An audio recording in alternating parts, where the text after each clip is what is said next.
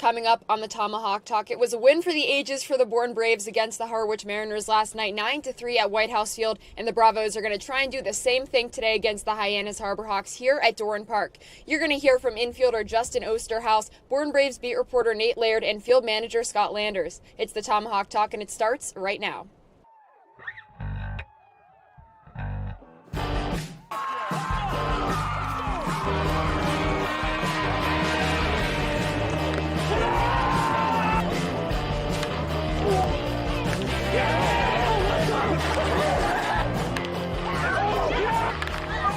Left field, back on it to left fielder Brocious. It's dropped before the wall. Cooney scores, sets it from third, around, touches home, and the Bourne Braves have the lead. The Bourne Braves play the Hyannis Harborhawks for the second time this week in just under 30 minutes. But first, welcome into the pregame Tomahawk Talk. I'm your host, Kaydence Kilhof, joined by Devon, Jarvis, and Kasey, Kazliner. And guys, first of all, we got to talk about last night's win over the Harwich Mariners. It was a much-needed confidence booster for this Brave squad, a 9-3 victory, and we weren't really sure what was going to happen until that eighth inning when, once again, the Bravos had that spark at the end of the game. Yeah, there was no offense from the first inning on for the Bourne Braves as far as runners in scoring positions go.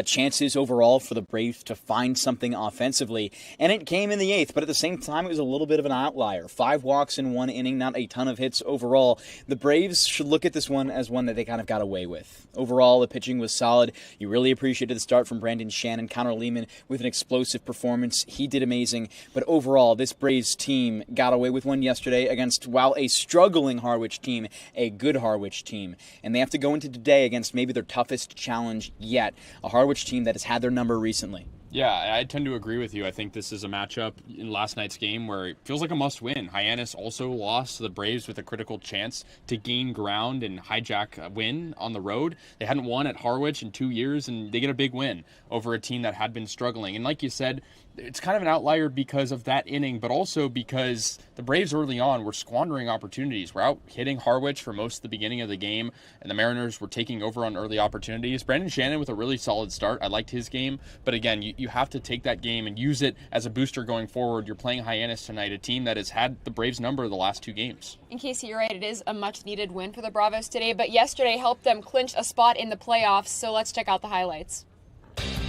Something the Braves struggled with the day prior was getting on the board early on, but yesterday that was not a problem. Rustin Rigdon comes out, immediately doubles on a line drive, and Blake Schaff finds home.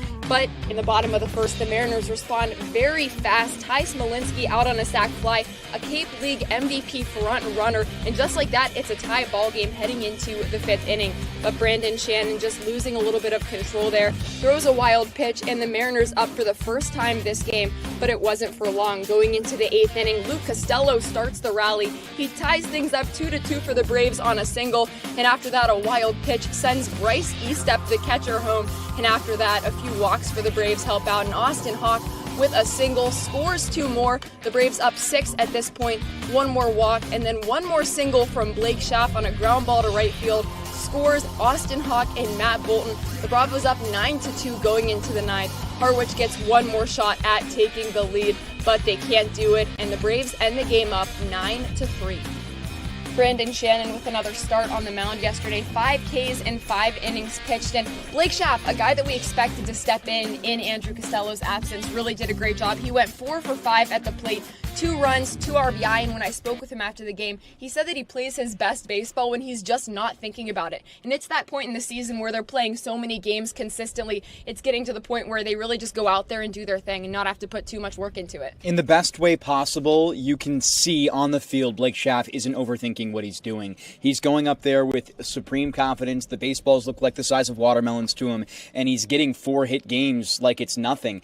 Did yesterday, and he's catapulted himself into a possible MVP conversation. He lacks in certain areas, but with the performances that he's put up, and with less than 10 games to go, if he continues on that track, he might be in that conversation, and he's certainly now that number 1 guy for the Braves that they've needed. Yeah, and then you add in potential Riker Waite in the middle of the infield, and you have one of the most dynamic lineups in the entire league. But going back to Schaff, I mean, that's his third 4-hit game of the season. After the game, I talked with him a little bit as well, and he said he just tries to get the barrel on it no matter where the pitch is. It doesn't matter if the pitch is low and outside. If he can get the barrel on it, he's likely to get a hit, and that's because of his simple approach. His ability to get bat to ball, his bat speed is very good. He's a guy that the Braves have leaned on recently, but a guy that's really going to be expected to perform in the playoffs when the Braves need a little bit more consistency offensively. As we saw these past 2 games, it's been a little bit up and down on the offensive side of things, but when you're heading into the playoffs, and especially tonight, you're playing Hyannis, a team that has been up and down recently, but a team that's only 7 points back in the standings. His on-base percentage is .470. You're going to want a guy like that in the playoffs over somebody who's having a good season with home runs, RBI, but gets it every so often, like a Kyle Schwarber, if you will. You would rather have Blake Schaff with what he's shown right now in the playoffs because he brings consistency. He is stepping up every single game and performing at a really high level, which if he can continue to do it into August, it's a huge plus for the Braves if they want to go for championship number 4 under Landers. Well, Blake Schaff and the rest of this Brave squad coming into today's game with some momentum, but the team that isn't is the Hyannis Harbor Hawks. Hyannis has been solid. A loss yesterday to the Falmouth Commodores in dramatic fashion, but nevertheless still will be a tough challenge for Bourne tonight. Let's check out the highlights. If you bet the under on this game, I've got bad news for you. Top of the second, Dallas Brooks starts it off quick. A line drive to left field as Farner and Luigi both score for the Falmouth Commodores. Luigi actually a Hyannis Harbor Hawk last summer and doing his best to beat his former team. Here we go still now in the top of the third as Tommy Harrison makes it a 4-0 ball game in favor of the Falmouth Commodores. They open up really early against a tough team to beat in Hyannis. But a response now from Clay Thompson. Line drive to left fielder Carter White as Jax Jimenez scores. Andrew Lamb comes home too, and Caden Miller gets in there at third. All of a sudden, after one before this, it becomes a 5-3 game. Game stays close. Now in the bottom of the 5th inning, here's a single. Taylor Kirk puts it out to center field for Fabio Peralta as Jimenez comes home once again, and Falmouth is now just leading by 1. But they pile on late in the game. Up now with 3 runs already this frame. In the top of the 8th inning, they score 1 more. Overall have 4 hits in the top of the 8th inning to go up 11-7 on that Dallas Brooks single and RBI to score Luigi. And overall, a Falmouth team that score in over half of the innings played, 15 total runs, and 7 from Hyannis. Typically, you think it'd be good enough, but not tonight. Overall, a tough performance from the pitching staffs on either side, but Luigi, a good performance for Falmouth, 4 for 4 with a walk, 2 RBI, and 4 runs scored. Hyannis, the best performer on the side of the Harbor Hawks, going 2 for 4.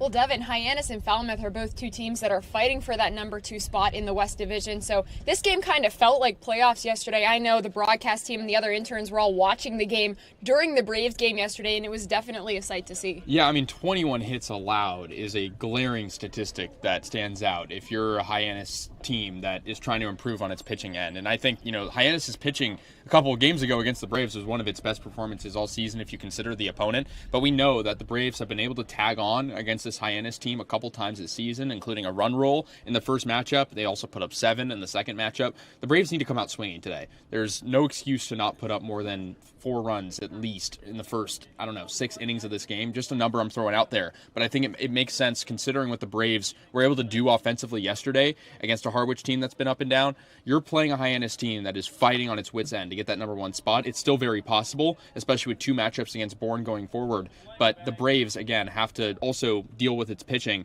of Noah Scott coming in and a guy who's coming off his best start of the season. Yeah, we'll see how it goes. This is a very close top of the division right now between the Commodores, Hyannis Harbor Hawks, as well as the Braves right now at the top. All 3 of them are going to have a fighting chance. Likely it's one of those 3 teams to get the 1 seed.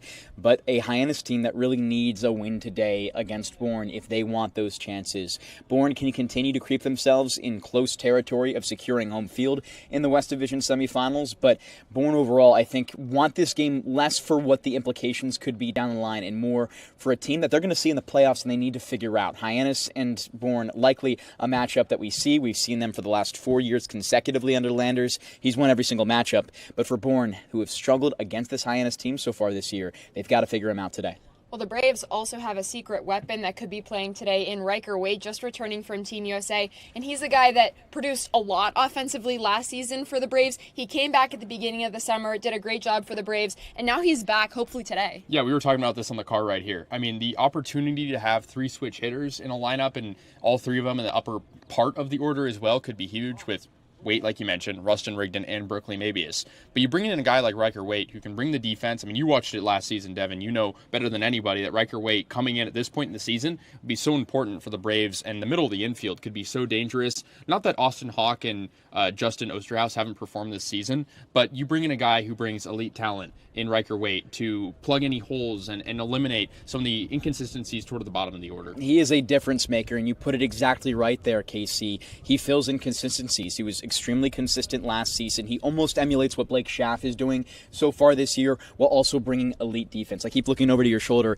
in the dugout, Kaydence, because I'm hoping we see Riker Waite come home with maybe some USA or Vanderbilt gear, whatever he may be wearing, getting ready for another Braves playoff push. He was big for the Braves last year at the top of the lineup. He got better as the season went on. And oftentimes when you're getting guys this late in the season, you might be worried about their experience. It's just been 8 days since Team USA finished up their playing. Riker Waite played in almost every single game for collegiate Team USA, and it'll be really interesting to see how he can fit in here quickly and make an impact in these final games before the end of the regular season and the playoff push coming up.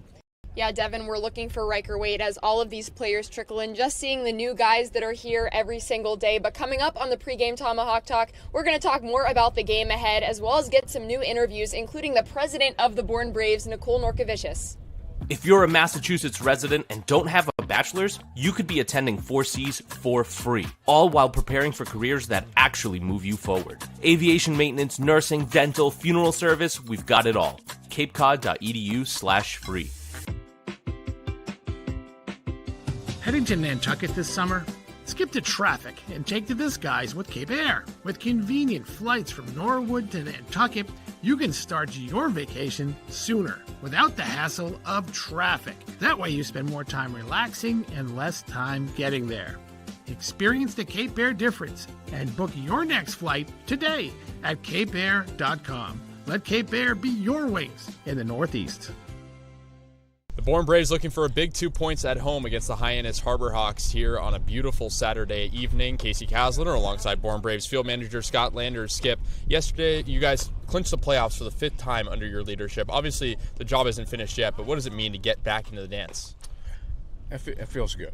I mean, really, you just can't finish in last place. So, but it feels good to clinch this early and, be able to rest some people, but yet, try to go win some ball games. You alluded to it. Clinching this early, does it allow you to have some flexibility in the lineup, try some new things going into the playoffs? It does.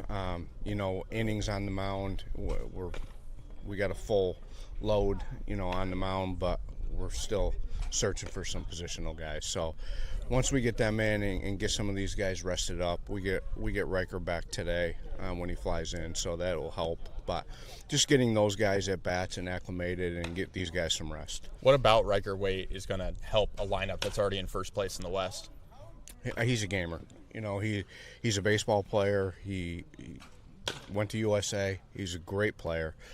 He was here last year, so he was here down the stretch with us, a big piece of what we had last year. So it'll be good to have him back. He's rested up from USA, and hopefully he's ready to go. Another guy that has dominated in the middle of your infield is Blake Schaff. He had his 3rd 4-hit performance of the season yesterday. Just what does he bring to you, and what makes his case steady for MVP at this point? He does everything. He does everything for us. He plays short. He can play second base. He can play third base. At the plate, even last night he screwed up a couple bunts and then slapped a single, so he can hit with some power, in the gaps, but yet he can play small ball, he can steal bases, he can do it all for us. Going back to last night as well, you guys had that 8-run 8th inning after a slow start offensively. What went into that inning, and what about that inning gives you confidence in the offense? We had a couple clutch hits in there, but mainly it was their guys not throwing strikes. Fair enough. Yeah. Noah Scott back on the mound for you guys. He hasn't pitched in about a week, but he's coming off his best performance, throwing 5 scoreless innings against the Wareham Gatemen. Just what did you see from that appearance, and what do you expect to see out of him today? Yeah, he struggled against Hyannis the last time he pitched against them, and we've changed some things with his pitch calling and the way he attacks hitters, and he's been pretty good since. He's really good the last time out, so I look for him to do the same thing and hopefully keep them off the scoreboard. Sticking with yesterday's game, you guys beat Harwich at White House Field for the first time in 2 years. How good did it feel to finally get that off your back? It felt good. My first couple of years, I felt like it was YD, and the last couple of years, I feel like it was Harwich. But it was good, and now we got some meaningful games in division that we got to take care of. Lando, thank you so much for taking the time. We'll see you guys on the broadcast at 6 p.m.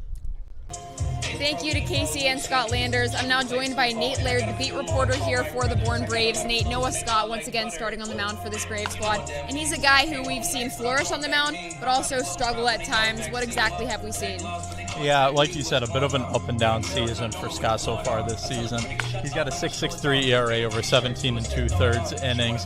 His first couple starts of the season were pretty rough. He had an ERA climbing in the double digits there, but he settled down in his last start through 5 innings of scoreless ball, only gave up 2 hits.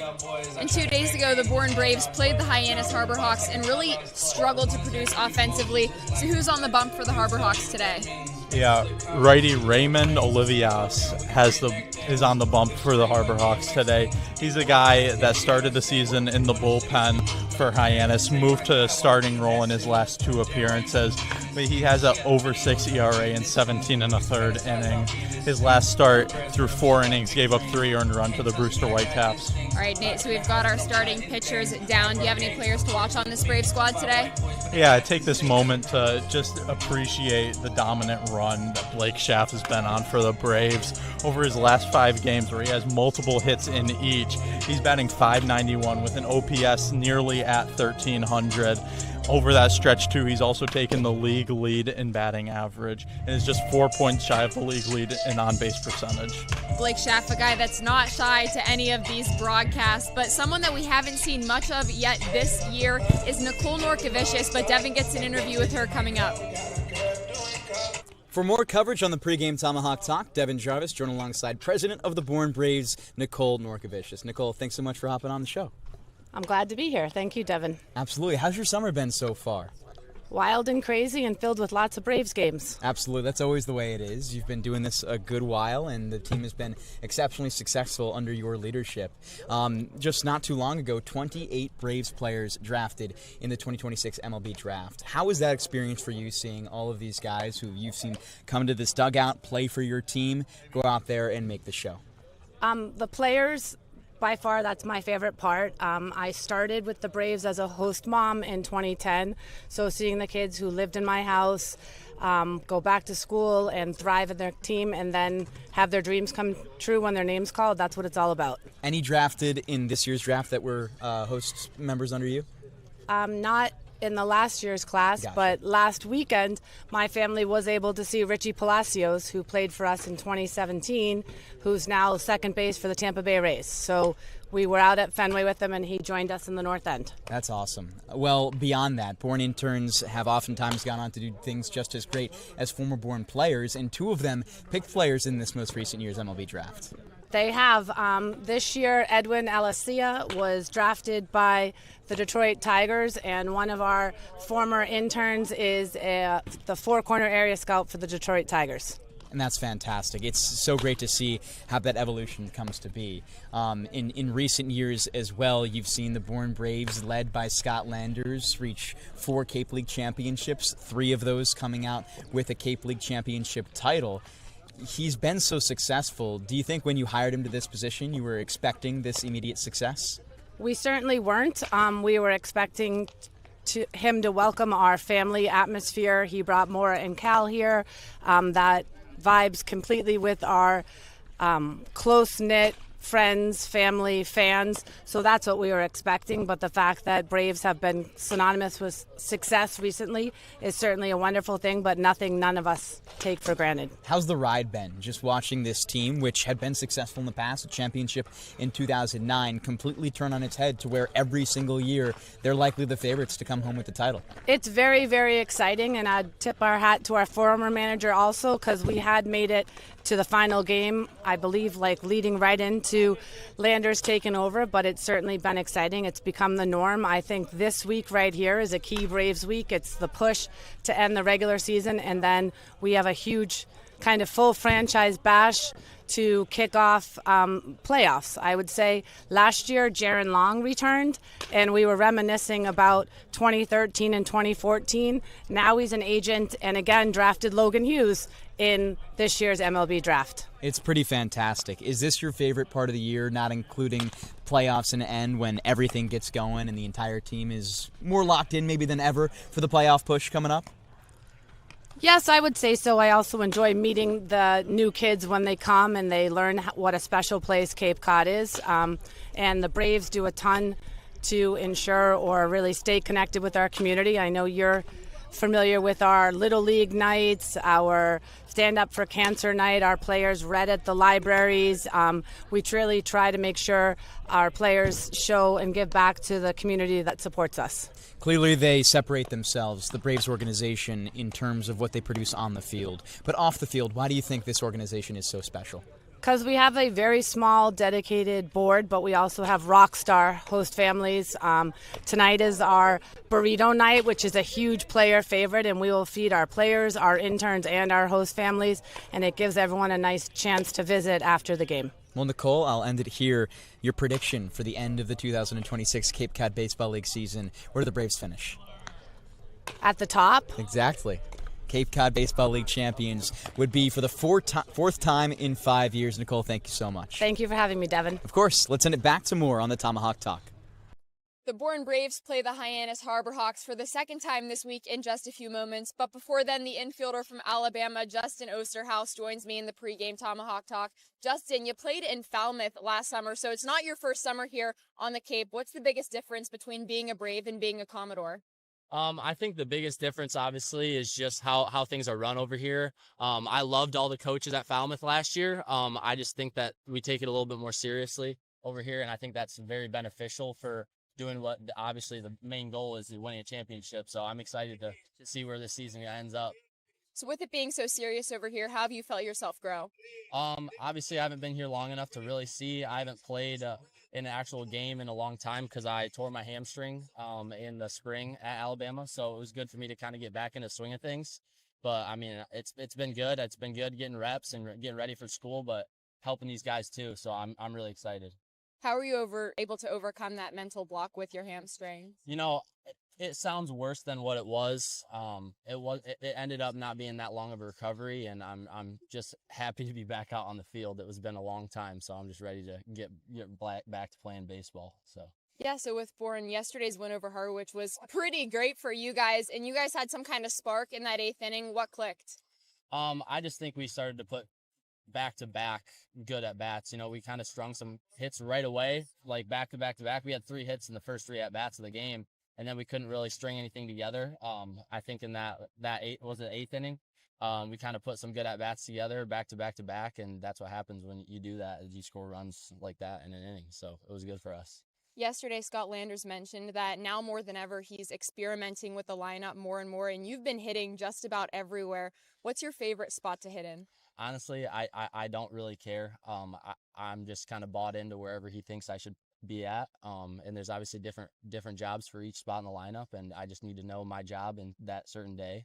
I think it's good for me too, going to school, just learning how to play each role in the lineup. So I don't really have a specific favorite spot in the lineup, no. Yesterday's win clinched Bourne a spot in the playoffs. How does it feel to know your team is making it to the postseason? Feels good. I obviously came out here to get some reps, so to know that we're playing in the postseason is awesome. I also would like to be a part of another championship run as well as last year. There's a kid on Alabama who was a part of the team last year, and he said it was awesome. So looking to see if we can do it one more time. And you got here not too long ago, but with the time you've been here, right when you did get here, Bourne was kind of finding that offensive groove. So from a fresh perspective, what do you think makes this team so successful?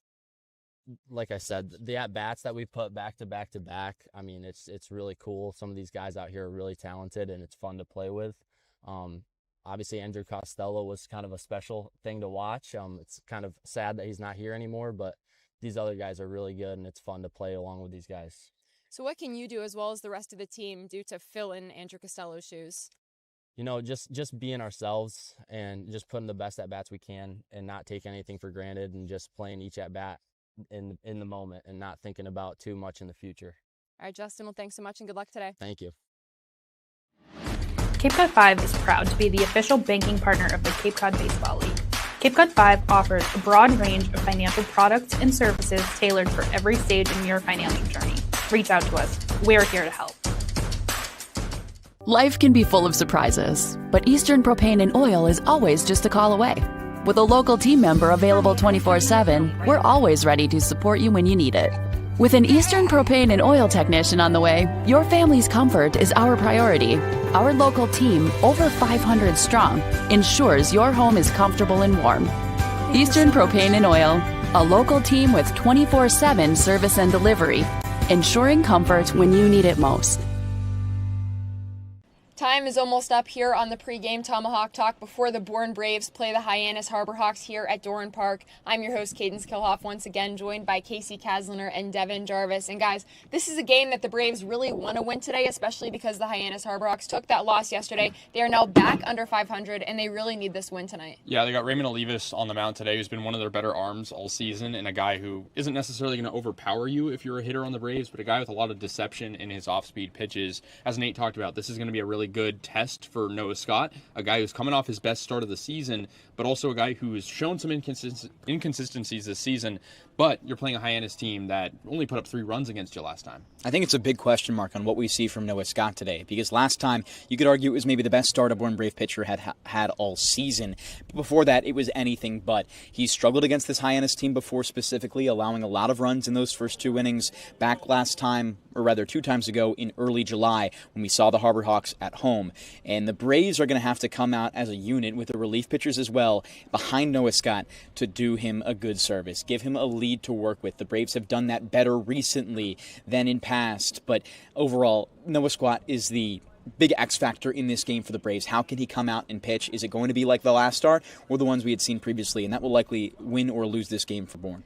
And Noah Scott did come out not too long ago and did have a pretty good outing for himself. But guys, early on in the summer, all we could talk about was how strong this Braves pitching staff was. And then, as we usually say, we lost the guys in Will Whalen, Jaden Alba, Isaiah Shader, and those were really strong starters for this Brave squad. So how can the bullpen, as well as this entire pitching staff, just keep up the momentum and just keep getting better? Well, there's not really a rotation right now, not a set rotation at least. There's guys who are normally starters and normally relievers, but that changes, it seems, a lot. We saw guys like Austin Musso move from the bullpen to start and back and forth a little bit. And I think just, again, knowing your role is a big thing. Even if there's not set roles that are never going to change, being a starter for the Braves is important right now, because that's kind of an audition for the playoffs when the starting roles are going to be a little bit more confined. You want to have a little bit more consistency when the playoffs come, and every day or game, could be your last. So that's going to be really important, and just knowing your role and being able to get the job done. If you're a stopgapper in the 8th inning, getting those 6 outs to win the game is huge, for example. You stole the words right out of my mouth, Kasey. It is an audition right now for who's going to be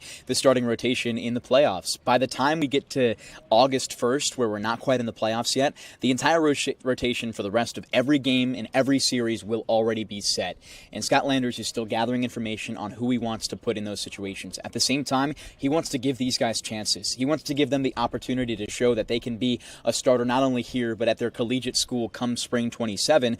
And the Braves have that luxury to have a lot of names that could compete for that starting rotation of 4, 5, or 6 pitchers. We'll see how it plays out. But I think you feel good if you're Scott Landers. You've seen a lot of good pitching overall against still the league's 2nd best ERA. And you come into today against a Hyannis team that has been really explosive at times, have been quiet at times, and hope that you get the good side of Noah Scott. And tonight is another night for all of these players here in Bourne to get another shot at proving their spot. But we're up against the game time now. The next time you hear from us, these guys will be on the call and I'll be on the sidelines. Reader's Hardwood Supply is a candy store for wood, whether you're a professional or an amateur. Reader's Hardwood Supply carries over 70 species of both domestic and imported lumber from around the world, displayed in over 300 self-serve bins for your selection. So for your next project, make it your masterpiece with stock from Reader's Hardwood Supply. The woods of the world are here at Reader's Hardwood Supply. If you can dream it, if you can cruise in it, if you can summer in it, fish from it, or take it for a day at the beach, we can protect it. The Baldwin Group. Protecting the possible. Try it, then buy it. Rent a new cat for up to 90 days. Then apply 100% of the rental cost to the purchase and save. The Milton Cat Rent to Purchase offer. Try it, then buy it. Go to miltoncat.com/RPO.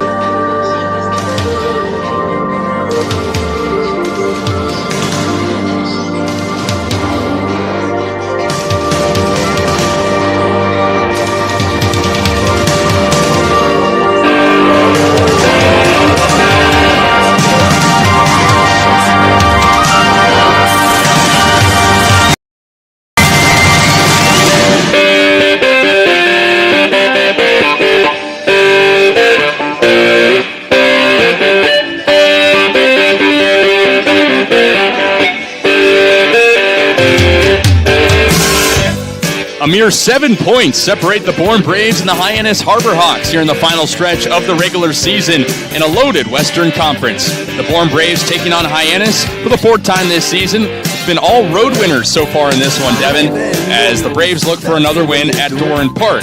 Alongside Devon Jarvis, I'm Kasey, Kazliner, and Devon. The Braves are back in the playoffs, but again, a tough test today. You clinched the playoff yesterday, but you are looking for the championship, and it's likely going to run through Hyannis if they get to that point in the postseason. Going to be a tough matchup, but today a real big test against a team you have yet to beat at home, and they've had your number as of recent, Kasey. Yeah, just a couple of days ago, a 3-1 win for Hyannis over the Bourne Braves. Earlier in the season, Hyannis took an 8-7 victory at Doran Park. It was a very interesting battle as the Braves continue to try and find that rhythm, which they seem to get in at some points, but not all. And overall, the Braves are going to look against a tough pitcher today, bring out a lineup that's a little tired, a little thin, and see if they can get another one done in miraculous fashion as they did yesterday. We now take it diamond side to our very own Kaydence Kilhof for more. Thanks, Kasey. After the 9-3 victory over the Harwich Mariners last night, the Bourne Braves clinched a playoff berth for the 8th straight season. They become the first team in the West Division to do so this year, and the third team overall, trailing the YD Red Sox and the Brewster Whitecaps. But this kind of feat isn't out of the ordinary for the Braves. They usually sit at the top of the West Division and make it to the Championship Series quite a lot. They've made it there for the past 5 years, and under field manager Scott Landers, the current manager here for the Bravos, for the past 4 years. I spoke to Blake Schaff, the infielder from Wake Forest, after the win yesterday about making playoffs this season, and he said it feels great. We're ring chasing, and that ring chasing starts today against the Hyannis Harbor Hawks, a team that's fighting for that second spot in the West Division. And Blake said they just got to get the first punch today, and then they'll be cruising from there, and that's something they struggled with a few days ago against the Harbor Hawks, so they're going to try and do that today, guys. Ring chasing season has officially begun. The Bourne Braves and Hyannis Harbor Hawks both looking to not just get in the playoffs, Braves already have, but looking to make some noise, as the Braves have had Hyannis' number in recent years in the playoffs. Yeah, they have lived rent-free, you could say, in the heads of the Hyannis Harbor Hawks organization and players. They've beat them each of the last 4 years consecutively, and last year it was a heartbreaker loss for Hyannis. They want to get over this Braves hump that they have yet to be able to do, and it's not easy, especially going against the best manager in the league in Scott Landers. Mitch Carricker, third-year manager for Hyannis, has been a part of 3 of those 4 playoff defeats against the Bourne Braves. And overall, he's been a very good manager in the regular season. He's just run into the eventual champions out of the West. And that's not always easy. It's best to lose to a team that's going to win it all, but Carricker has got a really good team this year. They've got the best record of any West team against the Braves, and he could continue that today en route to what seems like, Kasey, what's going to be an inevitable matchup in the West Division playoffs. The Harbor Hawks technically in second place right now because they have 2 games in hand on the Falmouth Commodores, who have 2 more points but have played 2 more games. Obviously, Hyannis and Bourne, the game that was supposed to happen a few games ago at McKeon Park, was rained out. So that's one of the games that the Harbor Hawks will have to make up, and then one additional one. So although the Harbor Hawks are 7 points back of the Braves, they've also played fewer games. Yeah, they've played one less game, and that's the question. How is this team going to be able to bounce back against a loss yesterday that was brutal? You gave up 21 hits, and you try and bring out a lineup today that doesn't reflect exactly what we've seen from Hyannis against Bourne in what should be an interesting one. And you bring out a good starter, too, in Raymond Olivas, who's been fantastic. The Braves have seen him, struggled against him, and the Bourne lineup that was very quiet, all but one inning yesterday, are going to have to wake up. Raymond Olivas had his lone save of the 2026 CCBL season against Bourne. That was the 8-7 win for Hyannis on the road. Let's go through lineups as the Bourne Braves try to win back-to-back games after defeating Harwich last night in a drubbing. First for Hyannis, starting is in the leadoff spot is Nick Dromboski. He moves up 6 spots in the order. Jax Jimenez is the second hole hitter. He plays in center field. He's a switch hitter, the only switch hitter in the lineup today for Mitch Carricker. Andrew Lamb is the lefty hitter, hitting in the 3rd spot. Caden Miller, another lefty, hits 4th, playing 3rd base. Trey Swigart back in the lineup after mostly slotting in as a pitcher this season. This is actually his debut as a hitter in a Harbor Hawks uniform. He hits 5th and plays DH. Henry Zener back in the order after hitting in the pinch hitter spot yesterday in the 6th hole. 7th hole is Taylor Kirk, moving down 1 spot. Brody Briggs back in the lineup. He hits in the 8th spot, and he's the catcher. And J.C. Davis, one of only 2 righties, is the 9-hole hitter, and he hits 9th. Overall, defensively for the Hyannis Harbor Hawks, it's Stromboski in left field, Jimenez in center, Zener in right, with Andrew Lamb at first base, J.C. Davis at second, Taylor Kirk at shortstop, and Caden Miller at third base, as Brody Briggs makes his first start back here in the regular season at Dorn Park since failing to beat the Bourne Braves in the first round of the West Division Championship. Semifinals, 1 year ago. And the starter, Raymond Olivas, out of University of California, Santa Barbara, just finished his sophomore season with a 3.74 ERA in 27 appearances in relief. He was a part of a very good pitching staff that featured Jackson Flora, who was a top 5 pick to the San Francisco Giants. He was also part of a staff 2 years ago that had Flora and Tyler Bremner, who was the 2nd overall pick to the Angels in 2025. Now looking at the Bourne Braves, no changes in terms of personnel or the batting order from yesterday. Just one small change we'll tell you about in a minute. Leading off is the hit crown leader right now in all of the Cape Cod Baseball League, Blake Schaff. Rustin Rigdon hits 2nd. Luke Costello leads the league in doubles, hits 3rd. Josiah Overbeek is 4th. Berkeley Mabia, switch hitter, DH, hits 5th. That's the only change. He was the catcher last night. He's the DH tonight.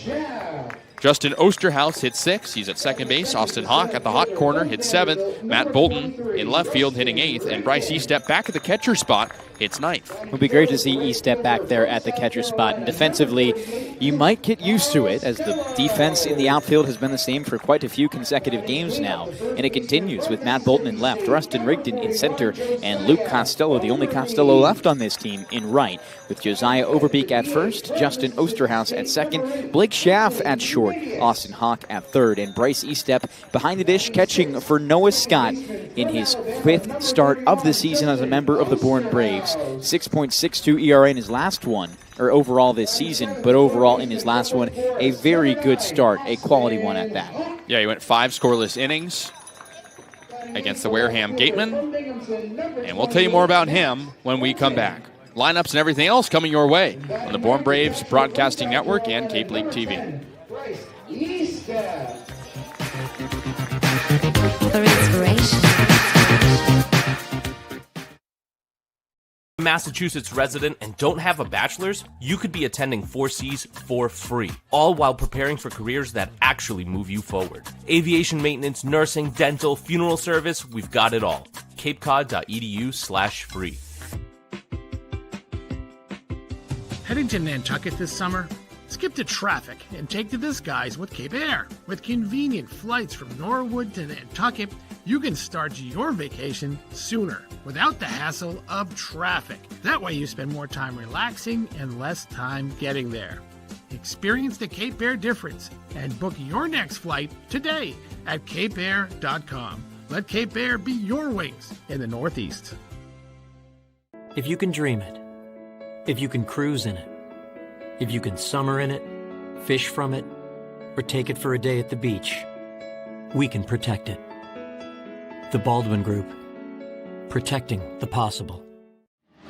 Cape Cod 5 is proud to be the official banking partner of the Cape Cod Baseball League. Cape Cod 5 offers a broad range of financial products and services tailored for every stage in your financial journey. Reach out to us. We're here to help. Try it, then buy it. Rent a new cat for up to 90 days. Then apply 100% of the rental cost to the purchase and save. The Milton Cat Rent to Purchase offer. Try it, then buy it. Go to miltoncat.com/RPO. Reader's Hardwood Supply is a candy store for wood, whether you're a professional or an amateur. Reader's Hardwood Supply carries over 70 species of both domestic and imported lumber from around the world, displayed in over 300 self-serve bins for your selection. So for your next project, make it your masterpiece with stock from Reader's Hardwood Supply. The woods of the world are here at Reader's Hardwood Supply. A Massachusetts resident and don't have a bachelor's, you could be attending 4Cs for free, all while preparing for careers that actually move you forward. Aviation maintenance, nursing, dental, funeral service, we've got it all. capecod.edu/free. Heading to Nantucket this summer? Skip the traffic and take to the skies with Cape Air. With convenient flights from Norwood to Nantucket, you can start your vacation sooner without the hassle of traffic. That way you spend more time relaxing and less time getting there. Experience the Cape Air difference and book your next flight today at capeair.com. Let Cape Air be your wings in the Northeast. If you can dream it, if you can cruise in it, if you can summer in it, fish from it, or take it for a day at the beach, we can protect it. The Baldwin Group. Protecting the possible. Cape Cod 5 is proud to be the official banking partner of the Cape Cod Baseball League. Cape Cod 5 offers a broad range of financial products and services tailored for every stage in your financial journey. Reach out to us. We're here to help. Try it, then buy it. Rent a new cat for up to 90 days. Then apply 100% of the rental cost to the purchase and save. The Milton Cat Rent to Purchase offer. Try it, then buy it. Go to miltoncat.com/RPO.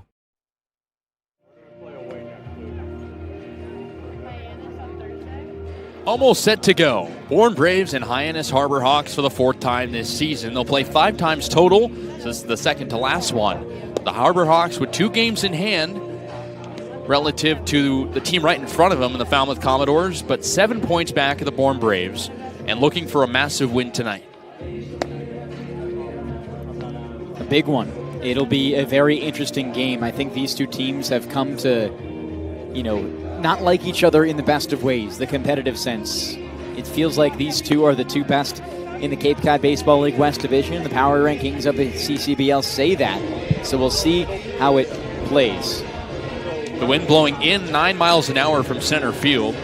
So in a matchup we already didn't see a ton of offense in just 2 games ago. It might be a similar story if the bats cannot respond against the wind, blowing high gusts of up to 9 miles an hour. And Noah Scott's on the mound, coming off his best appearance of the season. He pitched 5 scoreless innings in a win against the Wareham Gatemen.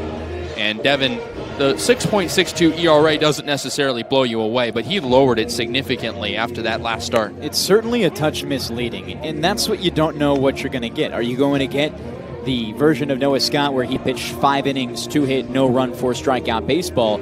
Or are you going to see a version against Hyannis on July 1st where we saw him pitch just 2 innings and allow 6 runs? That's the biggest question. He sees that Hyannis team for the first time since, and it will certainly be a tough challenge, but he has to keep the runs at a minimum. Noah Scott will face 2 righties, 6 lefties, and 1 switch hitter for Mitch Carricker's Hyannis Harbor Hawks. Leading off is Nick Dromboski, only in his 2nd game as a Harbor Hawk. His debut was yesterday, batted 7th, went 1 for 5 with a 2 RBI single in the loss against Falmouth. So he leads off today for the first time out of Stony Brook. Digs into the lefty's box against Noah Scott, who hails from Oregon State, has an orange glove to match the Beavers' colors. Goes the first base side of the rubber. Stares into the catcher E-step, and here's the first pitch of the game. As Dromboski takes outside on the heater, 1 ball and no strikes. Very interesting lineup for the Harbor Hawks today. Overall, 6 lefties, a switch hitter, and 2 righties. Not something you see every day with not a lot of diversity and handedness. 1-0 pitch home. Dromboski takes low, 2-0, and you're absolutely right. We won't see a righty till the 7th spot.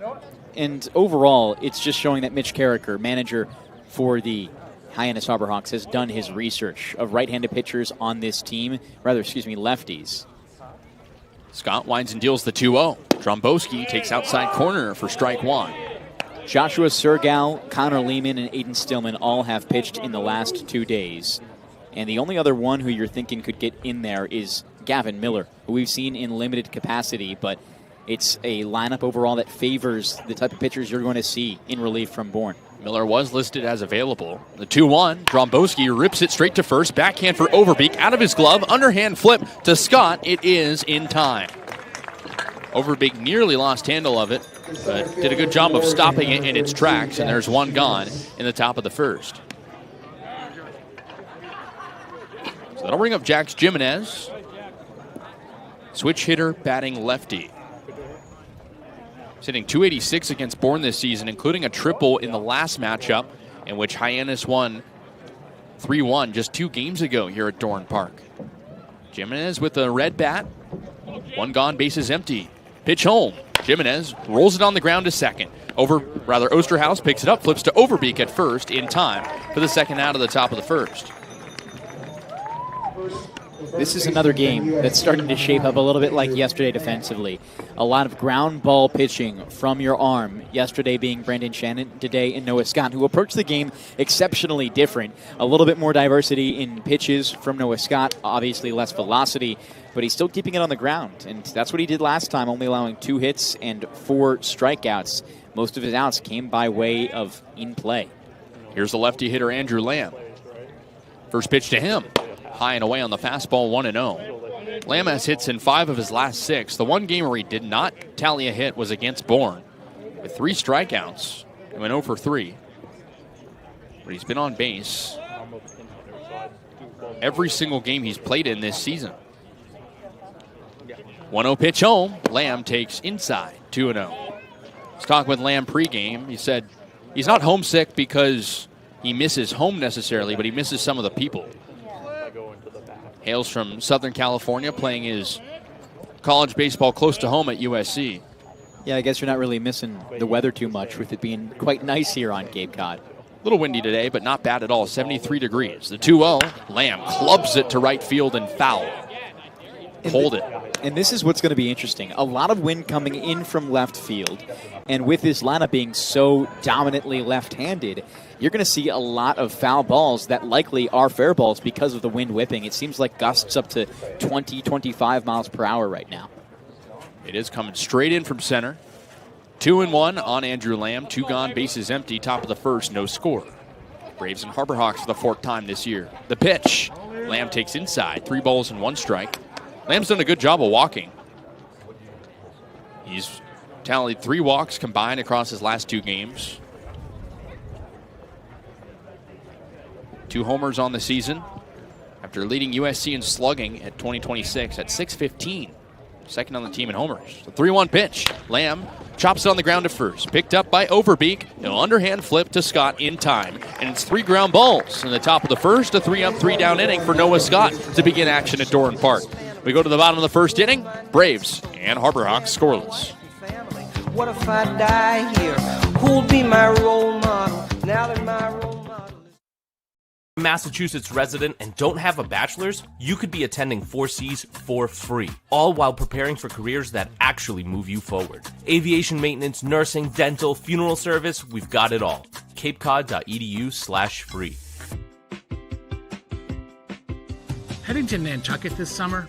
Skip the traffic and take to the skies with Cape Air. With convenient flights from Norwood to Nantucket, you can start your vacation sooner without the hassle of traffic. That way you spend more time relaxing and less time getting there.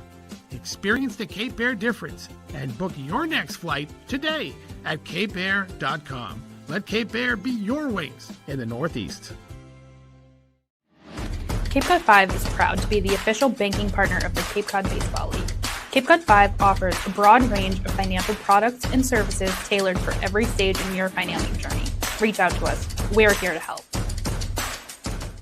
If you can dream it, if you can cruise in it, if you can summer in it, fish from it, or take it for a day at the beach, we can protect it.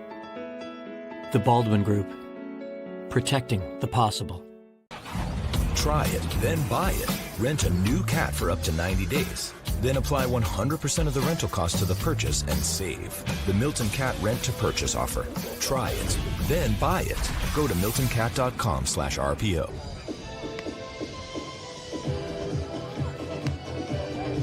A windy evening at Doran Park. Braves and Harbor Hawks for the fourth time this season. As we begin the bottom of the first, Braves will have Schaff, Rigdon, and Costello. The same 1-2-3 as last night. And the top three last night combined for 7 hits and 4 RBI in the win against Harwich. They were incredible, and they got started early, too. Back-to-back doubles and then a single to follow from Schaff, Rigdon, and Costello, respectively. That's the type of stuff you want to see, but at the same time, our emphasis, Kasey, with this offense has been what can you see from after that 3 spot. That's where there are still more question marks. So we begin the bottom of the first inning. Raymond Olivas on the hill for Hyannis. Out of UC Santa Barbara, he's pitched to a 3.63 ERA for Hyannis. So face Schaff, Rigdon, and Costello. Here's Blake Schaff, who leads the league in hits with 40, second in OPS, now at .938. Olivas out of the windup, fires home. Fastball that Schaff grounds over to short. Picked up by Kirk. He strides and throws toward first in time for the first out of the bottom of the first. A tough one there for Schaff, but overall a guy who likes to swing early in counts. He can work it up. He hasn't struck out too much recently, but it'll be interesting to see now that he's on everybody's radar how he performs. People aren't game planning for Andrew Costello anymore. It's Blake Schaff and what he can do. Here's the switch hitter Rigdon hitting lefty. Olivas with his brown glove covers his face. Now winds and deals home. The first pitch, a fastball high, 1-0. Was talking with Olivas pregame. Said he's supposed to be in summer school right now at UC Santa Barbara, but he wanted to get the extra reps in. Said he's out of here after the playoffs. We'll go back to Southern California. And the Gauchos. The 1-0 pitch. Rigdon takes low in the zone for a strike, 1-1. In that same conversation, Olivas said he's trying to get his velocity up here on Cape Cod. The fastball is sitting around 89 and 93. Mostly a changeup guy, though, out of UC Santa Barbara. 1-1 on Rigdon, who doubled last night. Was gunned down at home in the first inning. The 1-1. Rigdon takes inside corner for strike 2. 1 ball and 2 strikes. Olivas also emphasized his relationship with Andrew Checketts, the skipper for UC Santa Barbara, who's developed top 5 draft picks past 2 seasons. The 1-2. Rigdon takes inside corner, strike 3. 4-seam fastball in the inner part of the plate, and there's 2 gone to start the bottom of the first. Olivas, just a different beast already. He's a very talented guy. He's been relatively consistent here on Cape Cod as he steps into more starts. And it'll be a tough one if this top of the lineup can't adjust to him. Likely his last start of the regular season. As here's Luke Costello, the righty hitter. He had a multi-hit performance last night. 2 singles, drove in a run. First pitch to the righty. Costello rolls it slowly toward the mound. Oh, picked up by Olivas in front of it. He throws to first in time. Side retired in order. Olivas with a couple of ground balls and a strikeout. We go to the top of the second. 0-0 between the Braves and the Hawks.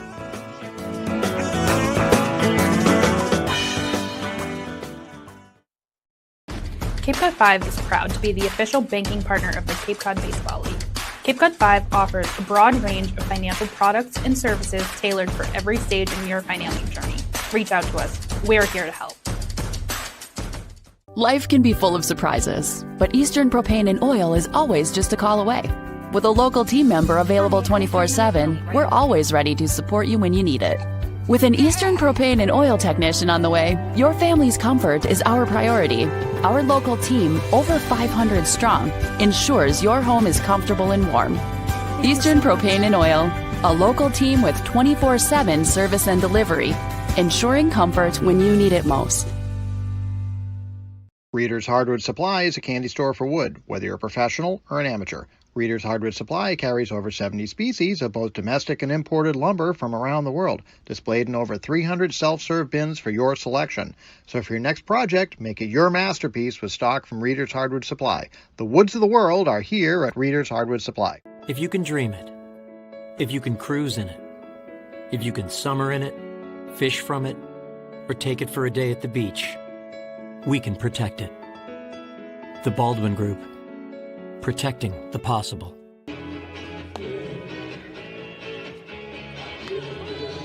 Very quick first inning. Both teams went down 1-2-3. So it's time for the top of the second. Caden Miller, Trey Swigert, and Henry Zehner due up against Noah Scott, who retired all three via the ground out in the top of the first inning. 0-0 our score. Braves and Harbor Hawks. Competitive matchup this season. Braves are 1-2 against the Hawks. The road team has won in every single matchup thus far. Two teams that could match up in the playoffs. But we won't know for at least another week. Here's Caden Miller, the lefty hitter. One of 6 lefties in the lineup today for Mitch Carricker. Scott looks in. Now winds and deals home to Caden Miller, who takes inside 1-0. Miller snapped his 5-game hit streak yesterday against Falmouth, but did walk twice. He was also hit by a pitch. He's been one of the best Harbor Hawks hitters in July. Hitting over 260. The 1-0. Miller slices it high up in the air, straightaway left center field. This one's going to fall for a base hit. Cut off cleanly by Bolton. Miller around first, digging for second. The throw is just offline, and it's a leadoff double in the top of the second for Hyannis, the first hit of the game. That was an exceptional play by Bolton in left field to cut that off before it rolled toward the wall. The throw just not on target. Kasey, if it were, it'd be one out with nobody on right now. So here's Trey Swigert, lefty hitter, in a very interesting story. It's his first game as a hitter for Hyannis. He's pitched 2 appearances in relief, and he was supposed to pitch against Bourne 4 days ago before the game was rained out. Man from Portland digs into the lefty's box against the righty with a man at second and no out. First pitch home as he slaps it back in foul, 0-1. And at Portland, was not a bad hitter by any means. Hit 270, an 850 OPS. He's also been pitching in his collegiate career. Under 4 ERA with the Pilots this past season.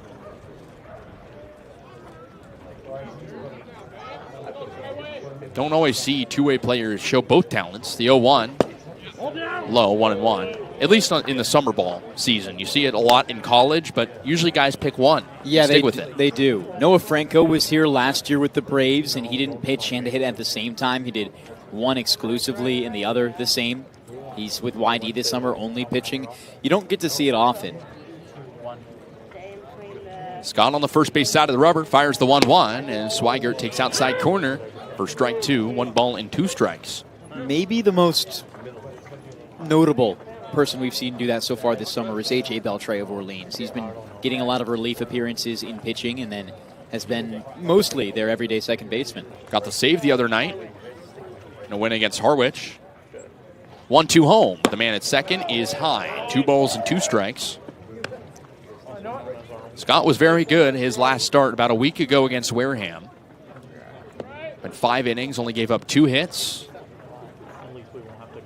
All those innings were in shutout fashion after giving up 6 runs against Hyannis the start before. The 2-2 as Swigert swings and misses. First strikeout of the ball game for Noah Scott, and there's 1 gone in the top of the second with a man at second base. A great bounce back. That's what you need after giving up a lot and a hard contact ball. You respond with a strikeout, keeping it with pitches that are not going to be easily hit, and all of the pitches he throws there are away from the lefty Swigert, low and just not in ideal locations. Here's a lefty hitter, Henry Zehner, with 1 gone in the top of the second. Zehner has been very good. The first pitch, inside, 1-0. And when I say very good against Bourne. He's hitting .444 against the Bravos this season, including a home run and 3 RBI. Zehner, a pinch hitter last night in the loss. He went 0 for 1. Scott delivers the 1-0 pitch. Zehner takes outside corner for strike 1 on the heater. 1 ball and 1 strike. Zehner, USC Upstate player, second team All-Big South this past season.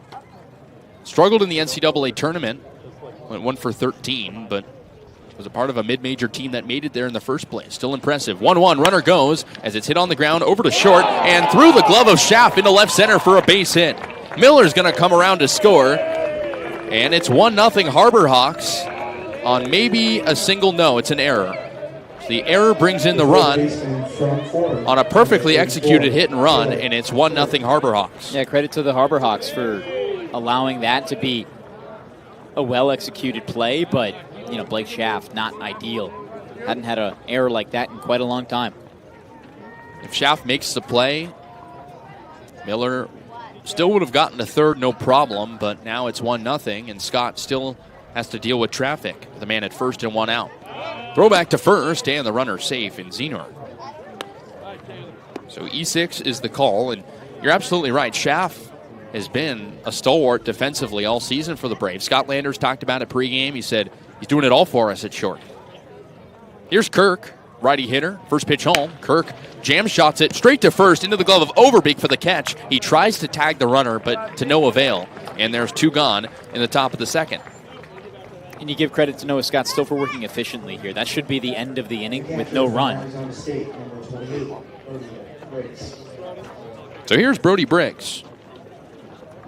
Two gone and a man at first. A 1-0 game in favor of the Hawks. Briggs hitting in his second game this season, playing in his third. Second-year Harbor Hawk out of Arizona State. It's lefty. First pitch home. Briggs takes outside 1-0. Briggs wearing his Arizona State Sun Devil helmet. The Sun Devils this past season hit .275 to the tune of a .760 OPS. The Arizona State team was very good, led by Landon Hairston. Will likely be a top 5 pick next year. Toss back to first. Zener safe.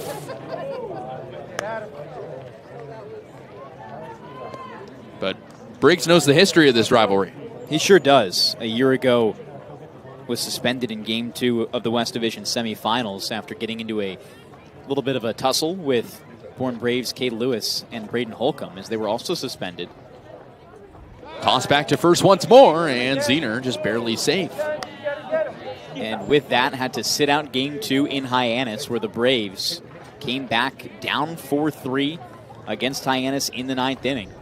Was a tough one, I'm sure, to watch from the sidelines, but Briggs a very fiery guy. Sure happy to be back. Scott stares in at him on the first base side of the rubber, fires the 1-0. It's low. 2 balls and no strikes in a 1-0 game in favor of the Harbor Hawks. Top of the second, 2 gone for Hyannis. Orange tops for the Harbor Hawks, white pants. Braves with navy blue tops and white pants. Another throw over to first. Zener once again back in, beating the throw. But you mentioned it, the Braves have dominated Hyannis in the playoffs these past few years. 4 straight playoff losses against Bourne for the Harbor Hawks. Right now, 7 points back of Bourne in the standings. 2-0 pitch. Briggs takes strike 1. Fastball at the knees, 2 balls and 1 strike. Briggs, a late addition to the Harbor Hawks after joining day 1 in 2025. Very good defensive catcher. The 2-1, Briggs lifts it back and foul to the netting. 2 balls and 2 strikes. And that's what kept him in the lineup at Arizona State. Wasn't glamorous offensively, but a great locker room guy. The players liked him, gets them fired up, as well as being very solid defensively. He was 17th in the nation with just about 4 defensive runs saved on block balls as a catcher. Homered twice. Another throw to first, and Zener safe. Still getting into the head of Noah Scott, who gave up a double to begin the inning, then a strikeout, an error over at short, and a line out. So the 1 run scored by Hyannis unearned. 2-2 the count, with 2 gone. The pitch home. Briggs takes just inside. Count goes full. And Scott a little bit frustrated, slamming his glove into his fist.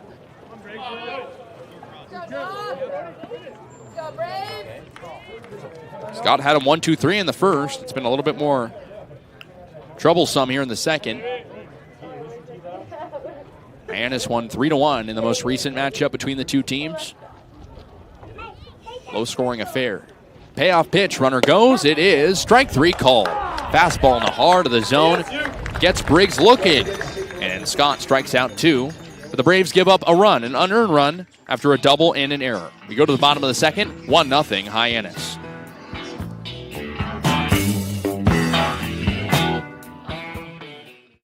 A Massachusetts resident and don't have a bachelor's, you could be attending 4Cs for free, all while preparing for careers that actually move you forward. Aviation maintenance, nursing, dental, funeral service, we've got it all. capecod.edu/free. Heading to Nantucket this summer? Skip the traffic and take to the skies with Cape Air. With convenient flights from Norwood to Nantucket, you can start your vacation sooner without the hassle of traffic. That way you spend more time relaxing and less time getting there. Experience the Cape Air difference and book your next flight today at capeair.com. Let Cape Air be your wings in the Northeast. Cape Cod 5 is proud to be the official banking partner of the Cape Cod Baseball League. Cape Cod 5 offers a broad range of financial products and services tailored for every stage in your financial journey. Reach out to us. We're here to help. If you can dream it, if you can cruise in it, if you can summer in it, fish from it, or take it for a day at the beach, we can protect it. The Baldwin Group. Protecting the possible. Try it, then buy it. Rent a new cat for up to 90 days. Then apply 100% of the rental cost to the purchase and save. The Milton Cat Rent to Purchase offer. Try it, then buy it. Go to miltoncat.com/RPO.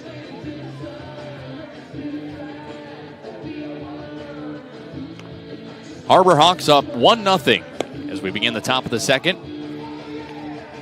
Harbor Hawks up 1-0 as we begin the bottom of the second inning at Dorn Park. Braves will have the middle of the order, 4, 5, and 6. Overbeek, Mabius, and Osterhaus against Raymond Olivas, who quieted down the Braves' fearsome top 3 in the first on 2 groundouts and a strikeout. Here's Josiah Overbeek, who digs into the lefty's box against the righty in Raymond Olivas. He covers his face with his glove. On the first base side of the rubber, now kicks and deals home. Lefty hitter takes low, 1-0. Olivas skipping summer school to be here, but he's taking advantage of it fully. A sub-4 ERA, 1 save on the season.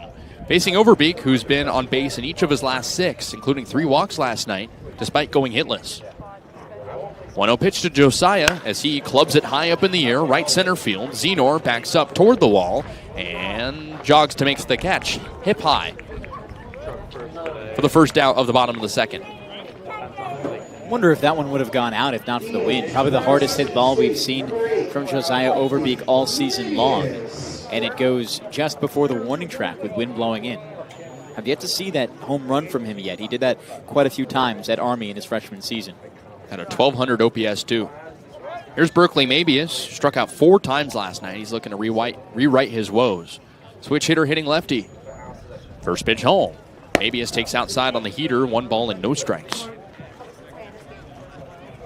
Mabius hitless his last 2 games after riding a 4-game hit streak.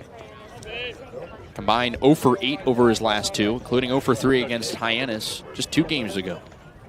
1-0 pitch. Mabius rolls it up the third base line, foul slowly. 1 ball and 1 strike.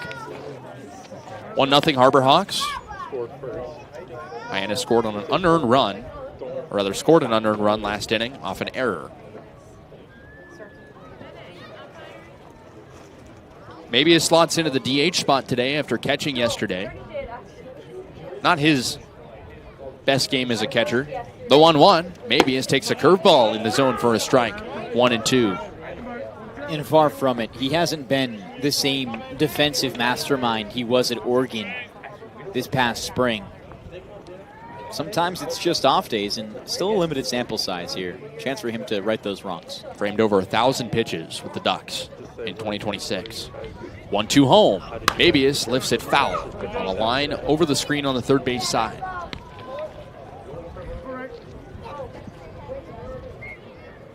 Mabius with his average just over the Mendoza line at 209. Despite the hot streak he had leading into Friday, he started the season off slow, hitting under 100 for quite a bit. Olivas fires the 1-2. Inside. Taken for a ball, 2 balls and 2 strikes. Berkeley Mabius, across that 4-game hit streak, had a pair of multi-hit games, including 2 triples. Braves hit the most triples out of anybody in the Cape Cod Baseball League, 10 total as a team. The 2-2, Mabius takes low. Count goes full with 1 gone and the base is empty in the bottom of the second. Hyannis up 1-0. Hawks 6-4 in their last 10, including a win over Bourne 2 games ago. But gave up 21 hits plus 2 errors last night in a loss against Falmouth, a big loss against a team right there in the standings with them. Payoff pitch home. Mabius takes inside, ball 4. A 1-out walk for Berkeley Mabius, and that's the first base runner of the game for the Braves. And that's the type of plate appearance you want to see from a guy in Berkeley who has really struggled these past 2 games and a chance to just work his way back in. He's always a jolly guy. Doesn't seem like somebody who gets in his head about things, but a walk is a good way to slowly start it. Here's Justin Osterhaus, who's on a 3-game on-base streak. Has hits in 2 of them. He digs in the lefty's box. The first pitch inside, 1-0. Mabius at first. He's the tying run. Braves went down early against the Harbor Hawks the last time these 2 teams played. Were able to tie up the game in the 6th inning, but gave up 2 late runs to lose 3-1. 1-0 pitch. Osterhaus lines it foul to the left side over the netting. 1 ball and 1 strike.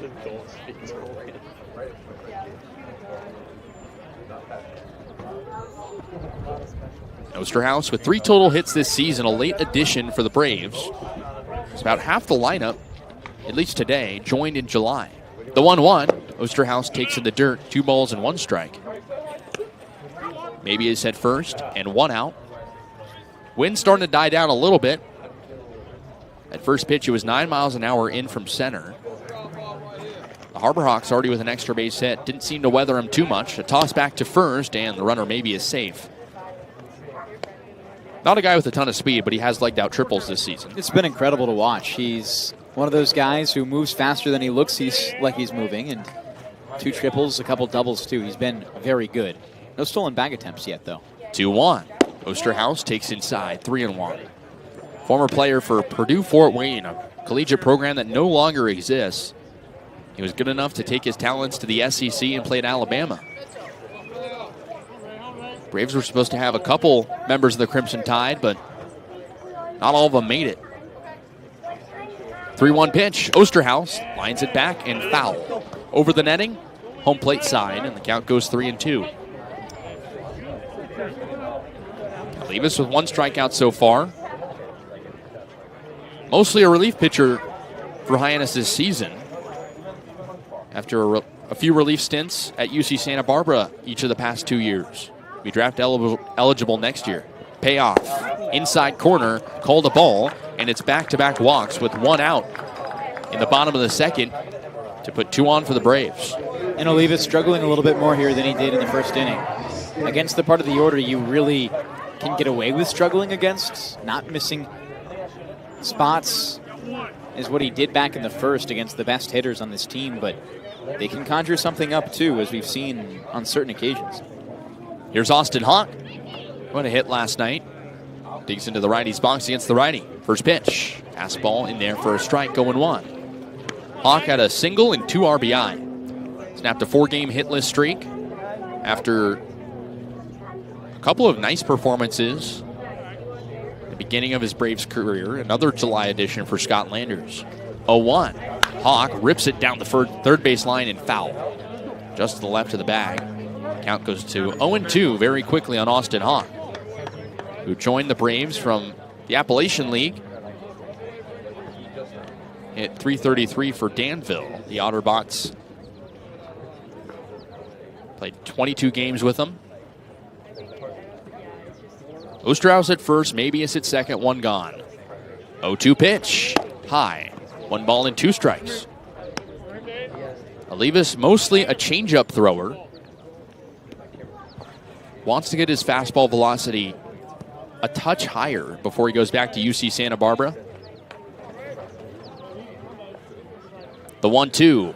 Hawk takes a curveball just outside, 2 balls and 2 strikes. Talked with Olivas pregame too, and he said there was no thought of entering the transfer portal. He's a loyal guy, he said. Why would you? I mean, the development of pitchers there has been exceptional. And if you want to be an MLBer, sometimes you look toward development. 2-2. Hawk rips it straight away left field. Drombowski chases, and it's down for a base hit. They'll keep Mabius at third. Bases loaded for the Braves after Hawk's single with only 1 out in the bottom of the second. Fantastic one by Austin Hawk. He seems like a guy who's just due to get going. He's at Wake Forest for a reason, has been very solid there in his full seasons, but with a slow start here in Bourne, you raise questions. He has an opportunity with an open hole at third base to earn that everyday hot corner spot. Braves will have Matt Bolton due up. A quick battery meeting between Brody Briggs and Ray Olivas, 2 guys who play their college ball western part of the U.S. So here's Matt Bolton, who's been on base in 19 of his last 23 games. OPS under 700. The hits haven't necessarily been there for him recently, but he's still finding ways to get on base. He had a sac fly last night, drove in a run for the Braves. His board has put up more than 7 runs in 5 of its last 7 games.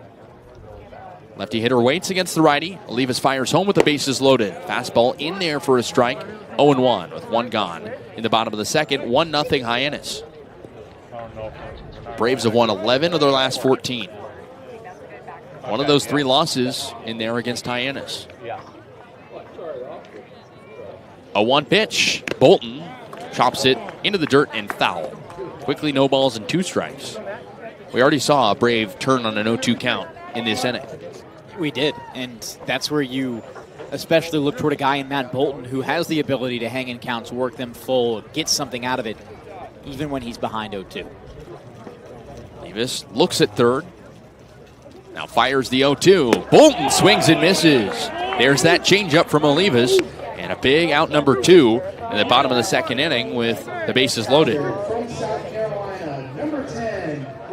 That'll bring up Bryce Estep. Big for Bryce Estep here. He steps in with a lack of production on the season, but he's earned walks, and that's where you kind of credit him for 9 walks in his 15 games. If he can work something up here, it'd be huge.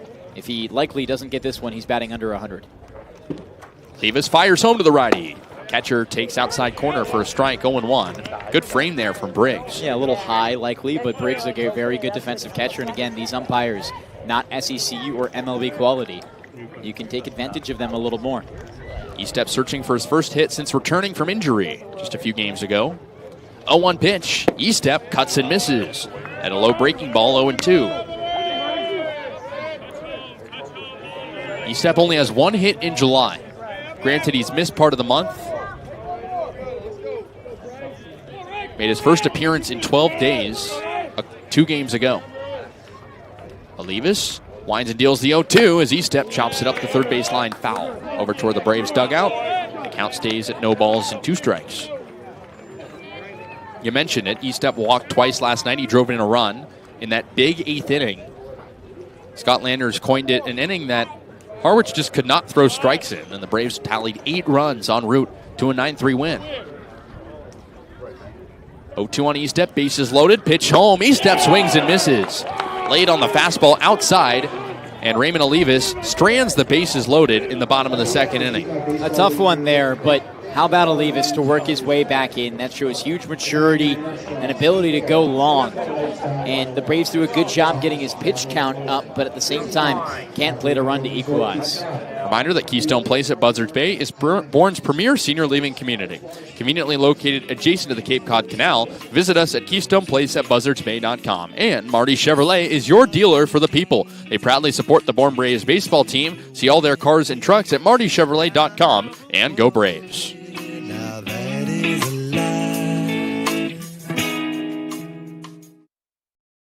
Cape Cod 5 is proud to be the official banking partner of the Cape Cod Baseball League. Cape Cod 5 offers a broad range of financial products and services tailored for every stage in your financial journey. Reach out to us. We're here to help. Try it, then buy it. Rent a new cat for up to 90 days. Then apply 100% of the rental cost to the purchase and save. The Milton Cat Rent to Purchase offer. Try it, then buy it. Go to miltoncat.com/RPO. Reader's Hardwood Supply is a candy store for wood, whether you're a professional or an amateur. Reader's Hardwood Supply carries over 70 species of both domestic and imported lumber from around the world, displayed in over 300 self-serve bins for your selection. So for your next project, make it your masterpiece with stock from Reader's Hardwood Supply. The woods of the world are here at Reader's Hardwood Supply.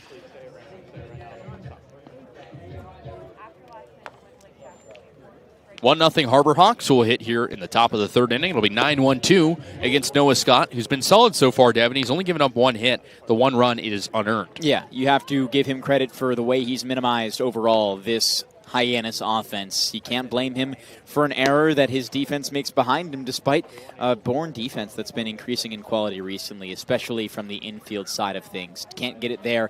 Just a chance to rebound and put it behind you.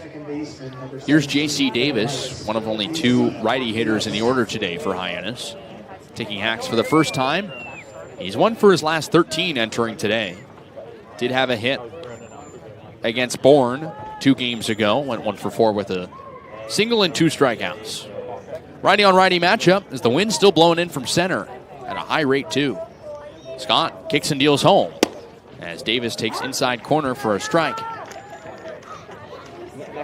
Rice, a second-team All-American Conference player, led Rice to the .330 batting average, the highest mark by an Owl in 5 years. The 0-1 as he rips it high up in the air, straight away left field. Bolton ranges in, tracks it down in the sun, and makes a shoulder-high catch in medium left for the first down to the top of the third. Seems like any ball hit to the left side or towards center in the outfield is just swamped. It's either down on one hop into the glove of Rigdon or Bolton. But overall, you give them credit for being so sound out there.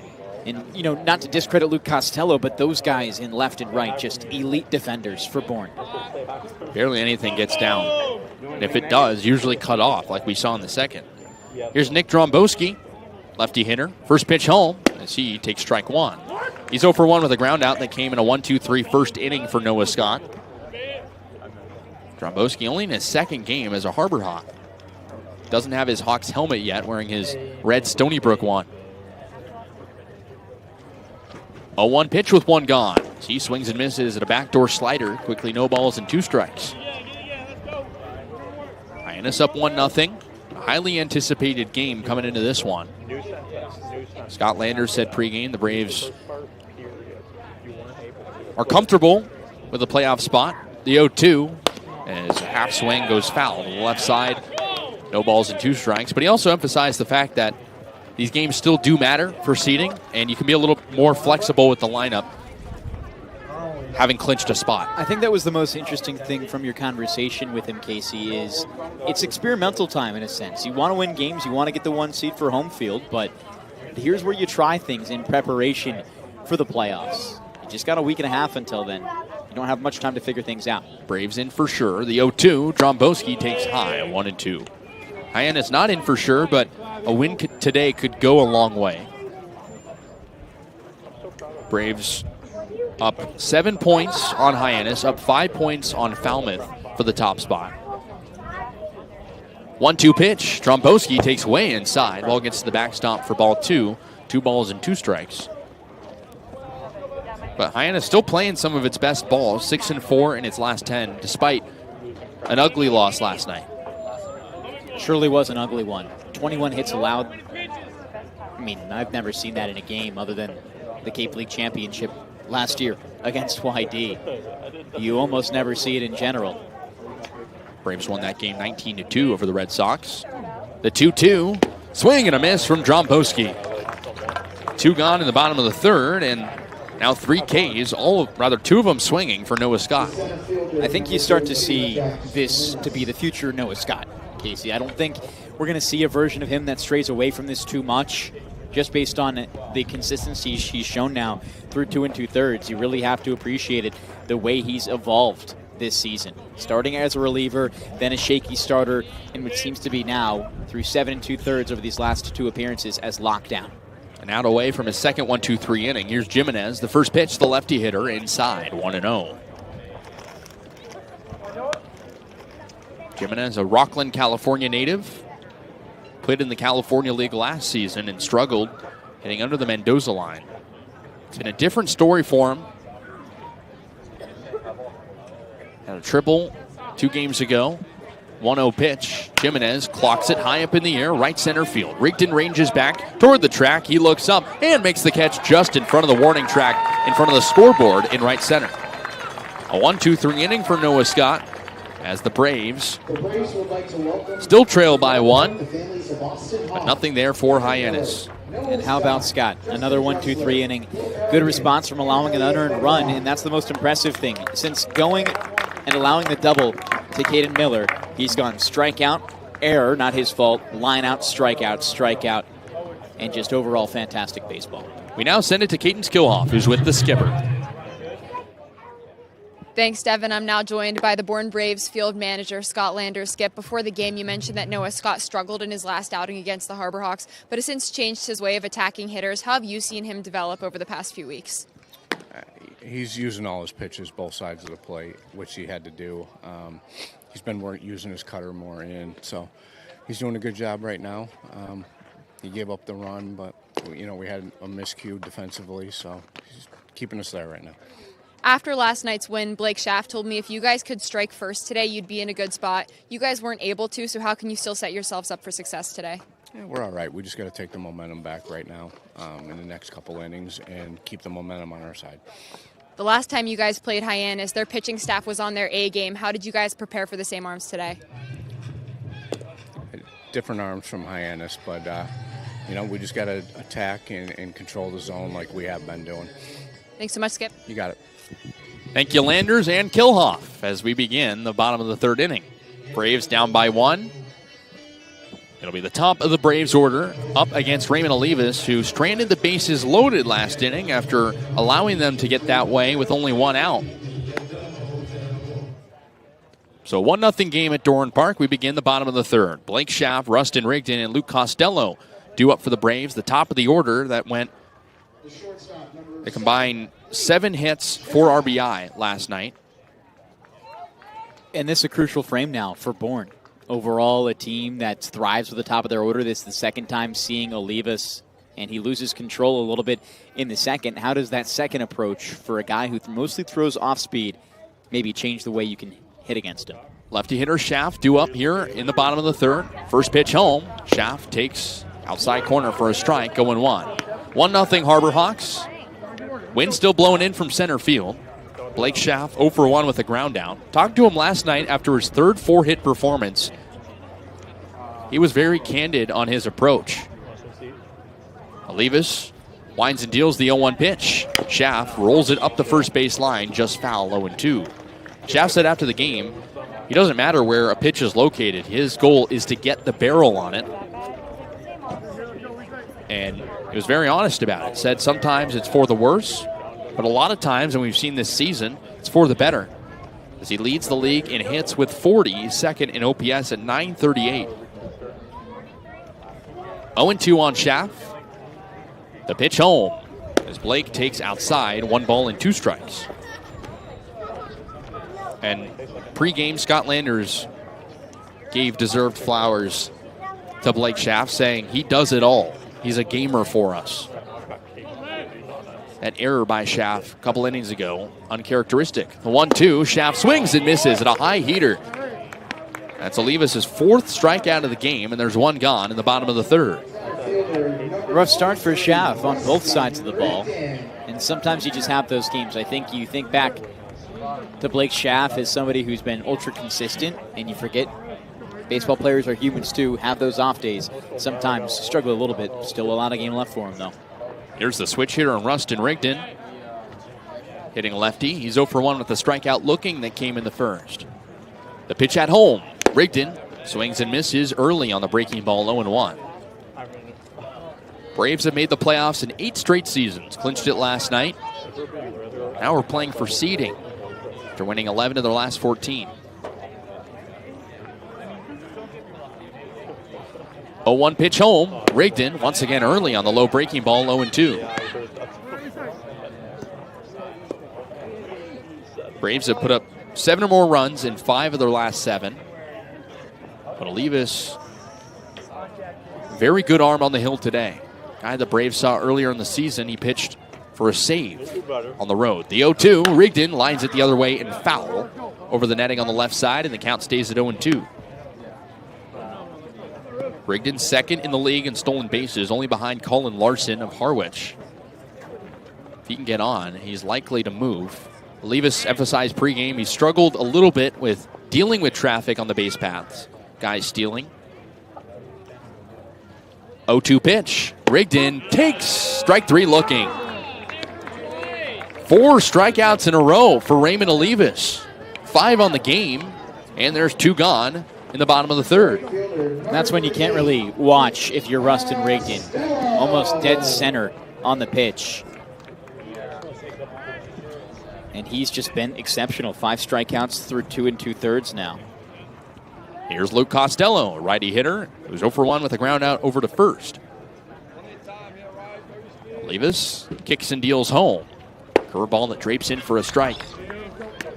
Hyannis up 1-0. Each team with 1 hit thus far. The Braves had a single back in the second to load the bases, but then proceeded to strike out twice in a row. A 1 pitch to Costello as he takes in the dirt for a ball, 1-1. Luke Costello had a big game for him yesterday for the confidence. He had 2 hits. His first multi-hit game since the MLB draft. He waited that out at home. Missed a few games, about 5 days worth of Braves baseball. Olivas fires the 1-1 as Costello rolls it slowly over to third. Miller picks it up between his feet, slings it over to first in time. It's a 1-2-3 inning for Raymond Olivas, and the Braves 1-2-3 in the order, a combined 0 for 6 now. We go to the top of the 4th. I'll hand things over to my good friend Devon Jarvis for the middle innings here on the Bourne Braves Broadcasting Network and Cape League TV.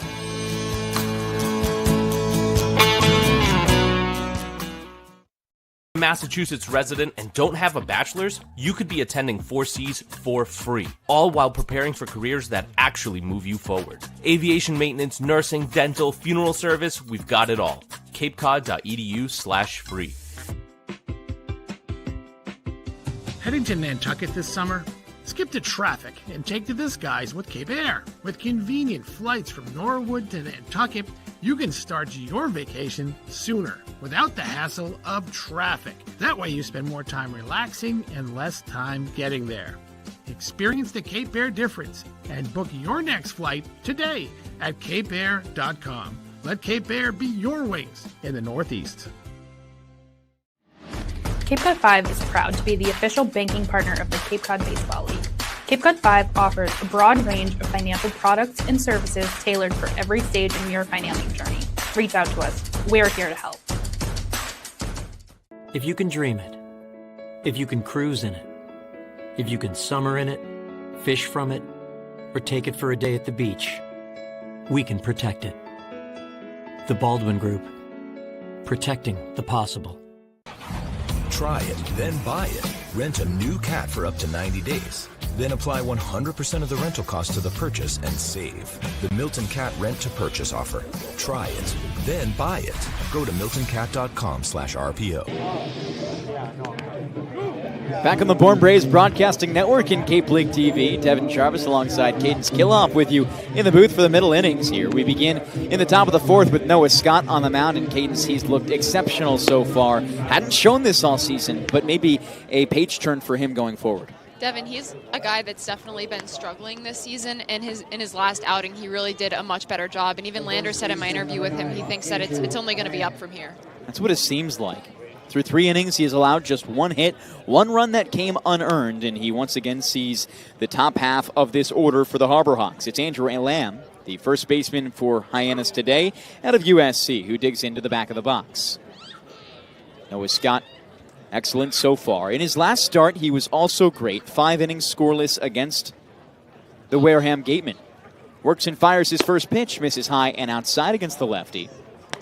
Overall, a Hyannis lineup that has been gritty, and they have been good against this Bourne Braves team. Most recently picking up a win against the Braves by a score of 3-1 just 2 days ago on Friday. Coming into the week, it was Hyannis Bourne week as the 1-0 is swung on and missed by Lamb. 1 ball, 1 strike, and no outs here in top 4.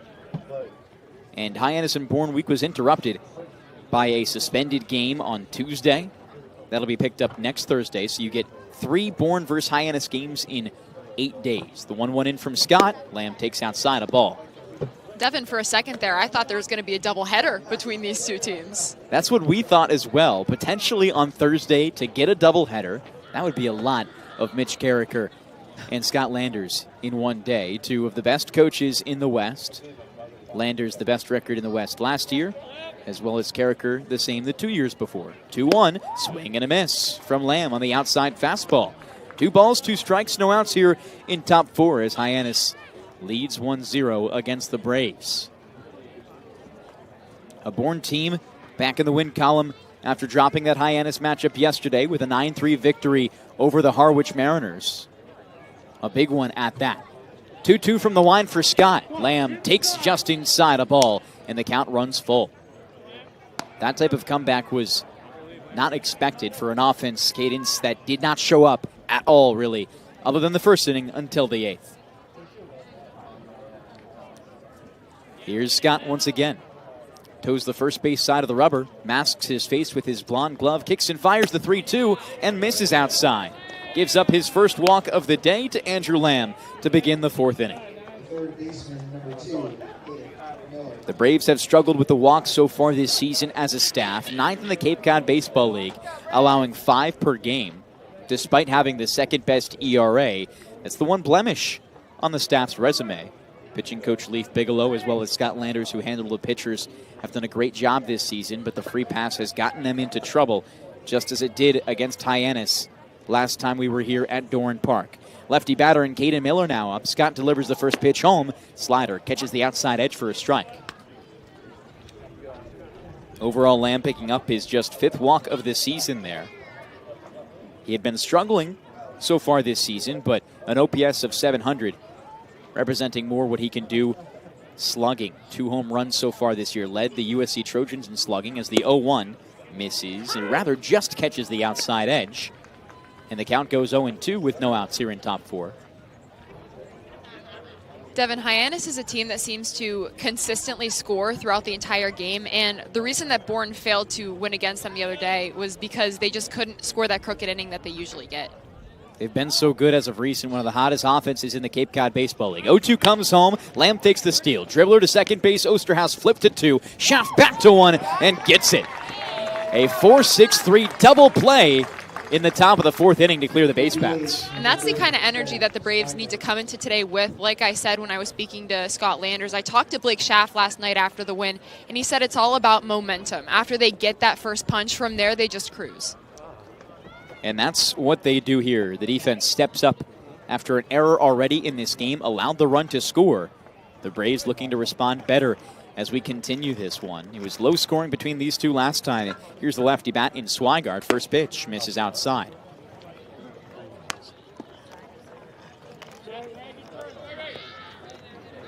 Swigart making his first appearance as a hitter so far this summer. He was set to pitch against the Bourne Braves and did for 2 batters on Tuesday in the rainout. As Scott looks in and kicks and fires the 1-0. Just misses low. 2 balls now, no strikes, and 2 outs in top 4. And overall, his 2 batters were a Blake Schaff single as well as a Rustin Rigdon strikeout. That game scratched. When it gets picked up next Thursday, it will be a fresh one. Lineups will likely change too, as Scott delivers the 2-0 pitch in, and he dribbles it to the left side. Chase from the shortstop in Schaff, and he can't make the play once more. The backhand grab unsuccessful, and Blake Schaff will see how it's ruled, likely with his 2nd error of the day. That puts Swigart on with his first hit as a member of the Harbor Hawks. We'll see again how this is ruled. It seems like every single time the Braves do lose a game, I ask what the issue was, and it says it's the simple mistakes. It's always the errors that they need to start limiting, and then they'll start winning more games. Looks like they do give that a base hit. We'll see officially. As here is the next batter out of the left side in Ziner. First pitch misses low as Swigart gets that first hit, and Schaff again with a defensive mistake, but they gave it a hit, not an error, so it will be a runner that Noah Scott is responsible for. Scott peers over at the runner on first base in Swigart. Zenor in at home. Pitch comes home to him. Zenor takes just outside, 2-0 with 2 outs in top 4.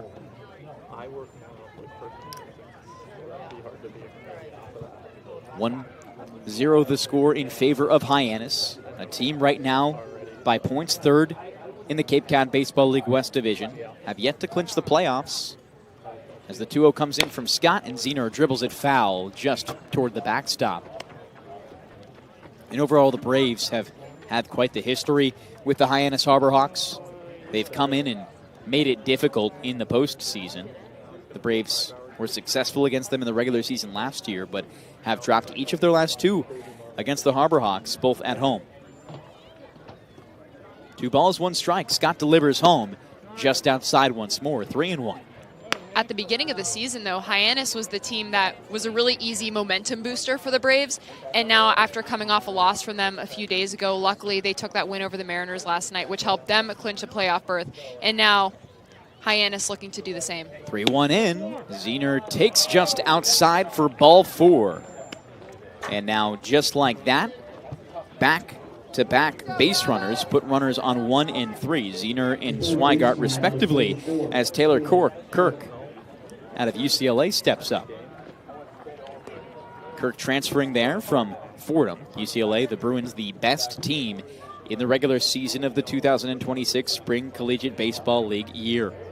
He stands in the back of the box as one of just 2 righties in this starting lineup.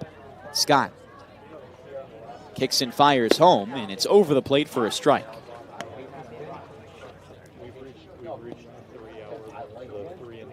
The atmosphere in the dugout a little quiet today because of the lack of players that the Bourne Braves have. Kaydence, you're always closer in seeing the atmosphere as the 0-1 by Scott is put on a swing and miss by Kirk.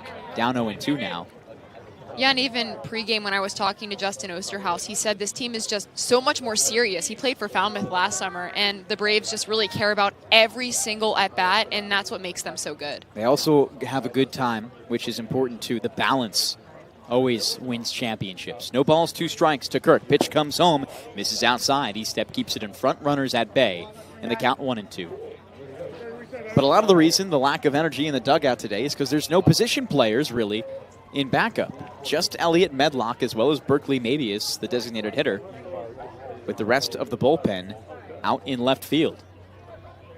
The 1-2 home, swing and a miss from Kirk. Chases on the outside fastball, and that's strikeout number 4 for Noah Scott.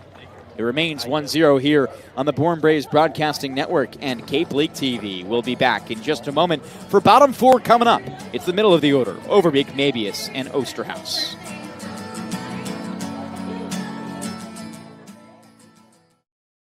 Cape Cod 5 is proud to be the official banking partner of the Cape Cod Baseball League. Cape Cod 5 offers a broad range of financial products and services tailored for every stage in your financial journey. Reach out to us. We're here to help.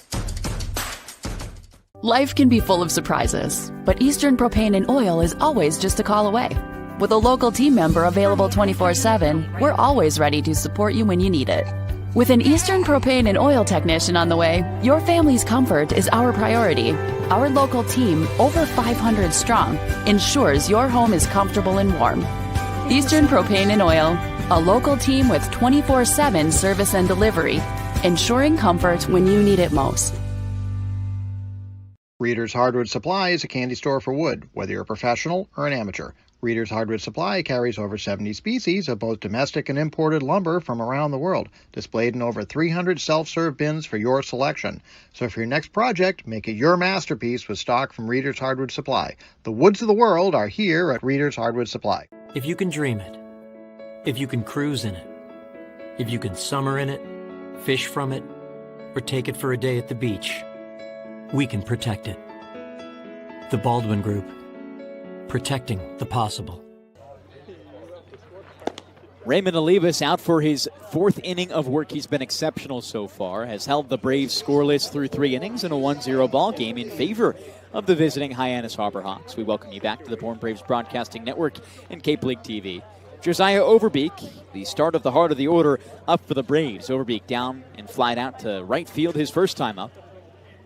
Was solid yesterday with 3 walks, and last time against Hyannis on Thursday, a multi-hit performance. Olivas, his second time around, facing Overbeek, works into his wind, kicks and fires the first pitch of bottom 4, and misses low for a ball.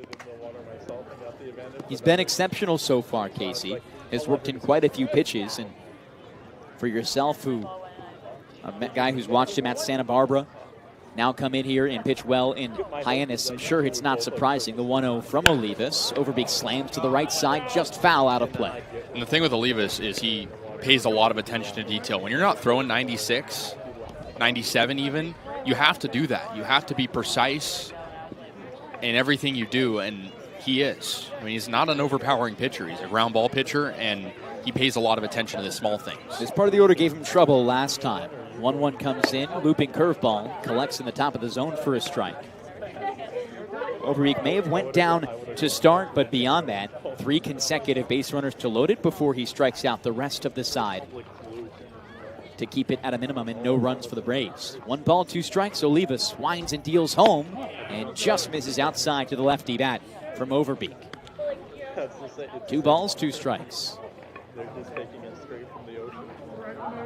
Overbeek transferring from Army to Mississippi State next season. Him and Berkeley Mabius both going to be Bulldogs. As the 2-2 comes in, Overbeek slams it down on the ground in foul as it dribbles towards the backstop. Olivas also working efficiently. I mean, he's gotten through 3, only throwing 48 pitches in the range that you want to be in. About 15 pitches per inning. A long second inning for him, seeing 6 batters. That's likely what racked up the count. As the 2-2 comes home, Overbeek takes high. Ball 3. Other than that, he's kept things to single digits, maybe every single inning so far. He's made this Braves team not look like one of the hottest offenses in the league, which they have been as of recent. Olivas masks his face with his blonde glove, fires the 3-2 home. Overbeek slams it once again to the right side. It just misses in fair territory. And it's foul. 3-2 again. Your point earlier about the wind, I think, very much coming into play on some of these pull shots by the lefties. The spin already takes them left to right, and the wind pushing them in that direction as well. Likely hurting their chances of being fair. Payoff pitch home from Olivas. Overbeek takes strike 3 down the middle. Strikeout number 6 of the day for Raymond Olivas. He's dialed in. I mean, he's doing a good job on some of these tough counts against some of these big hitters, and he's not afraid. It's the thing that made him so good at UC Santa Barbara. He's not afraid to throw it down the middle sometimes because of the action on his changeup in particular, like in full hitters. Here's Berkeley Mabius. Olivas' first pitch home. Mabius chops and fouls it down on home plate.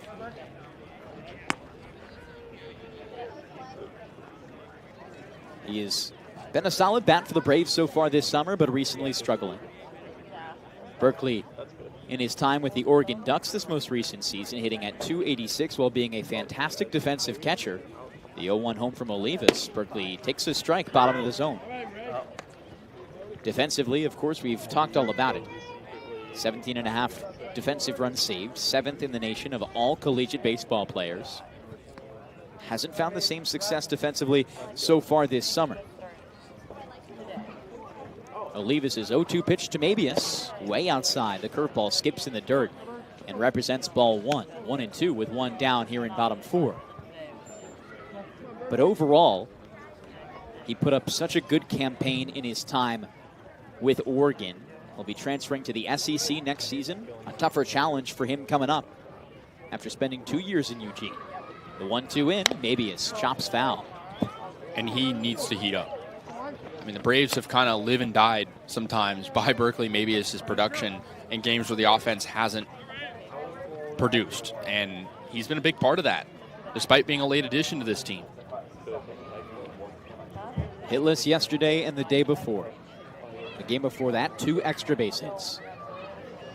The 1-2 home from Olivas. Curveball just outside, barely misses. Had us on the edge of our seats. We'll see this one on ABS again, but home plate umpire Brichta was confident with the call, as it is just outside, as Brichta exactly described. 2 balls, 2 strikes. Here's Olivas. Looks home against Mabius, fires. Mabius drills it to center field. It's Jimenez ranging to his left, and he makes the grab on the shift. An easy catch for him, 2 down. As now it's been 7 consecutive retired for Raymond Olivas. And 5 of those strikeouts. He's pitching for contact, and he's getting swing and miss stuff. It's now Justin Osterhaus. A nice play defensively at second base to turn a double play. Back in the top of the 4th. Let's see if he turns that defense into offense. Sees Olivas for the second time, and the pitch comes home.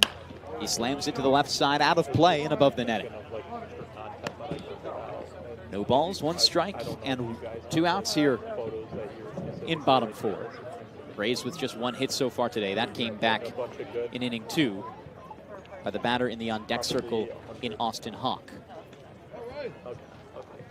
0-1, up the middle, hard ground ball. This one skips into the glove of Kirk. Turns and fires to first base, not in time. A web gem dive from Taylor Kirk off a redirected ball by the edge of the grass on the lip. And Kirk essentially did everything he did, or he could, but could not fire in the right spot. Yeah, I mean, had it by the skin of his teeth and made a nice firing throw to first, just a little bit late.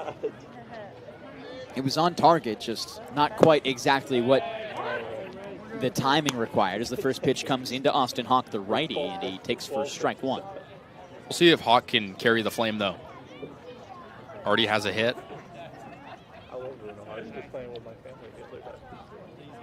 Hawk gets set again, runner goes. Hawk dribbles it to the left side of the infield. Third baseman ranges, makes way for the shortstop Kirk. He throws to first in time. Almost a quality hit and run by the Braves right there, but while Olivas may allow his second hit of the day, he's been nailed. Scoreless, the Braves are through 4 as we take you to top 5 here on the Bourne Braves Broadcasting Network and Cape League TV.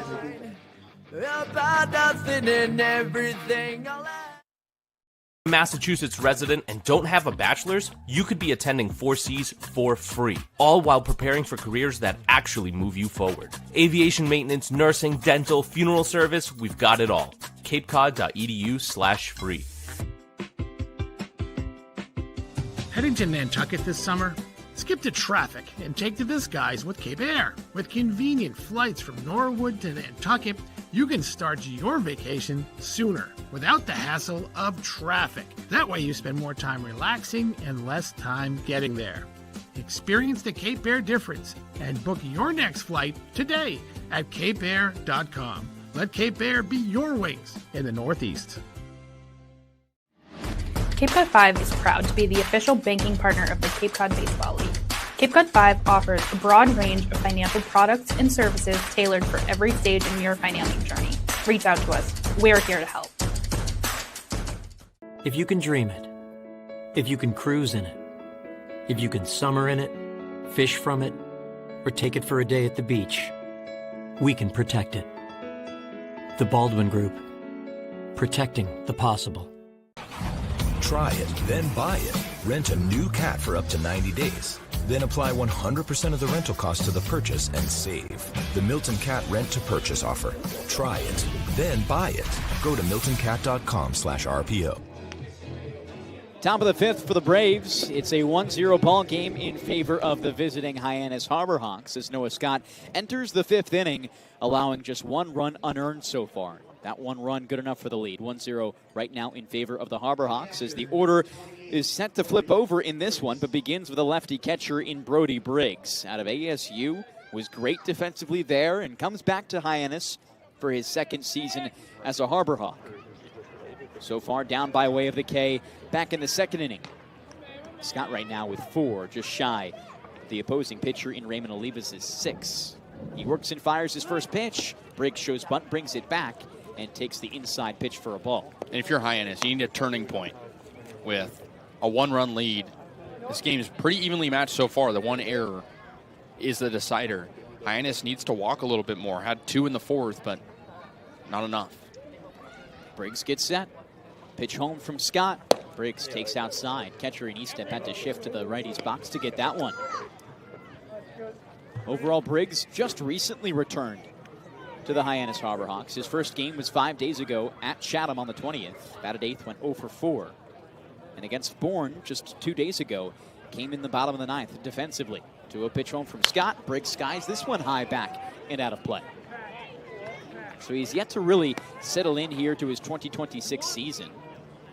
But he was with Hyannis in 2025 from day one and caught 14 runners stealing behind the plate again. A very solid defensive catcher and makes up for any offensive lackluster with what he can do throwing runners out. The 2-1 home. Briggs takes just outside a ball. Most recently in 2026 with the Sun Devils as a redshirt sophomore. He was 17th in the nation in defensive runs saved toward the end of the year.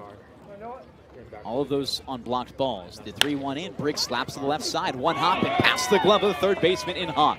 Dribbles into shallow left field. And Briggs has his first hit in 2026 with the Harbor Hawks. Left side of that defense has been a little troublesome. And they give Austin Hawk the error, the second one of the day for the Bourne Braves defense. You could argue maybe the third, but this Braves defense that, again, has been very good limiting the errors as of recent, especially in the infield, not having their best day today. Especially on the left. J.C. Davis, second baseman for Hyannis today, out of Rice, gets set with a runner on first and Briggs. First pitch home from Scott, shows bunt, ball gets past, comes back to Eastep, fires at second base, off target into the outfield. Briggs already gets second, now storms toward third, and this one, an E3, likely the second error of the inning for the Braves. Or excuse me, E2. And with that, a runner manufactured into scoring position all the way to third base for Hyannis with no outs in top 5. A chance to go up by a crooked number. All of the infield in now, so the official ruling, a wild pitch, and then E2 to advance Briggs from first to second and second to third. Davis back in with the count 1-0. Pitch home from Scott. He fouls it off his own foot as it dribbles toward the mound. And immediately called foul by Drake Brichta.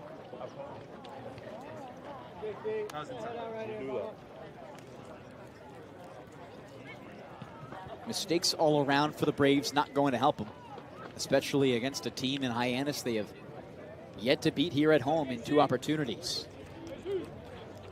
Their first one on July 1st, down by way of an 8-7 loss, and lost 3-1 2 days ago on Thursday. The 1-1 home from Scott. Davis skies this one high to the right side over the first base dugout, out of play. The only win the Braves have against the Harbor Hawks came on Tuesday the 16th. Just a month and 9 days ago. Back in June. Briggs creeps down the third base line, just about a 3-step lead. As Scott doesn't look at him, fires the 1-2 home. Davis skies this one to shallow right field. Let's see if it's enough for Briggs to come home. Costello makes the grab on the line. Runner goes. Costello's throw up the line, off the mark. Briggs touches home. It's 2-0 Hyannis.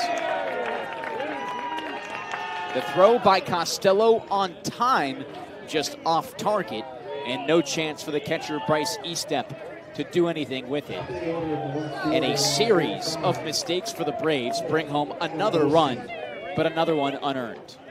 Mitch Carricker's got to love it. I mean, I'm guessing he was telling Davis, just make contact, because he swung out a pitch outside corner, not a great pitch to hit. and he manufactures a run. That's huge. One down now in top 5. Lefty in Dromboski up. First pitch into him. He slaps to the left side. Corner still in. Backhand by Schaff. Crossbody throw late. A good scoop by Overby. Keeps it in front, but no chance there unless you've got the arm of Derek Jeter. And another runner on for this Hyannis team. Small balling their way to putting numbers on the scoreboard. Got a feel for Scott. He's coming off his best start. This one not much worse. And a couple of unearned runs on plays the Braves know they should have back. And likely for Hawk there, if he doesn't play in on the corner, he makes that play. Didn't move from where he was before when Briggs was on third. Switch hitter in Hyannis shows bunt, takes it back. Pitch high for a ball.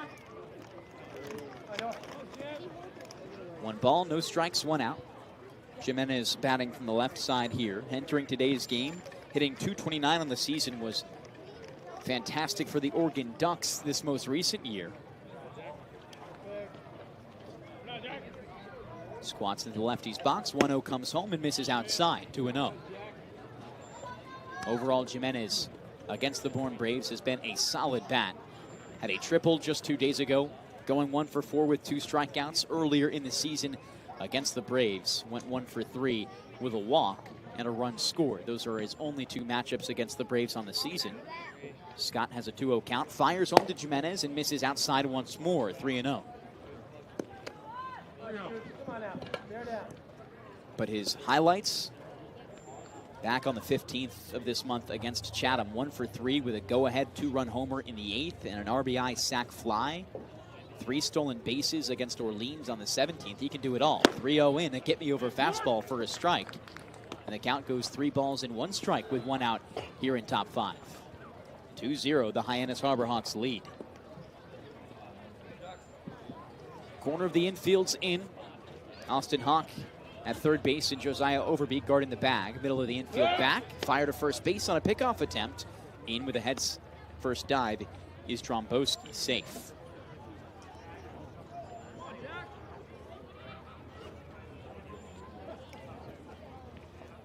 Jimenez back into the left side. Close stance for him.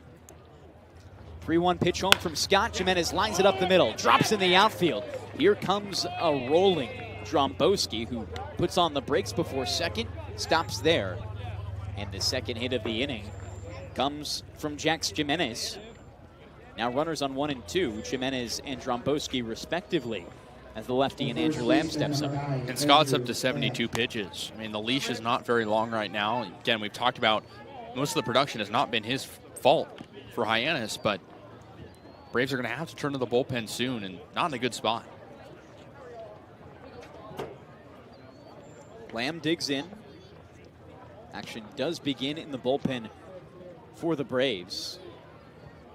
And the first pitch home, Lamb takes low. It's Will Harrigan getting going out of Columbia. The junior native to Syracuse, New York. Again, a lot of lefties in this lineup for Hyannis and the Braves, only with 1 lefty hot in the bullpen today in Gavin Miller. Harrigan, a righty. 1 ball, no strikes to the USC Trojan. Scott kicks and fires home, misses outside. It's been a rough inning for Scott. A lot of base runners, 4 so far, rather 3. But all of the production from this Hyannis team unearned. Defense errors. 2-0 pitch. Lamb skies this one back out of play.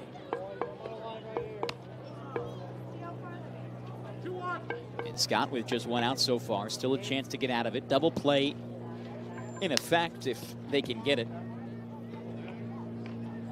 And Lamb on the season certainly has the opportunity to advance some runners here.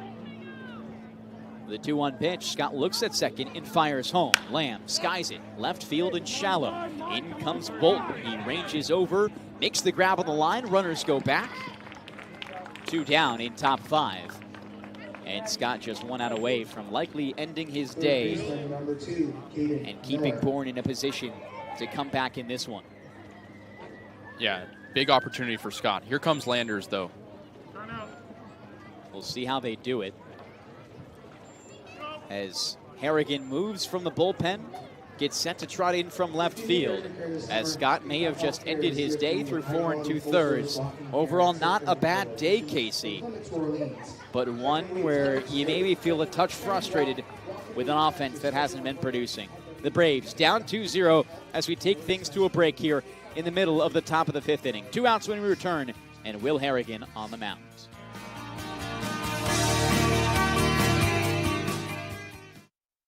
Massachusetts resident and don't have a bachelor's, you could be attending 4Cs for free, all while preparing for careers that actually move you forward. Aviation maintenance, nursing, dental, funeral service, we've got it all.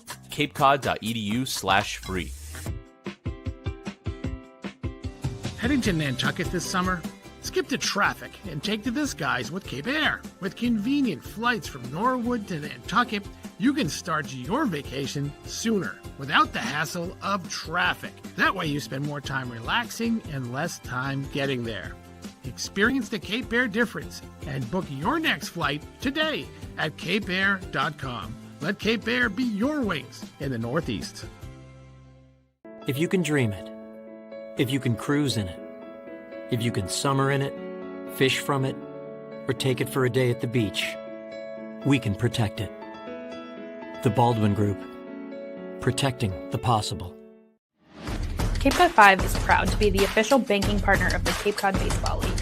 Cape Cod 5 offers a broad range of financial products and services tailored for every stage in your financial journey. Reach out to us. We're here to help. Try it, then buy it. Rent a new cat for up to 90 days. Then apply 100% of the rental cost to the purchase and save. The Milton Cat Rent to Purchase offer. Try it, then buy it. Go to miltoncat.com/RPO. Reader's Hardwood Supply is a candy store for wood, whether you're a professional or an amateur. Reader's Hardwood Supply carries over 70 species of both domestic and imported lumber from around the world, displayed in over 300 self-serve bins for your selection. So for your next project, make it your masterpiece with stock from Reader's Hardwood Supply. The woods of the world are here at Reader's Hardwood Supply. And a new arm in the game for the Bourne Braves. It's Will Harrigan out of Columbia. Steps in with a chance to salvage any damage Noah Scott left behind him in the base paths. He'll inherit 2 runners, Jax Jimenez on first base, Dromboski on second, but he's dealt an easy hand with just 1 out to get. Batter he sees to start is Caden Miller, and the Braves not often showing a lot of new arms as of recent. Harrigan with limited experience so far, Kasey, and we'll see how it plays out for him. In his limited appearances so far, Harrigan has collected an ERA of just 0, but makes his 3rd outing today. His last 2 against Wareham. And most recently, 3 innings of 1-run unearned baseball with 2 walks and 2 strikeouts, allowing just 1 hit in that time. He last came out 8 days ago, so plenty of rest to go late in this game. Braves wanting to keep it maybe just to 3 pitchers as the first pitch gets set against Miller. Harrigan before that fires to second base. The shortstop Schaff, not by the bag, no tag applied, brings it back to the hill.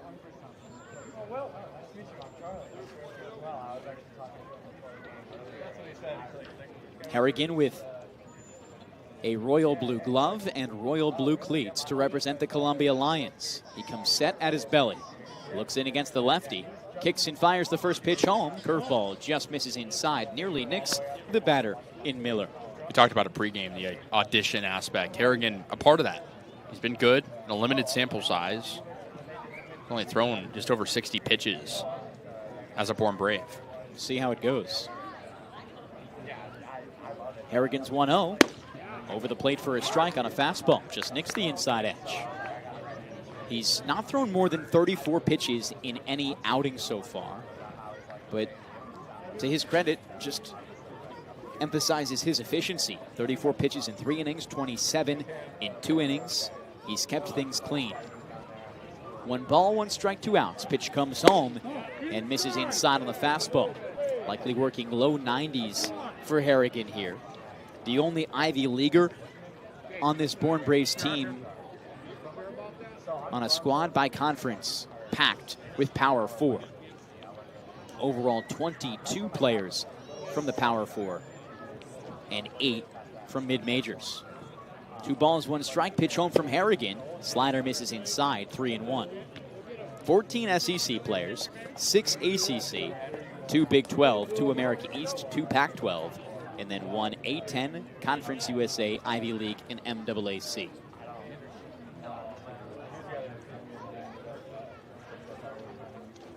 Harrigan works on the third base side. The righty kicks and fires home, and just inside misses. Harrigan tilts his head, smiles, thought he got the strike, but with the walk, the bases come loaded for Trey Swigart in his debut as a hitter with Hyannis. Yeah, what better spot to show off your talents? He already has a hit today. But, again, the Braves in a dangerous spot. You have 2 out. You have to be careful with the wind, inconsistent, not knowing where a ball could go. Defense has been solid defensively. It's the infield that has made the mistakes thus far. First pitch with 2 outs in top 5. Harrigan fires home to Swigart and misses outside to start. 1 ball, no strikes.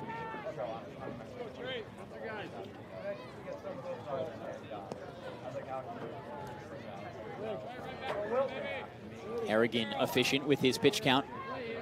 Like we mentioned in his 2 appearances before this one. 20 pitches to 34 as the 1-0 is swung on and missed by Swigart. Already a strikeout for him today at the hand of Scott.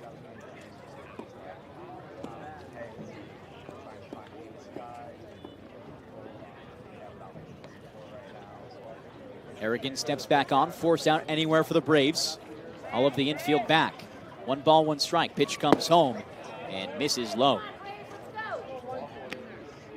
He has allowed just 1 hit so far in his 5 innings. Again, has been exceptional, but that too small of a sample size is hard to give you a good picture on what he can do as a whole. 2-1 in. He pops this one. Swigart does up the left field line. This one close to out of play and just barely drops there. Third baseman in Hawk, the closest to it, likely 10 feet away over the fence.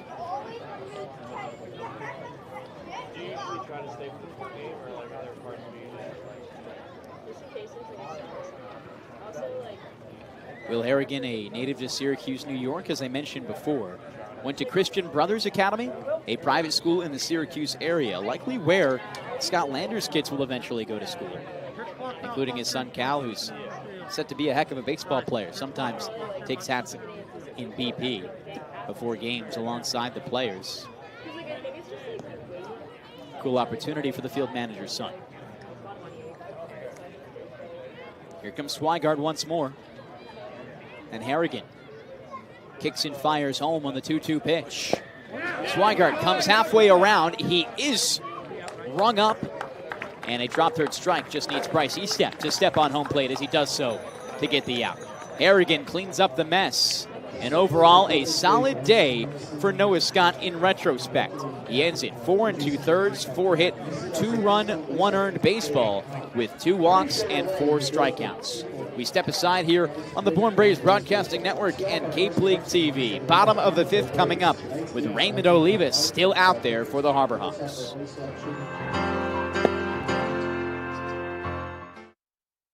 Massachusetts resident and don't have a bachelor's, you could be attending 4Cs for free, all while preparing for careers that actually move you forward. Aviation maintenance, nursing, dental, funeral service, we've got it all. capecod.edu/free. Heading to Nantucket this summer? Skip the traffic and take to the skies with Cape Air. With convenient flights from Norwood to Nantucket, you can start your vacation sooner without the hassle of traffic. That way you spend more time relaxing and less time getting there. Experience the Cape Air difference and book your next flight today at capeair.com. Let Cape Air be your wings in the Northeast. Cape Cod 5 is proud to be the official banking partner of the Cape Cod Baseball League. Cape Cod 5 offers a broad range of financial products and services tailored for every stage in your financial journey. Reach out to us. We're here to help. If you can dream it, if you can cruise in it, if you can summer in it, fish from it, or take it for a day at the beach, we can protect it. The Baldwin Group. Protecting the possible. Try it, then buy it. Rent a new cat for up to 90 days. Then apply 100% of the rental cost to the purchase and save. The Milton Cat Rent to Purchase offer. Try it, then buy it. Go to miltoncat.com/RPO.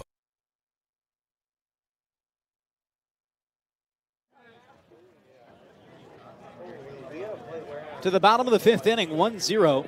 To the bottom of the fifth inning, 2-0 Hyannis right now. It's been a solid game in favor of the Harbor Hawks. Matt Bolton, the first batter up for Bourne. Here's the first pitch in, rather. Bolton looking to find his way back into some strong play. First pitch, a strike. And Raymond Olivas is not letting the Braves do that at all, Kasey. They've been amazing.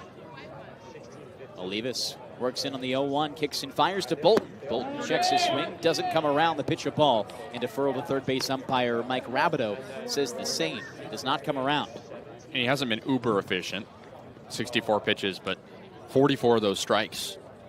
Just throwing them down the middle. 2 walks back in the second, his main dilemma as the 1-1. Bolton rips up the right field line as it dribbles into the corner. Bolton around first, a chance for 3 maybe. He storms into second, puts on the brakes. The first double of the day for the Braves. And only the third hit of the ball game for Bourne as the Braves put a runner in scoring position for the second time today. Bolton needed that. I mean, we talked about his ability to get on base, but the OPS dipping under 700 recently. He's been a guy that's been inconsistent on the hitting side. That's huge for a guy who needs confidence going into the playoffs. Corner infielder in Caden Miller in on third base. Rest of the infield playing straight up now against the righty batter in Bryce Estep. Lineup set to flip over after this one. First pitch into Estep, takes low for a ball. Bryce Estep has struggled offensively as of recent. Has found his way into earning walks, but Kasey, overall, you don't want this part of the order to be a black hole. As Estep has sometimes fell into that rhythm, his average on the season just 103. 1 ball, no strikes. Oliva looks at second, fires home. Estep rips to the left side. 1 hop into the shortstop's glove and Kirk. Long throw. This one out of the first baseman's glove and Lamb. Can't make the scoop. Bolton onto third, and Estep with a clutch one. The Braves got something cooking in bottom 5. And Bryce Estep not going to be awarded the hit. They say it's an E6. And the Braves now with 1 on the corners. Lamb not a normal first baseman. It's a position he's really never played at the collegiate level at USC. And I don't know if that led to the error there, but kind of took a stab at it and hoped it worked. Olivas now with his real first terminal of the day. No outs with Blake Schaff up. Not only the batting average leader in the Cape Cod Baseball League, but also the OPS leader among active guys, just besides Luke Costello. Andrew. No longer with the Braves this summer. 1 ball, no strikes as the first pitch misses. Next one in. Schaff grounds to the right side, off the glove of Lamb, and into right field. Bolton scores. Estep off to third, and this ball game is cut in half. It's 2-1 Hyannis. Still no outs in bottom 5. The center fielder, number 23. All of a sudden, Kasey, the first signs of mortality from Raymond Olivas. Yeah, it was great first couple times through the order, and I think the Braves are starting to figure him out a little bit more, leaving stuff over the plate. Action going now in the bullpen for Hyannis. It's a left-hander. We'll get you information on him in just a moment. As here comes Scott Landers to talk with third base umpire Mike Rabideau. I think they're looking at the pitch count.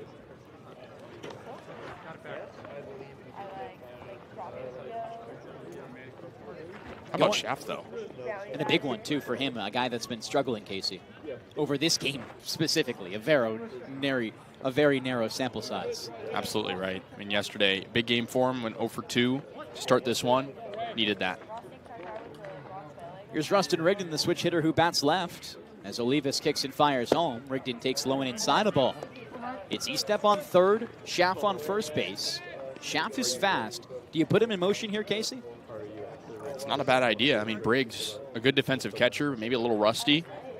Blake Schaff, 13 of 16, stealing bags this season. A look over at first base. Tag applied late by Lamb. Overall, it's Bruce Littleton getting going in the bullpen, the left-hander out of Southern Miss. ERA of just 3.12. Again, Hyannis bringing in the big guns to win this game. 3-1 comes home. Shaft goes. Rigdon powers this one high to the right side, out of play. Would have been a home run in fair territory, but just about 100 feet to the right of the foul pole.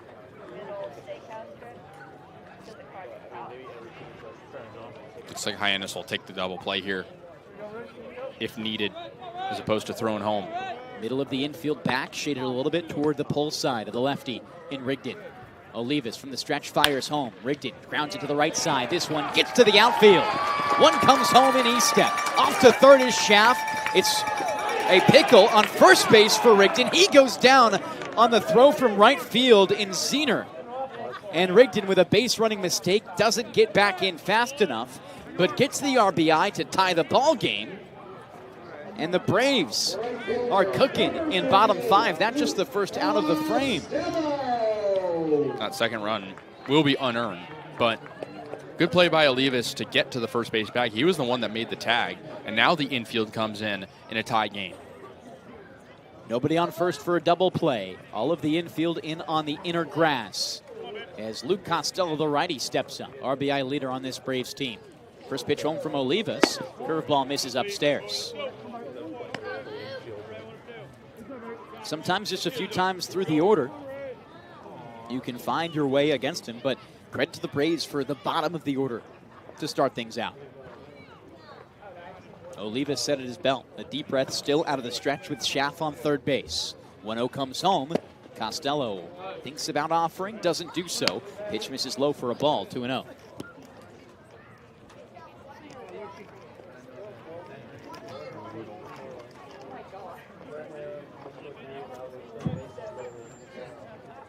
Olivas studies his left wrist at the pitch count. Works on the first base side against Costello. Fires the 2-0 home. It's outside, and Costello likely to just shoulder his bat for this next pitch. Walk wouldn't be the worst thing here, but as we saw last night, even when we thought walks might have been advantageous for Harwich, the Braves took advantage, so can't allow many more base runners. The 3-0 pitch. Let's see if Costello has the green light. He does not, and takes ball 4, low of the zone. Runners back on the corners for the Braves with one down as the middle of the infield returns back to double play depth and the corners stay in. And here comes Mitch Carricker, a point to the bullpen, and the Braves will see a new arm to finish out the bottom of the 5th inning. Olivas loses control, and the Braves have Hyannis tied here as we step aside for a new pitcher coming in just a moment. It's Littleton, the lefty. We'll be right back.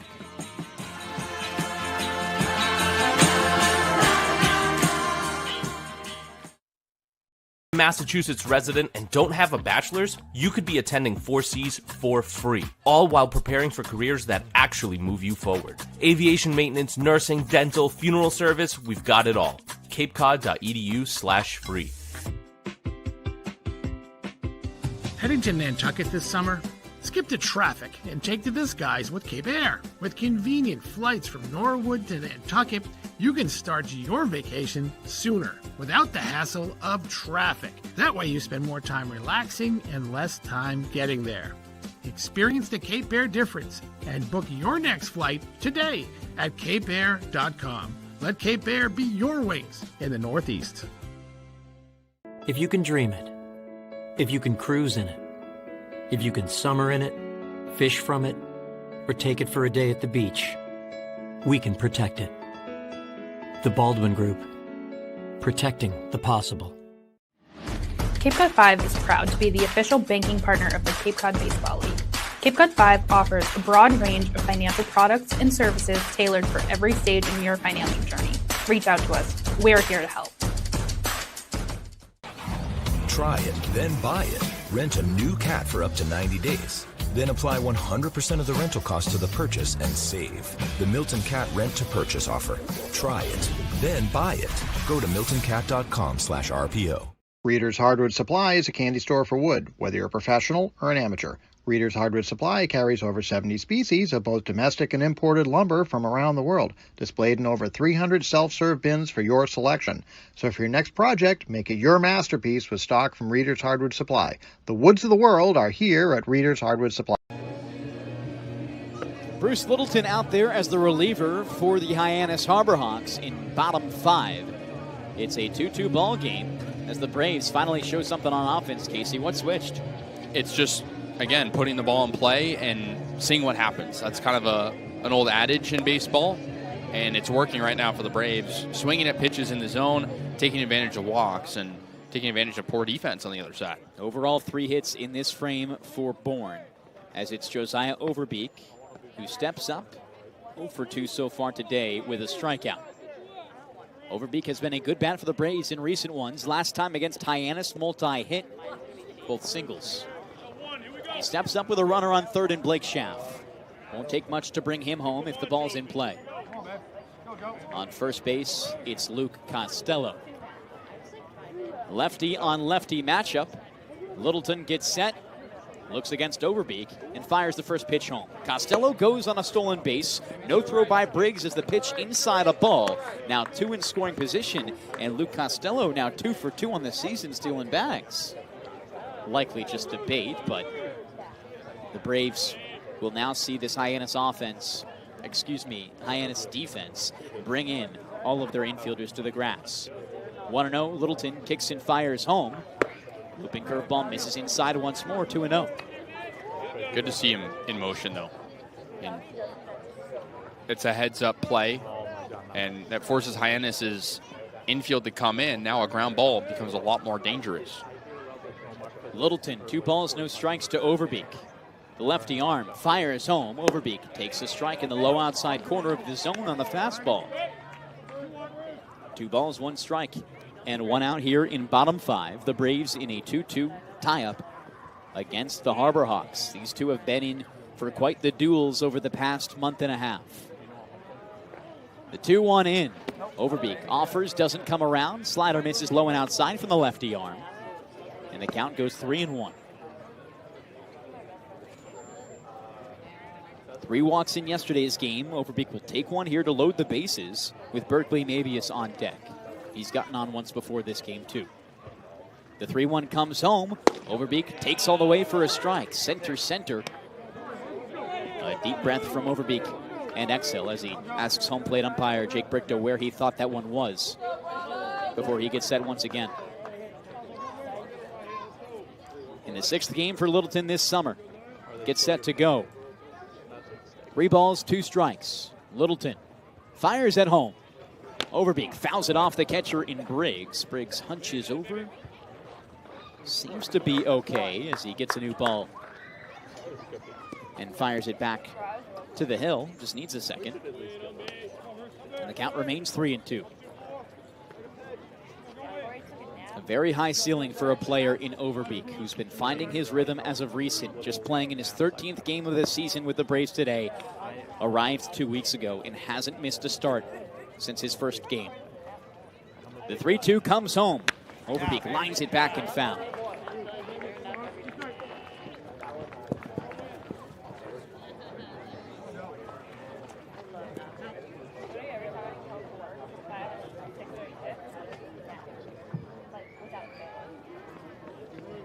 A big inning for the Braves. A chance to take the lead with 2 in scoring position.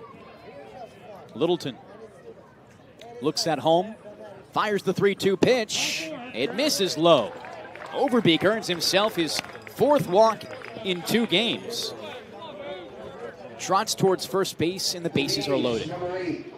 What an inning. Kind of reminds us a little bit of last night against Harwich. Obviously, the Braves put up 8 runs in that inning, but it's the same themes. It's just one guy standing up for the next guy.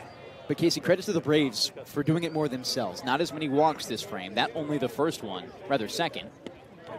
Did have an error, but 3 hits early. The Braves are doing a little bit more themselves in this frame. 5 walks came in that 8th inning yesterday. Littleton now to the lefty bat in Mabius as he cracks it up the middle. Back to the pitcher in Littleton. The throw off the mark. The play at the plate, not close. Chaffin to score as Littleton goes John Lester Yips. Can't make the play.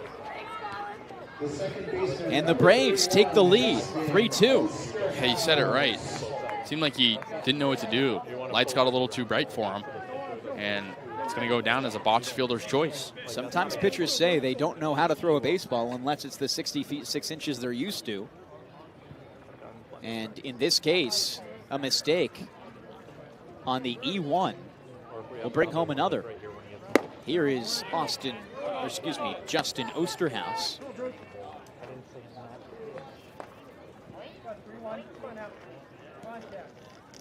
The Braves still with just one out here in the bottom of the fifth. 3-2 the score, and the count 0-1 after the first pitch, a strike to Osterhaus. Next one in, low and outside. Briggs keeps it in front.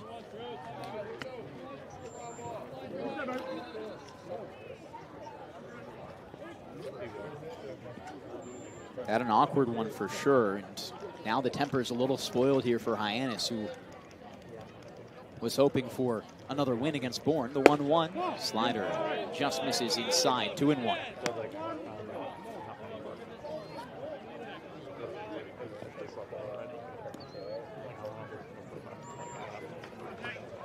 Osterhaus already a hit in this one. 1 for 1 with a walk as well. The 2-1 pitch comes home. He swings and misses. You could argue not a better bat against the starter in Raymond Olivas other than Justin Osterhaus. He works himself into a 2-2 count here. 2 balls, 2 strikes, 1 out. Pitch comes home from Littleton. And he smashes this one into right field. A trot from Zenor. He makes the grab at the track. Off from third is Costello. No play to be made. The Braves go up 4-2. There's that crooked number inning the Braves were in search of. Now doubling the Harbor Hawks. And have a chance to hit around here after the sacrifice fly from Justin Osterhaus. And what a time to do it.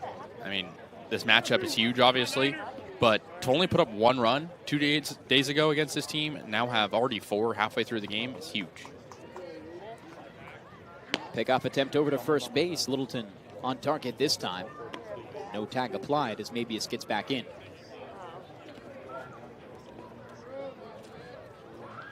Austin Hawk already a single so far in this one. Squats in the back of the righty's box. Another fire at first base. And the count still 0-0 against the Wake Forest third baseman.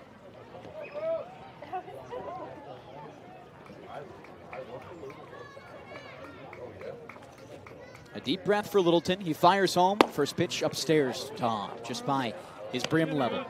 It's Overbeek on third, Mabius on first. And once again, the Braves getting a few hits here, doing it more themselves than they did back in the 8th inning against Harwich yesterday. Another look at first, Mabius in standing once more. But really, I'll emphasize it again, Kasey. The most impressive part about it, it was the 8-hitter in Matt Bolton who started things. Yeah, clutch hit by him. He needed that. He was due. 1-0 comes home from Littleton. Hawk takes low and inside. And the bigger point, just the bottom of the order, trying to get things going. Both of them getting on in Bolton and Estep to start a rally. And a couple of errors, and it's easy to say it's the defense's fault, but you're putting the ball in play to make it hard for the defense. It's hard to do. 2 balls, no strikes. Pitch comes home from Littleton. Hawk takes all the way once more. It's low for a ball, and another walk could load it and allow the Braves to hit around for the second time in as many games.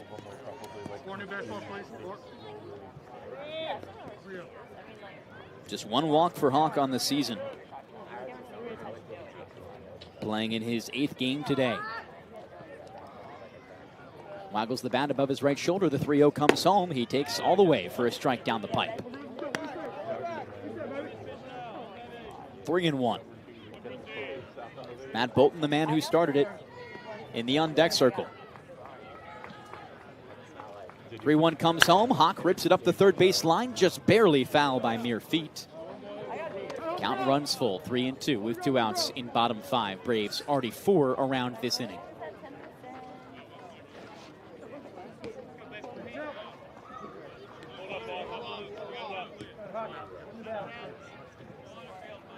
Already in Hawk set. A lot of experience for him.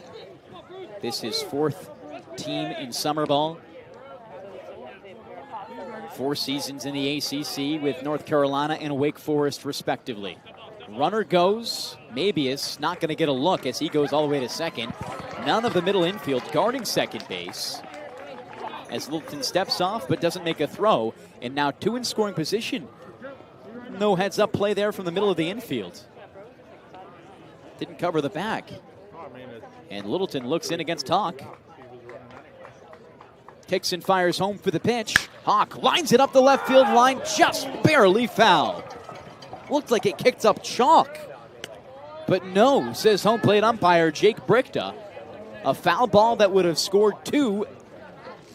And the Braves will have to do it again with Austin Hawk. 3 balls, 2 strikes, and 2 outs. Hawk to step up again. He's timing up well right now, just not quite in the right area. Good contact for him. Still Overbeek on third, Mabius on second. Littleton's 3-2 pitch once again. Here it comes. Hawk lines it this time into left field. 1 down and Overbeek. Mabius around the horn. The play at the plate cut off. Austin Hawk, his second hit of the day. 2 more RBI make it a 4-run lead for Bourne. The Braves explode here in bottom 5 and are commanding their best game against the Harbor Hawks in over a month. This game kind of reminding us of maybe the first one where the Braves went down early and then had a big inning. Obviously, long ways away from potential run rule, but they're trending in the right direction. It seemed like Hawk was just a little due there, Kasey. Had hit it into left field twice, both barely foul. Finally gets it. And he's on first base with the rest of the bases clear after Mabius and Overbeek come home, and it's Matt Bolton for the second time this frame. Runner goes, pitch comes home. Briggs fires to second base, on target, not on time. In safe is Austin Hawk as the pitch comes home a ball as well. I'm sure you're being serious. Come on, Maddie. 1-0 the pitch. Bolton set to go with 2 outs here in bottom 5. Pitch comes home. Bolton skies it back. And overall, we see developing Austin Hawk, Kasey. 2 RBI in yesterday's game with a clutch single in that 8th inning, and already 2 hits and 2 RBI here today. They need it. He's a guy that cannot be a liability because the left side of the infield's depth has changed recently. I mean, your players coming back. 1-1 in, back pick back to second. Oh, it's a close one, but not in time. Pitch a ball as well to Bolton. And what I mean by that is Riker Waite expected to be in the lineup as soon as tomorrow. And that doesn't mean Hawk is going to be unusable. It just means stuff is going to change. If he wants to stay in this lineup, he's got to keep this production up. 2-1 home. Bolton lines it to the left side over his own dugout. And foul once more. 2-2.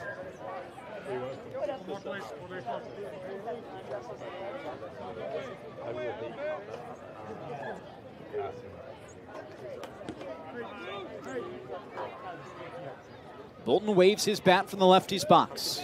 Hawk on second base in scoring position for him. A double last time this inning. The 2-2 home from Littleton. Oh, and that one a swing and miss for Matt Bolton. Can't quite get to it. His second strikeout of the day, but the Braves bat around in inning number 5. Bring home 6 to go up by 4. Let's take a step aside here on the Bourne Braves Broadcasting Network and Cape League TV. Before that, a quick message from our sponsors. Cape Cod Healthcare is committed to excellence and compassion in everything they do, like helping people maintain active lifestyles with an innovative orthopedic program that combines advanced techniques and leading-edge technology with highly specialized experts. This team is focused on getting you back doing the things you love in the place you love. Cape Cod Healthcare, caring commitment community. If you need urgent care this summer, Cape Cod Healthcare is here for you with high-quality, full-service walk-in care at 6 urgent care locations from Plymouth to Orleans. Check walk-in wait times or schedule an appointment at www.capecodhealthcare.org/urgent care. Cape Cod Healthcare Urgent Care. ER expertise meets urgent care convenience.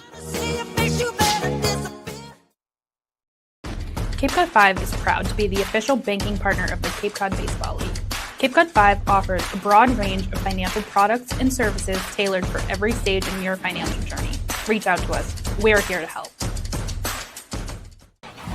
Try it, then buy it. Rent a new cat for up to 90 days. Then apply 100% of the rental cost to the purchase and save. The Milton Cat Rent to Purchase offer. Try it, then buy it. Go to miltoncat.com/RPO. Reader's Hardwood Supply is a candy store for wood, whether you're a professional or an amateur. Reader's Hardwood Supply carries over 70 species of both domestic and imported lumber from around the world, displayed in over 300 self-serve bins for your selection. So for your next project, make it your masterpiece with stock from Reader's Hardwood Supply. The woods of the world are here at Reader's Hardwood Supply.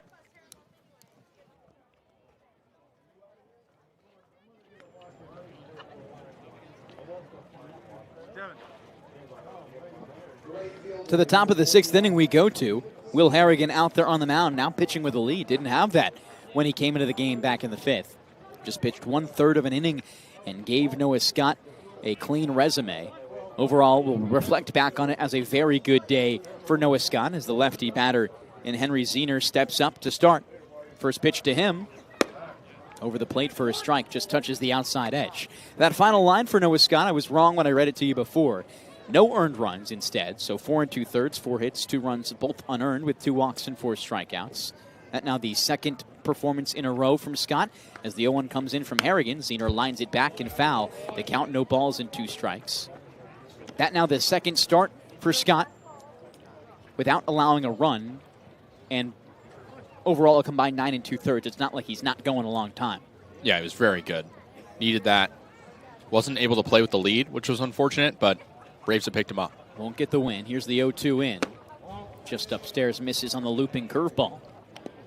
Let's take a look around the league. Some interesting scores out there. A big game between Chatham and Orleans as the East Division playoffs are getting closer on who's going to hold those spots. Orleans and Chatham right now 5 and 4 respectively. The 1-2 in from Harrigan. Ziener rips it right side. Back pick there by Overbeek. Flip back to first. Harrigan steps on the pillow and gets the out. A nice one. Right now, Chatham up 4-2 over Orleans. Katuitt and Harwich facing off. Right now, after 7, it's 4-3 Katuitt, which means Harwich is set to potentially lose their 7th consecutive game. On top of that, much more interesting ones. One way out west, one way out east. Starting with the east, Brewster 5-1 over YD, Kasey. This YD team slowing down toward the end of the season, but more importantly, as the pitch comes into the righty in Kirk, he takes it for a ball. This Brewster team, hot as ever right now over their last 10 games. A record of 8-1-1. All doing up a matchup tomorrow at Stony Brook Field against the Bourne Braves. 1-0 pitch from Harrigan home.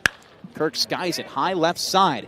Here comes the shortstop in shallow left field. He makes way for the left fielder in Bolton. Makes the grab, out number 2. Huge matchup tomorrow for the Braves, especially if they can hold on tonight and win this one. You come even closer. You want to take advantage the most you can against the in-division rivals, but those games interleague, very important too, as we saw last night. YD, the Whitecaps, and the Braves, the only 3 teams right now to have clinched a spot in their respective divisions playoffs. Harrigan looks in and fires to Briggs upstairs. First pitch, a ball, 1-0. That'll be a tough game. Brewster hasn't given Bourne the most trouble so far this season. Right now, a record of 2-1 against them. Here comes the pitch in, 1-0, just misses. That first matchup for Bourne, down by 4 to start the game, ended up losing 4-3 just barely. Then they walked off the Whitecaps at home, and then at Stony Brook Field had a 4-run lead, 6-2, going late in the game. As the 2-0 comes in from Harrigan, Briggs takes for a strike bottom zone, 2-1. It was a big inning overall from that very solid Brewster team in the bottom of the 6th to win the game. Ended up scoring 8 in that frame to win 10-7. 2 balls, 1 strike. The 2 outs, the pitch comes home, skips in the dirt outside, and it's a ball 3-1. So it should be an interesting one, but it seems like, Kasey, that Brewster team far different than they were the last time Bourne saw them. Yeah, and that was a disaster loss for the Braves at Stony Brook. Gave up a lot of runs late after having an early lead. 3-1 in from Harrigan. Briggs skies it back and foul. But, again, tomorrow's game, it's not the most important out of the remaining games. You have another one against Hyannis that's still big. Obviously, you'll play Falmouth again if you're Bourne. But, again, with what's happened tonight, Falmouth down 13-0, like you said, the Braves are in business. And that was the last one to get to. Falmouth right now 13-2 down against Wareham as Briggs lines it back once more. 3-2 remains the count. It raises a lot of question marks, but also emphasizes the parity in the West Division. Right now, Falmouth, in terms of points, second in the West to Bourne's first, just 5 behind them. And they have yet to clinch a playoff spot. Falmouth not in the playoffs for each of the last 2 seasons before this one. Want to get back. A win against Wareham would certainly help. The 3-2 back into Briggs, skips low, is a ball with a walk. Second walk here of Harrigan's day. And you really don't know how this is going to shake out in the West because the Braves, the only one who have clinched so far. Katuit just 4 points ahead of Wareham.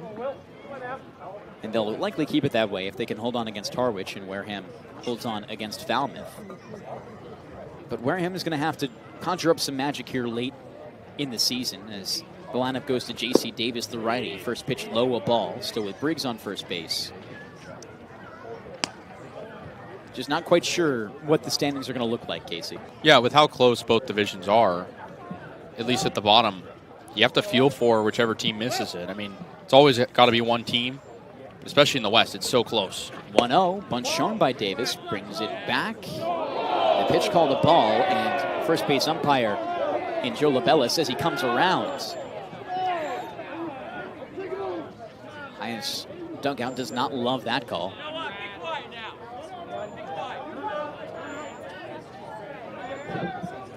One ball, 1 strike, now the count. Overall, among teams in the Cape Cod Baseball League, it's the Brewster Whitecaps and the Bourne Braves with the best record over the last 10. 7-3 for Bourne, 8-1-1 for Brewster. Here's the 1-1 pitch home from Harrigan. Outside to Davis, misses, 2-1. Should be a very fun matchup against the 2 hottest teams in the league. Yep. I mean, the Braves have done well against the steepest of competition, but again, there's still a long way to go before the playoffs. A lot could move around. They struggled to win. 2-1. Davis skies it high. Shallow outfield on the right side. Second baseman Osterhaus in shallow right. Makes the catch above his head. The Braves looking to pick up another win today as we take you to bottom 6. We'll keep it here on the Bourne Braves Broadcasting Network and Cape League TV. A 6-2 lead right now for the Braves as we send things field side for Kaydence Kilhof. Thanks, Devon. Almost every single time the infielder from Quinnipiac, Elliot Medlock, goes up to bat, there's a young boy standing behind the netting chanting his name. And that boy's name is Kip. He turned 7 yesterday, and he's a part of Medlock's host family. And Elliot told me before the game, he's just a big ball of energy. Elliot actually broke his bat in the game the other day, got the whole team to sign it, and he gave it to Kip. And he said he's never seen him happier. Kip actually also plays baseball and hockey, so they always play indoor hockey in the house. And he really wanted Elliot to celebrate his birthday with him yesterday, but obviously he couldn't because he had a game. So this morning when they woke up, they had birthday cake for breakfast and then had a water balloon fight. So guys, it's safe to say that Elliot is loving his host family as well as the young boy Kip, who's there to support him. Thank you very much, Kaydence. Always a fun story hearing about the ball boys. We'll send things to a break here on the Bourne Braves Broadcasting Network and Cape League TV. Be back in just a moment for Top 7.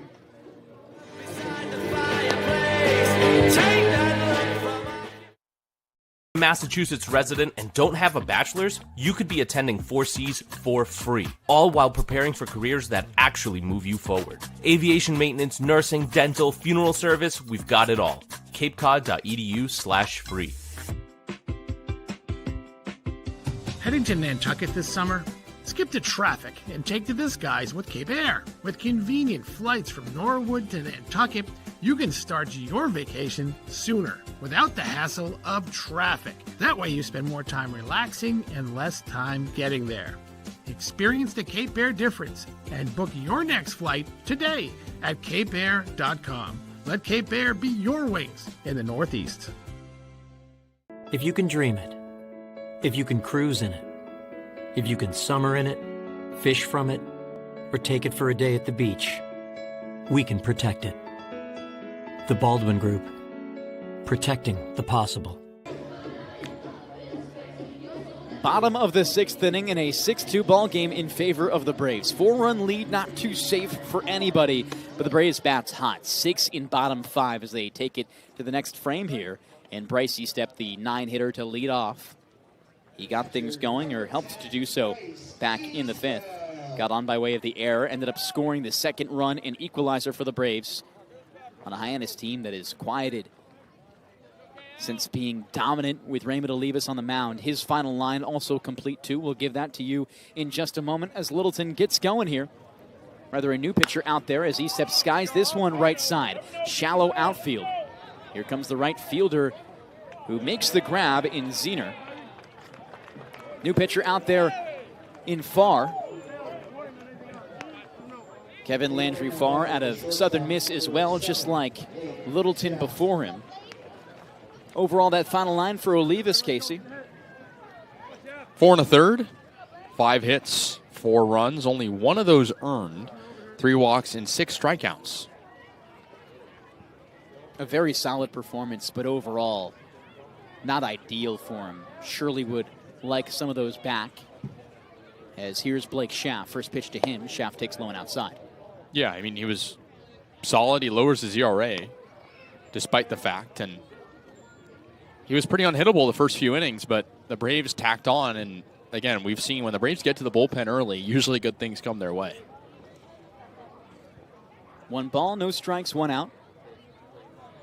Here's the pitch in from Farr, and gets the strike on the outside edge. Farr so far this season with the Harbor Hawks.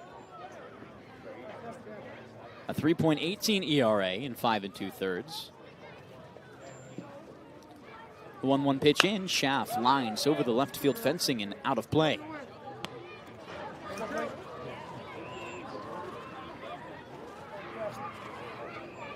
And at times, success has come few and far between for Hyannis' pitching. Overall, as a staff, working here as the 1-2 skips in the dirt, misses a ball. This staff tied 7th in the Cape Cod Baseball League in ERA, 4.54. Bourne still second. And far are the days where Hyannis has ruled the league. The 2-2, Schaff dribbles foul, first base side. And a lot of distance between some of the top arms and some of the guys with higher ERAs.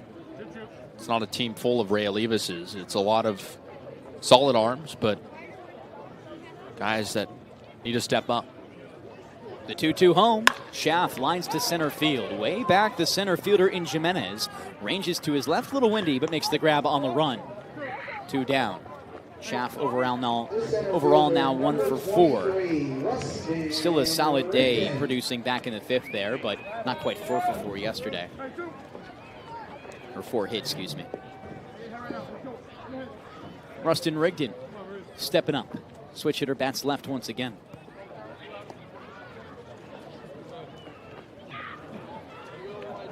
Into the line. Farr comes home. Misses Farr outside. 1 ball, no strikes, 2 outs. It's still a long ways to go before the playoffs. And the 1-1. Rigdon chops up the middle of the infield. Farr reaches, can't get it out of his grasp. Miller, the third baseman, throws off the mark, down the line to first. Rigdon safe on first. Another base runner for the Braves. I was going to say, with that distance between now and the beginning of August, if Hyannis cannot come back tonight, that just makes that game upcoming, the makeup game, so much more important for the Harbor Hawks. That'll be on on July 30th. That'll make it so Braves play 7 straight games going into the playoffs. Hyannis on the other side, though, 11 straight games for them. Pitch comes in, just misses inside. Hyannis still playing on Monday. And that's the big thing with this Bourne team is they're going to get the rest, having not played that Hyannis game a little bit ago. 1-0 here to Costello. Pitch comes in as the runner goes. Costello takes, throw into second, off the mark, up the line. Good block there by J.C. Davis, the second baseman, to stop it from going into the outfield. Rigdon now to 17 stolen bags, Kasey. Let's check the standings, but he might have the league lead. I think he would be tied at a minimum with Larson. Just off the top of my head, but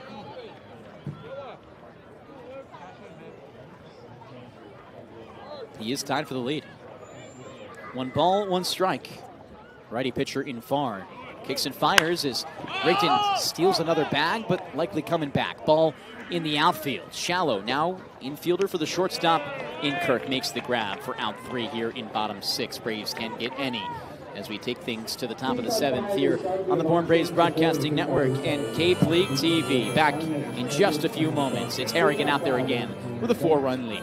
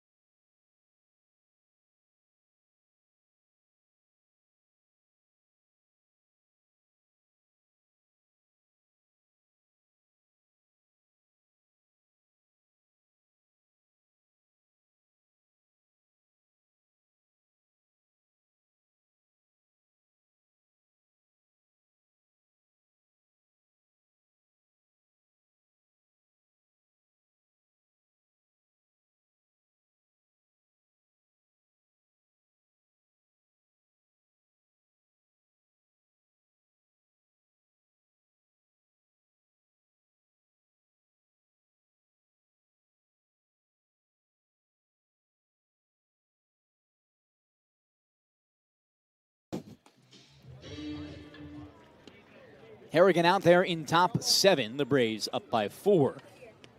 Looking for their first win at home against the Harbor Hawks and their first win back since June. It's been a lot of turmoil against this team as the Braves find in the win column against the Harbor Hawks. Couldn't do it last Thursday, couldn't do it on July 1st, but need a win like this if they want to creep closer to that 1 seed, Kasey. Yeah, this is huge. Big spot for Harrigan. We know how pesky Hyannis can be in this spot down by 4. And here's the first pitch to the lefty in Dromboski. Just misses for a ball. Dromboski at the top of the order in only his 2nd game of this season. Steps back in, overall 1 for 3 so far. A hit back in the 5th. Harrigan deals home. 1-0 is fouled back into the catcher in E-step.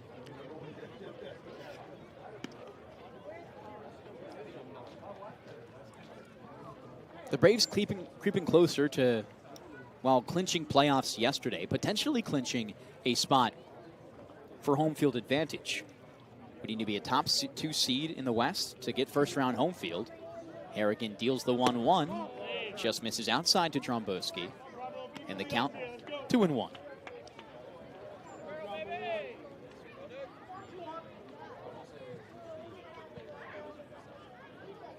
Braves right now lead 7 points over the Harbor Hawks. 2-1 comes in, and it's there for strike 2, bottom of the zone.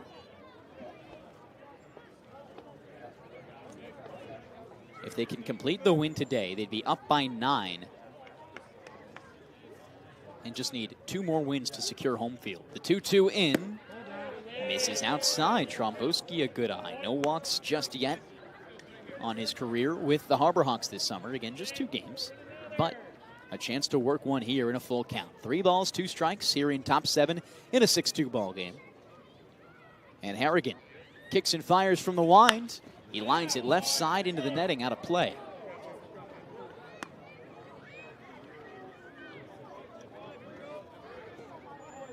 With a game like this, the confidence surely raises for the Braves if they were to eventually see the Harbor Hawks in the playoffs. The matchup one was probably most worried about for the Braves' sake.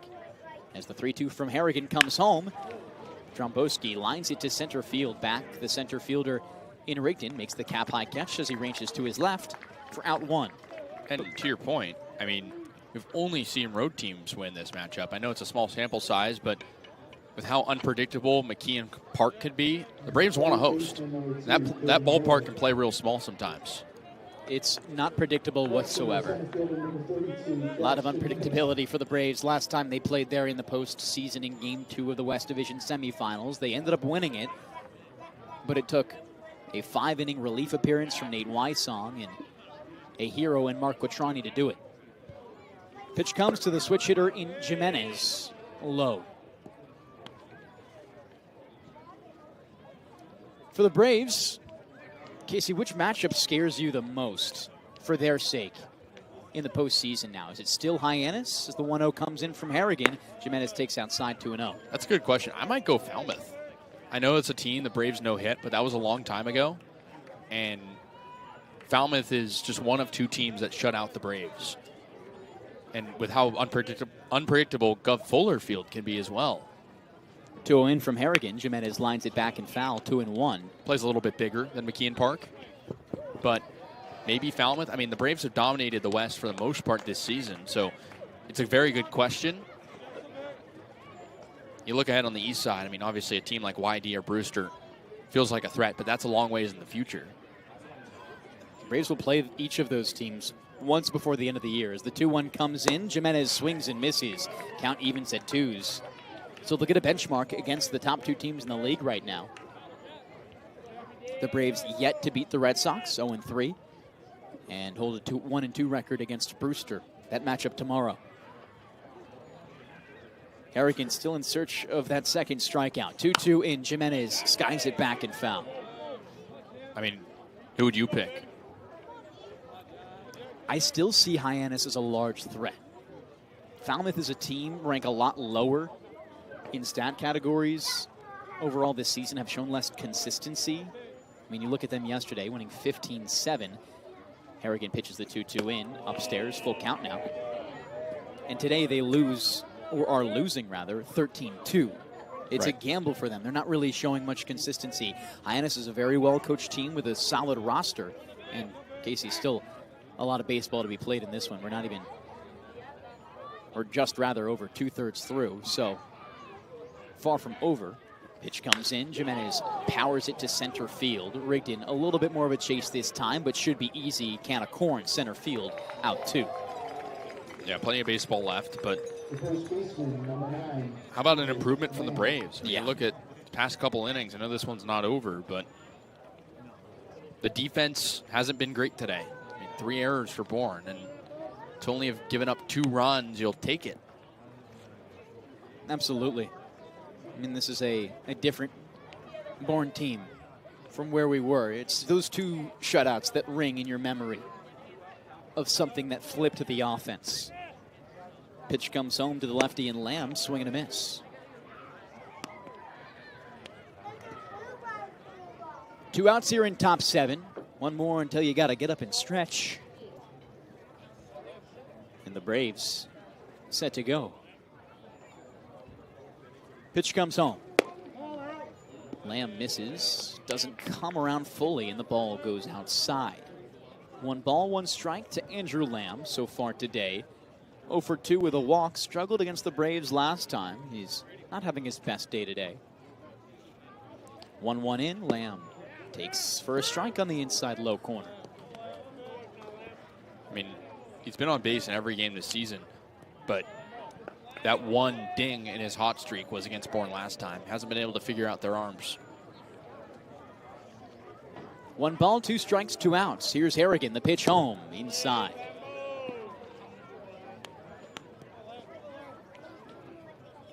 And overall, the energy from this Hyannis team, one that likes to chirp against the Braves. As we saw 2 days ago, probably the loudest game between dugouts as the 2-2 comes into Lamb. He pops this one high up in the middle of the infield. Third baseman in Hawk ranges over to the mound, makes the grab for out 3.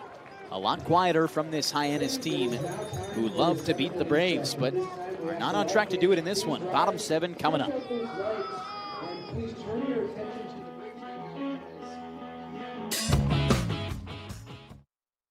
Massachusetts resident and don't have a bachelor's, you could be attending 4Cs for free, all while preparing for careers that actually move you forward. Aviation maintenance, nursing, dental, funeral service, we've got it all. capecod.edu/free. Heading to Nantucket this summer?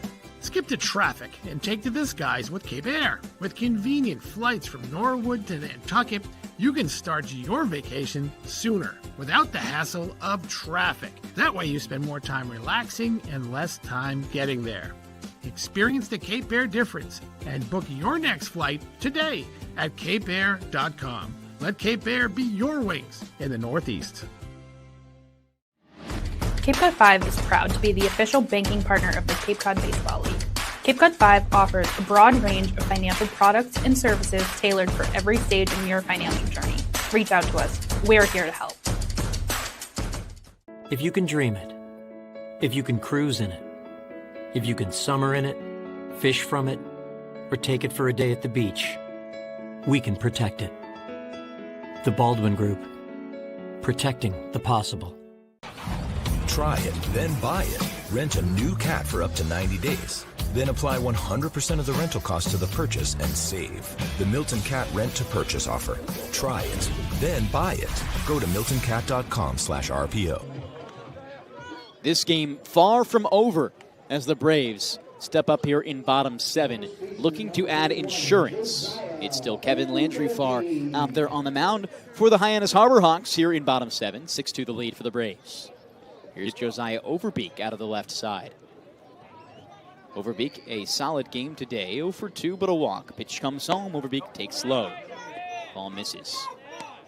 1 ball, no strikes, no outs. Farr in the inning before put the Braves down 1-2-3. And that was some of the hardest part of the order. 1-0 in, and he takes for a strike.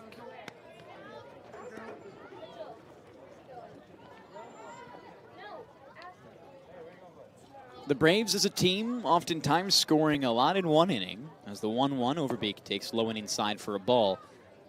We saw that yesterday, 8 runs back in the 8th inning to beat the Harwich Mariners for their 6th consecutive loss, 9-3. 2-1 in, Overbeek launches it to center field. Shouldn't be too hard for Jimenez, ranges to his right, makes the catch standing on 2 feet. 1 down here in bottom 7.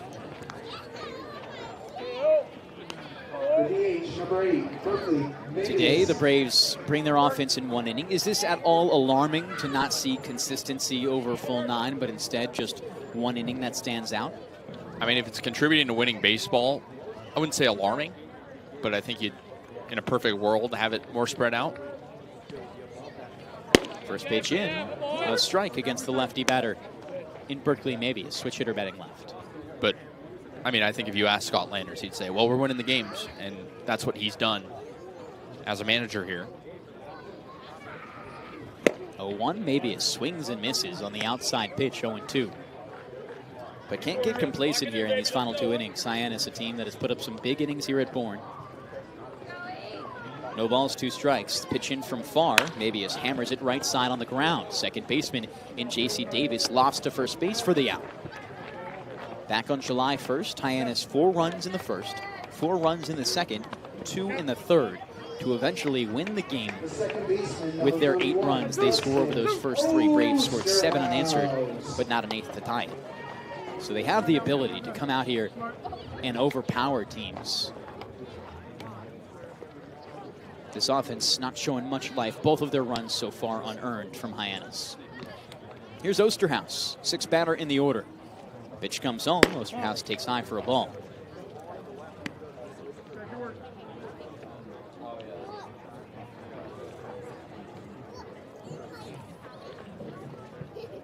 Farr works into his line, deals home the 1-0. Misses low for a ball. Osterhaus so far today, an RBI sacrifice fly that contributed in the 5th inning. Other than that, a walk and a single. He's gotten on base or contributed every single time. 2 balls, no strikes. Pitch comes home. Osterhaus takes for a strike on the inside edge.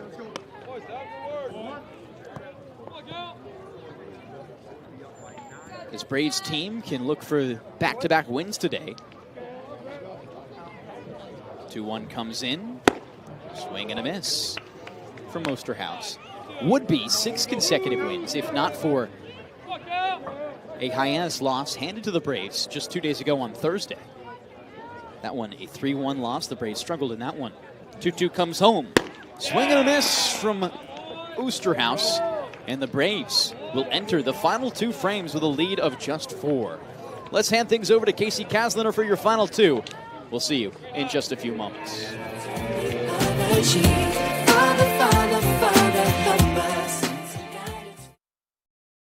Cape Cod 5 is proud to be the official banking partner of the Cape Cod Baseball League. Cape Cod 5 offers a broad range of financial products and services tailored for every stage in your financial journey. Reach out to us. We're here to help. Life can be full of surprises, but Eastern Propane and Oil is always just a call away. With a local team member available 24/7, we're always ready to support you when you need it. With an Eastern Propane and Oil technician on the way, your family's comfort is our priority. Our local team, over 500 strong, ensures your home is comfortable and warm. Eastern Propane and Oil, a local team with 24/7 service and delivery, ensuring comfort when you need it most.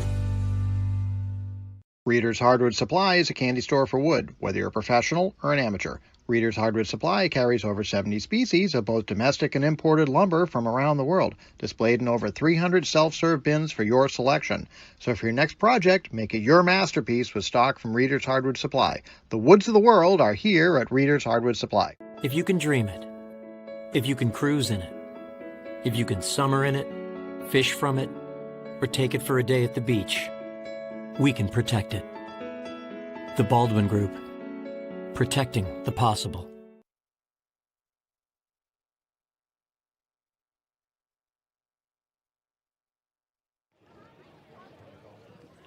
Top of the 8th inning at Doran Park. Braves by 4. It's 6-2. Hyannis will have Miller, Swigert, and Zehner due up against Will Harrigan, who's been very solid out of the bullpen. Coming off a 1-2-3 inning in the 7th. After facing just 4 in the 6th, he came in the 5th, walked 1, and struck 1 out. So it's been 2 1/3 so far for Harrigan, who joined the Braves just a couple weeks ago. Here's Caden Miller. First pitch to him, lefty hitter, takes outside corner for a strike. Miller doubled and scored back in the 2nd inning. 1 for 2 overall, also walked in the 5th. Hyannis down by 4. Braves trying to be the first home team in this matchup to get a win of the season. 0-1. Miller takes a slider inside. 1 ball and 1 strike.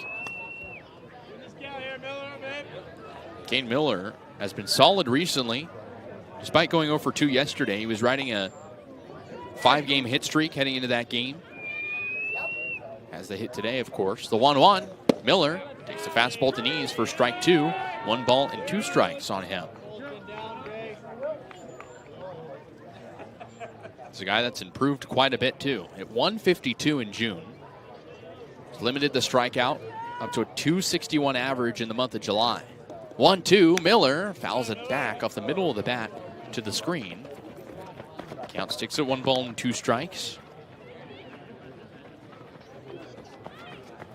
Hyannis' pitching has been better tonight after giving up 21 hits in a drubbing loss to the Falmouth Commodores. But still down by 4. The 1-2. Miller takes low and inside, 2-2, and not much life from Hyannis these past few innings. Not at all. They just fall flat right now. And It's not about how hard you can get hit, but how hard you can get hit and get back up. And this Hyannis team has not gotten back up. Harrigan with his blue glove and blue cleats fires the 2-2. Miller just barely slaps it foul. Back into the catcher E-step. 2-2. Right now, Hyannis looking for base runners. Only 4 hits tonight for the Harbor Hawks. Have reached on a couple of errors. 3 total for the Braves. One of them came during a stolen base. 2 in the field.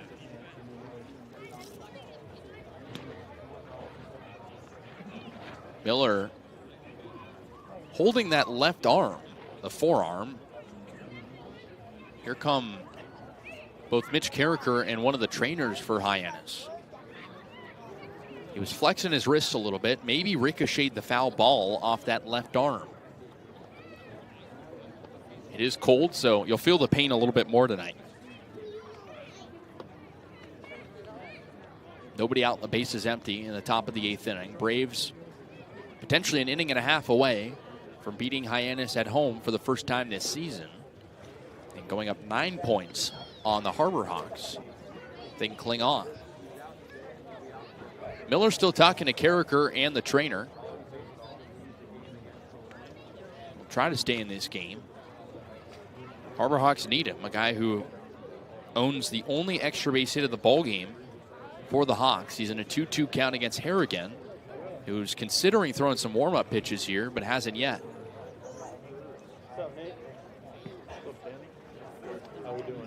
Swigert on deck, Zener in the hole. And it looks like Miller's shaking it off. He'll stay in the game. They apply some tape to that left arm. That's the highlight. So he digs back into the lefty's box. 2-2 count on him. As the newly minted arm in Harrigan will look to chip in this 4-run game. The 2-2 home. Miller takes inside.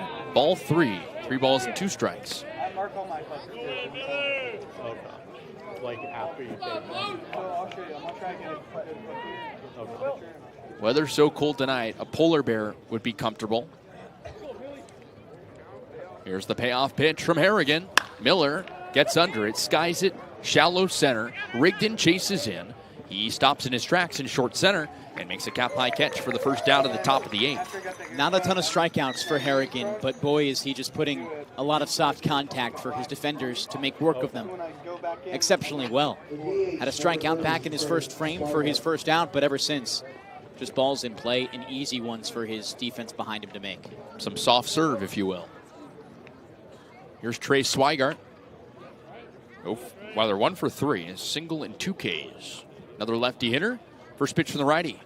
And Swigert delivers it high and deep right center field. Costello ranges back, and he makes a catch.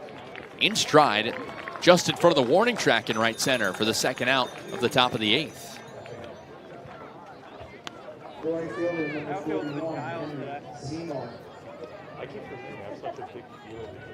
So here's Henry Zener. 2 gone and nobody on the paths right now for Hyannis, with only 4 outs to work with in this one, down by 4 runs. Harrigan looking for a 1-2-3. The pitch home. Zener takes inside corner for strike 1. Braves not caving to the competition tonight. Hyannis team that has dominated the Braves at home coming into tonight. Different story so far today. The 0-1, Zener takes outside. 1 ball and 1 strike. Oh, is it Will? Yeah, you're using Ivy. Oh, yeah. Zener searching for his first hit, 0 for 2. He's reached on both the walk and the error to this point. Pinch hitter last night, back in the order today. The 1-1, Zener takes inside on the heater. 2 balls and 1 strike.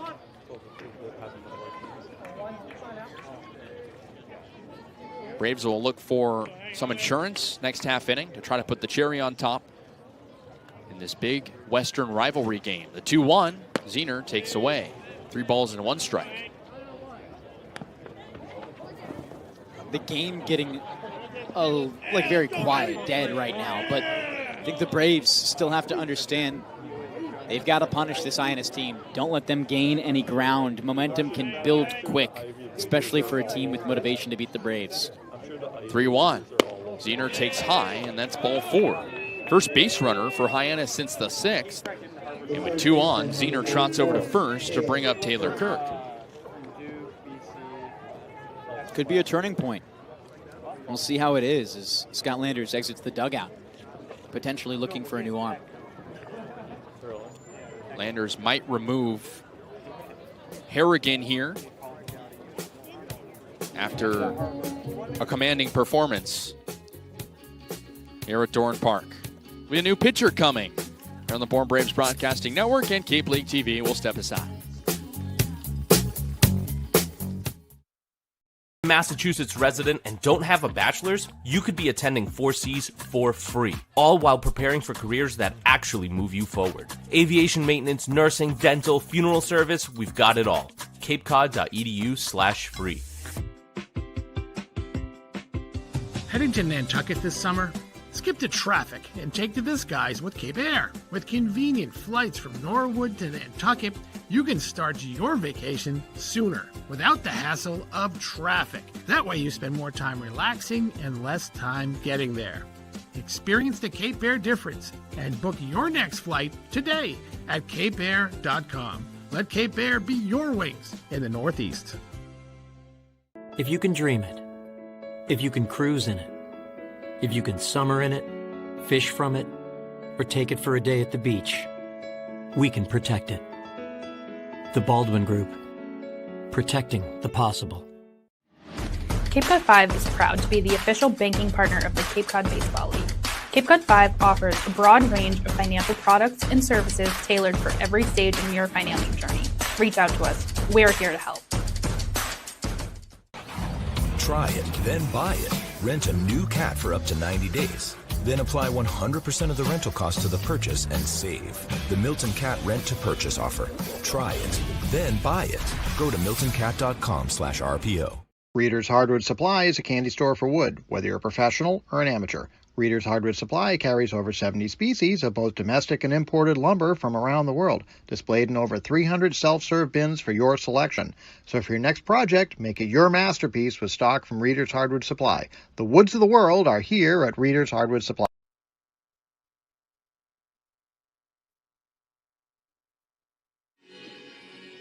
We resume action in the top of the 8th inning. 2 gone and a man at first. The new pitcher is Justin Dressler.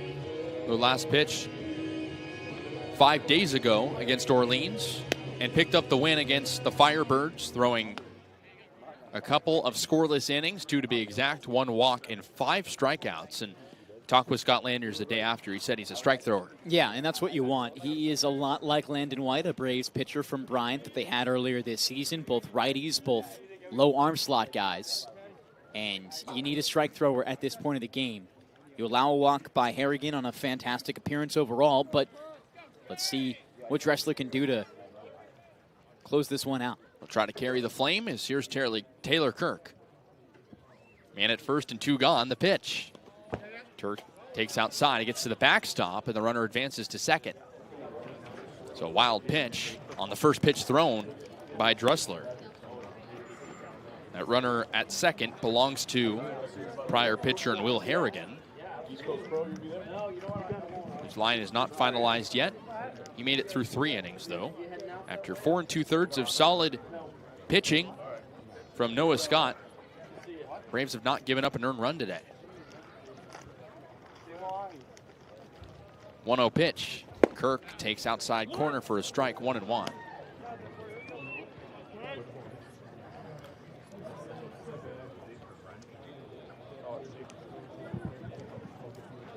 Dressler in only his second appearance as a Bourne Brave.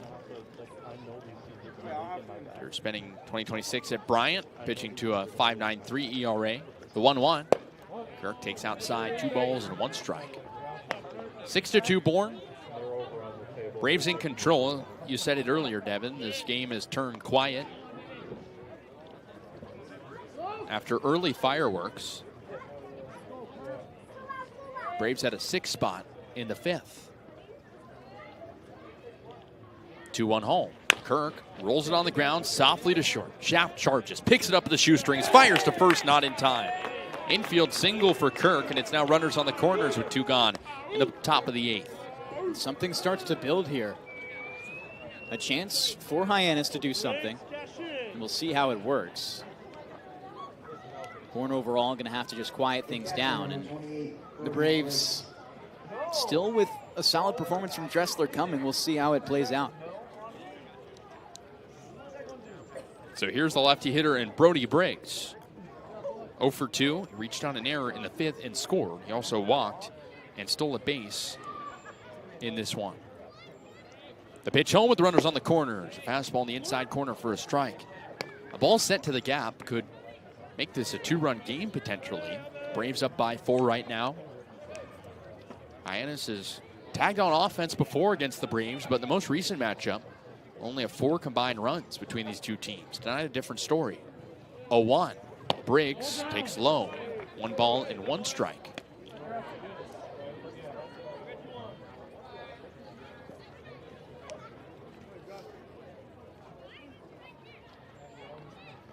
Briggs back in the lineup today. He's only played a few games here on Cape Cod in 2026. The 1-1. Briggs takes outside corner for strike 2, and the dugout erupts. The Hyannis one, that is, not agreeing with strike 2. Let's see where this one is on ABS. And it's a strike. Just barely, but it's a strike. 1-2 on Brody Briggs.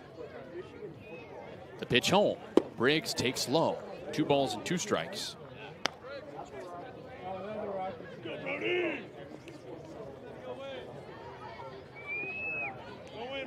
Runners on the corners and 2 out. Hyannis has not scored since the 5th inning. That was just a 1 spot. Scored 1 in the 2nd. He's taken an early lead. The 2-2. Briggs takes inside. Close fastball. There's 3 balls and 2 strikes. And you can hear the dugout from Hyannis wanting it now. A lot of the bullpen in now, cheering them on. This is how we can start. And Brody Briggs with more motivation against this Bourne Braves team than anybody in the lineup. Kirk at first will dart off in just a moment. The 3-2. Briggs rolls it up the middle into the glove of the pitcher in Dressler. He backhands it and fires to first in time. 6-2 Braves. A web jam on the mound as we go to the bottom of the 8th.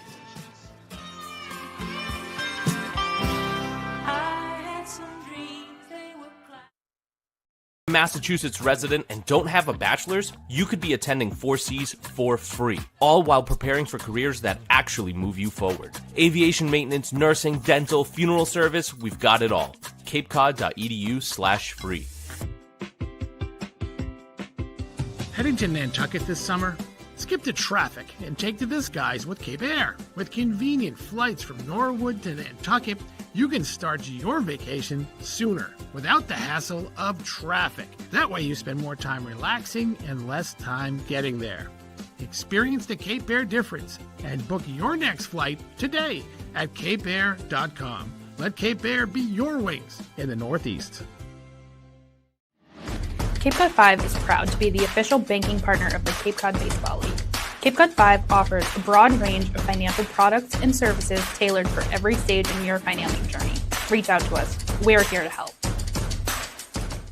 If you can dream it, if you can cruise in it, if you can summer in it, fish from it, or take it for a day at the beach, we can protect it. The Baldwin Group. Protecting the possible. Try it, then buy it.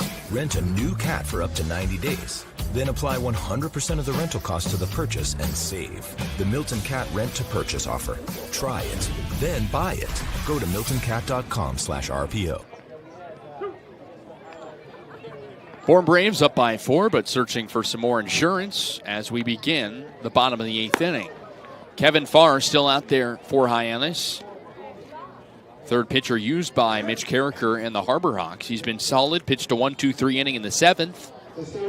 Braves have not scored since the 5th. And we'll have the bottom of the order up against Farr, starting with Hawk. Then Bolton and Estep. Farr's gone 2 full innings, only giving up 1 hit. Just 1 base runner total. Here's Hawk. First pitch to the righty hitter as he takes high, 1-0. Hawk's been great for the Braves today. Arguably their best hitter tonight. 2 for 3. 2 singles, 2 RBI, a stolen base. Waves his black bat. The 1-0 pitch from Farr as Hawk takes low and away. 2 balls and no strikes. Braves up by 4, but know that no lead is safe against Hyannis, a team that scored 8 unanswered runs against the Braves in a win against Bourne earlier this season. 2-0. Hawk lifts it to the right side and foul. 2-1 on Austin Hawk, who had been struggling heading into last night. Had 4 consecutive hitless games, but singled last night, drove in 2, and tonight 2 RBI as well. 2-1 pitch. Hawk skies it high up in the air to straightaway left. In the ballpark for Drabowski as he comes in and makes the catch. 1 out in the bottom of the 8th inning. The left fielder, number 28, Matt Bolton. That'll bring up Matt Bolton. Doubled earlier. He's 1 for 3 with a pair of Ks too. Lefty hitter digs out. Hole in the lefty's box. Braves clinched the playoffs last night. Now in the playoffs in 8 consecutive seasons. The first pitch home. Bolton takes low and away. 5 of those under Scott Landers, who said pregame it's nice to be in. Chuckled a little bit, said as long as you're not in last, you're in a good spot. Anyone can beat anybody. 1-0 on Bolton. Farr deals home as Bolton cracks it foul up the first base line. 1-1. He emphasized the fact that the Braves have been playing some of their best ball lately, but acknowledged that the job is not finished. Anyone can beat anybody in the playoffs. The West is close. The 1-1. Bolton shows bunt, pulls it back. It's outside for ball 2. 2-1 with 1 gone, and the base is empty. Bottom 8. But Landers has been the most consistent manager in all the Cape Cod Baseball League in recent years. The 2-1. Bolton takes outside corner. 2-2. One called a strike by Jake Brickta, who has heard his fair share of jeers from both dugouts tonight. More so from Hyannis. 2-2 pitch. Bolton lifts it foul on a line to right. Out of play. Still 2-2 on Matt Bolton, who needed that double. He was struggling. Went hitless yesterday. Moved up and down the order ever since the beginning of the season. OPS still under 700. 2-2 home. Bolton rolls it slowly to second. Davis charges there, picks it up, throws over to first in time for out number 2 in the bottom of the 8th. It's now 6 in a row retired for Farr. Season out away from sending us to the top of the 9th, which will represent the last chance for the Harbor Hawks to come back in this 6-2 game. Here's the 9-hole guy in Bryce Estep, 0 for 3. Reached on an error in the 5th and scored. Righty on righty matchup. Estep searching for his second hit of July. The first pitch home. He takes inside for ball 1. Went 0 for 2 yesterday, did walk twice, and set up the top of the Braves order well in that 8th inning when the Braves put up 8 runs. The 1-0. Estep takes high. 2 balls and no strikes. He's a guy that is known for his defense. Braves without their best offensive catcher, Andrew Costello, who went home just a few days ago after tearing up the league. 2-0 pitch. Estep takes inside. 3 balls and no strikes on him. He tries to flip the lineup over in the bottom of the 8th and give Blake Schaff another at-bat in this one. Likely a take all the way coming up. Farr, with 2 outs, toes the third base side of the rubber. Now kicks home the 3-0 pitch. Estep takes inside. It's a 4-pitch walk. And only the first walk dealt by Kevin Farr. And the lineup flips with a man at first and 2 gone in the bottom of the 8th inning to Blake Schaff. Schaff would love a hit here. He has 5 straight multi-hit games entering tonight, only with 1 hit so far tonight. An RBI single in the 5th. He's 1 for 4. He's trying to extend that streak to 6. Lefty hitter waits. Now the first pitch. Schaff takes outside corner for strike 1.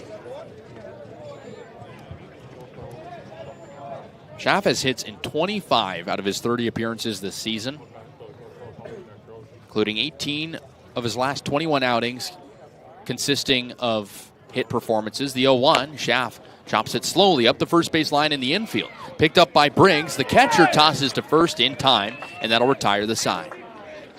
2-out walk for Farr, but nothing else, and we head to the top of the 9th. Last chance for Hyannis, down by 4 here on the Bourne Braves Broadcasting Network and Cape League TV. Massachusetts resident and don't have a bachelor's, you could be attending 4Cs for free, all while preparing for careers that actually move you forward. Aviation maintenance, nursing, dental, funeral service, we've got it all. capecod.edu/free. Heading to Nantucket this summer? Skip the traffic and take to this guys with Cape Air. With convenient flights from Norwood to Nantucket, you can start your vacation sooner without the hassle of traffic. That way you spend more time relaxing and less time getting there. Experience the Cape Air difference and book your next flight today at capeair.com. Let Cape Air be your wings in the Northeast. Cape Cod 5 is proud to be the official banking partner of the Cape Cod Baseball League. Cape Cod 5 offers a broad range of financial products and services tailored for every stage in your financial journey. Reach out to us. We're here to help. If you can dream it, if you can cruise in it, if you can summer in it, fish from it, or take it for a day at the beach, we can protect it. The Baldwin Group. Protecting the possible. Try it, then buy it. Rent a new cat for up to 90 days. Then apply 100% of the rental cost to the purchase and save. The Milton Cat Rent to Purchase offer. Try it, then buy it. Go to miltoncat.com/RPO.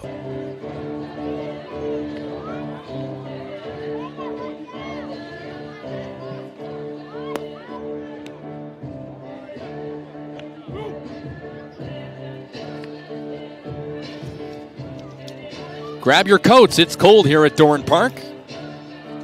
Braves up by 4 as we begin the top of the 9th inning. And an opportunity for Dressler to close this one out. Not a save opportunity right now. Could become that. And this offense just teed up a performance from the pitching staff to close this out. Didn't have the lead until the 5th, and since then have not allowed a run. Here's J.C. Davis. 0 for 2, including a sac fly and an RBI. Digs into the righty's box. His orange batting gloves. Dressler fires home. Davis takes to the knees for a strike. Called by Jake Brickta, home plate umpire. Braves looking to make it back-to-back wins after the loss against Hyannis a few days ago. Big win against Harwich yesterday, featured a big inning, and today a 6-run bottom of the 5th is the difference. 0-1.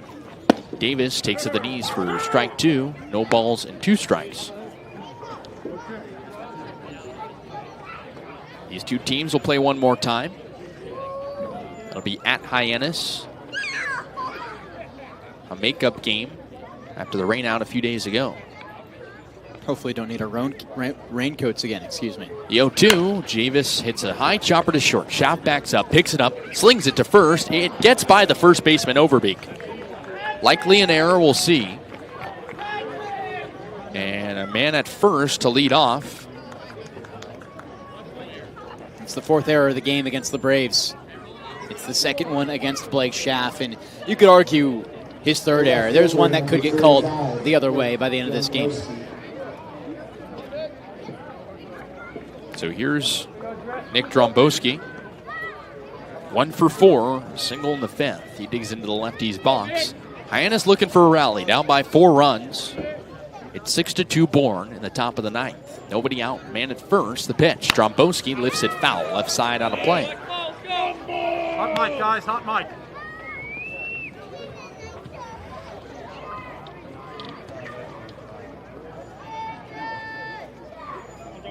0-1 on Dromboski.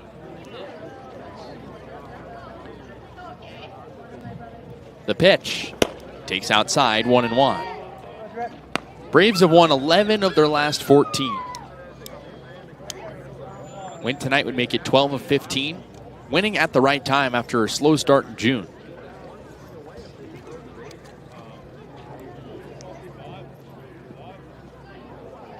One home. Dromboski hits a high chopper towards second. Picked up by Osterhaus. He'll take the out at first and allow the runner in Davis to advance to second.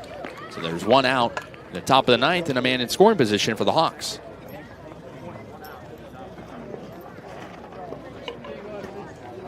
That'll bring up Jax Jimenez.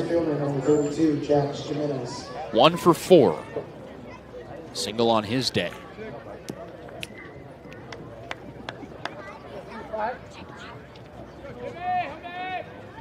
So Jimenez digs in with his red bat. Lefty hitter against the righty pitcher. A pitch, low and away, outside. He gets to the backstop. Picked up by Estep. Runner goes and is safe standing with no throw. Wild pitch. One run's not going to kill you, but momentum will. Hyannis had something brewing in top 8 before they squandered with nothing. And it doesn't take much for this Hyannis team to get going. We've seen that before. Even in yesterday's game, down by 4 runs to open, ended up making it a 7-6 game. Eventually they do lose by 8, but still a tough team to beat. 1-0 on Jimenez, the pitch, as he swings and misses. 1-1 with a man at third and 1 out. Hawks took a 2-0 lead in this game. Thought they were cruising, but a 6-run response by the Braves, and that's not the first time this season. The Braves have allowed some early momentum from an opposition and have completely flipped the script. The 1-1, Jimenez lines it foul, left side out of play. 1-2. Devon, floor please. Devon. Jimenez, an Oregon Duck. A lot of Oregon guys, or at least former Oregon guys, here on Cape Cod. Junior Lewacki, one of them. He homered against the Braves a few games ago. Berkeley Mabius, the 1-2. Swing and a miss. Jimenez down on strikes, and that's the first out of the top of the ninth with a man at third. First K of the night for Dressler after striking out 5 his first outing. The first baseman, number 9, Andrew Laird.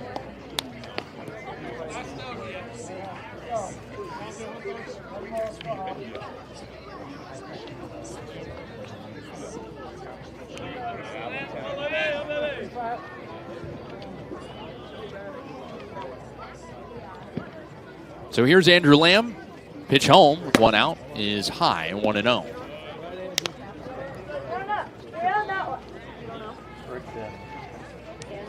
Lamb 0 for 3. Walked in the 4th. USC Trojan has not tallied a hit yet against Bourne this season after mashing against the rest of the league. The 1-0 outside. 2 balls and no strikes.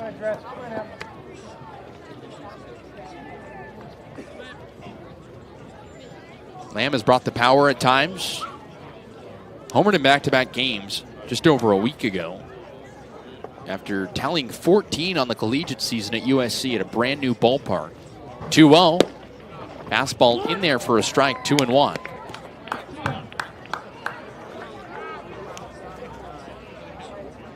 J.C. Davis at third base.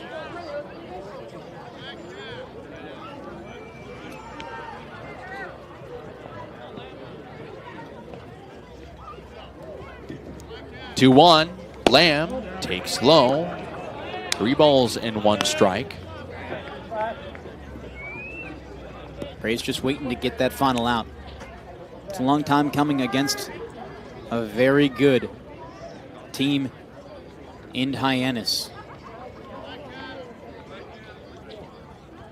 3-1 home. Lamb takes outside, and that puts runners on the corners, and now an interesting situation.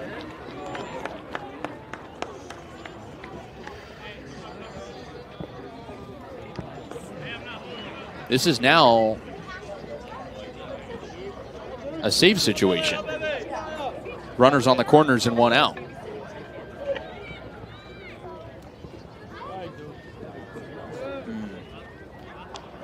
So here's Caden Miller. Runners on the corners, and 2 gone. Lamb at first, he goes. The first pitch is outside. 1-0, now second and third. Miller, a solid day. He's 1 for 3. Double and a run scored in the second. That was the first stolen base of the season for Lamb.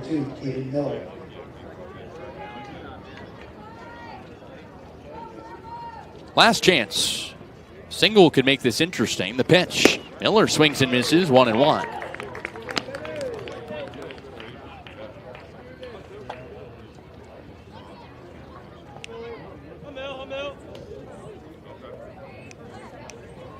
Dressler still impressing in a Bourne Braves uniform. Just has to get the job done. Doesn't matter how pretty. 1-1 as Miller lofts it. Short left field. Bolton comes in and he makes the... No, he drops it off the glove. 2 runs coming to score. And this game stays alive for now. It's 6-4 Braves. 2 outs on an E7. That is an ugly error. You have not seen an error like that in any Cape League game from Bourne or an opponent all season long. Bolton just started running back to the dugout, took his eye off of it, and the glove was closed before the ball hit the leather. So now a home run would tie it, as here's Trey Swigert. The man at first, 2 gone. Braves up by 2 at 6-4. And definitely a save situation right now for Dressler. The first pitch, Swigert, lefty hitter, takes down Broadway for a strike. For Dressler, he just can't let that bother him. Throw strikes, do your job, and don't let Hyannis take advantage of a mistake that you couldn't control. This has been the worst defensive game for the Braves all season. 5 errors. And they've had some rough ones. 0-1, Swigert takes low. 1 ball and 1 strike. Game where the Braves were cruising after leading 6-2 for about half the game.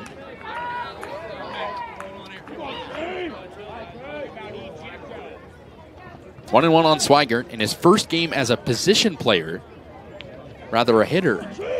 Hitting out of the DH spot, 2-way guy, the 1-1. Swigert takes strike 2. No down on that call. A fastball down the middle. 1 ball and 2 strikes with Miller at first and 2 gone.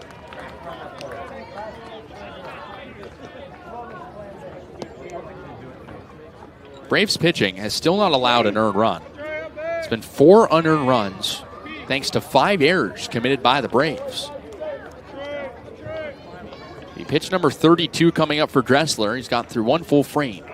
The pitch. Swigert takes strike 3 called. And that's the ball game.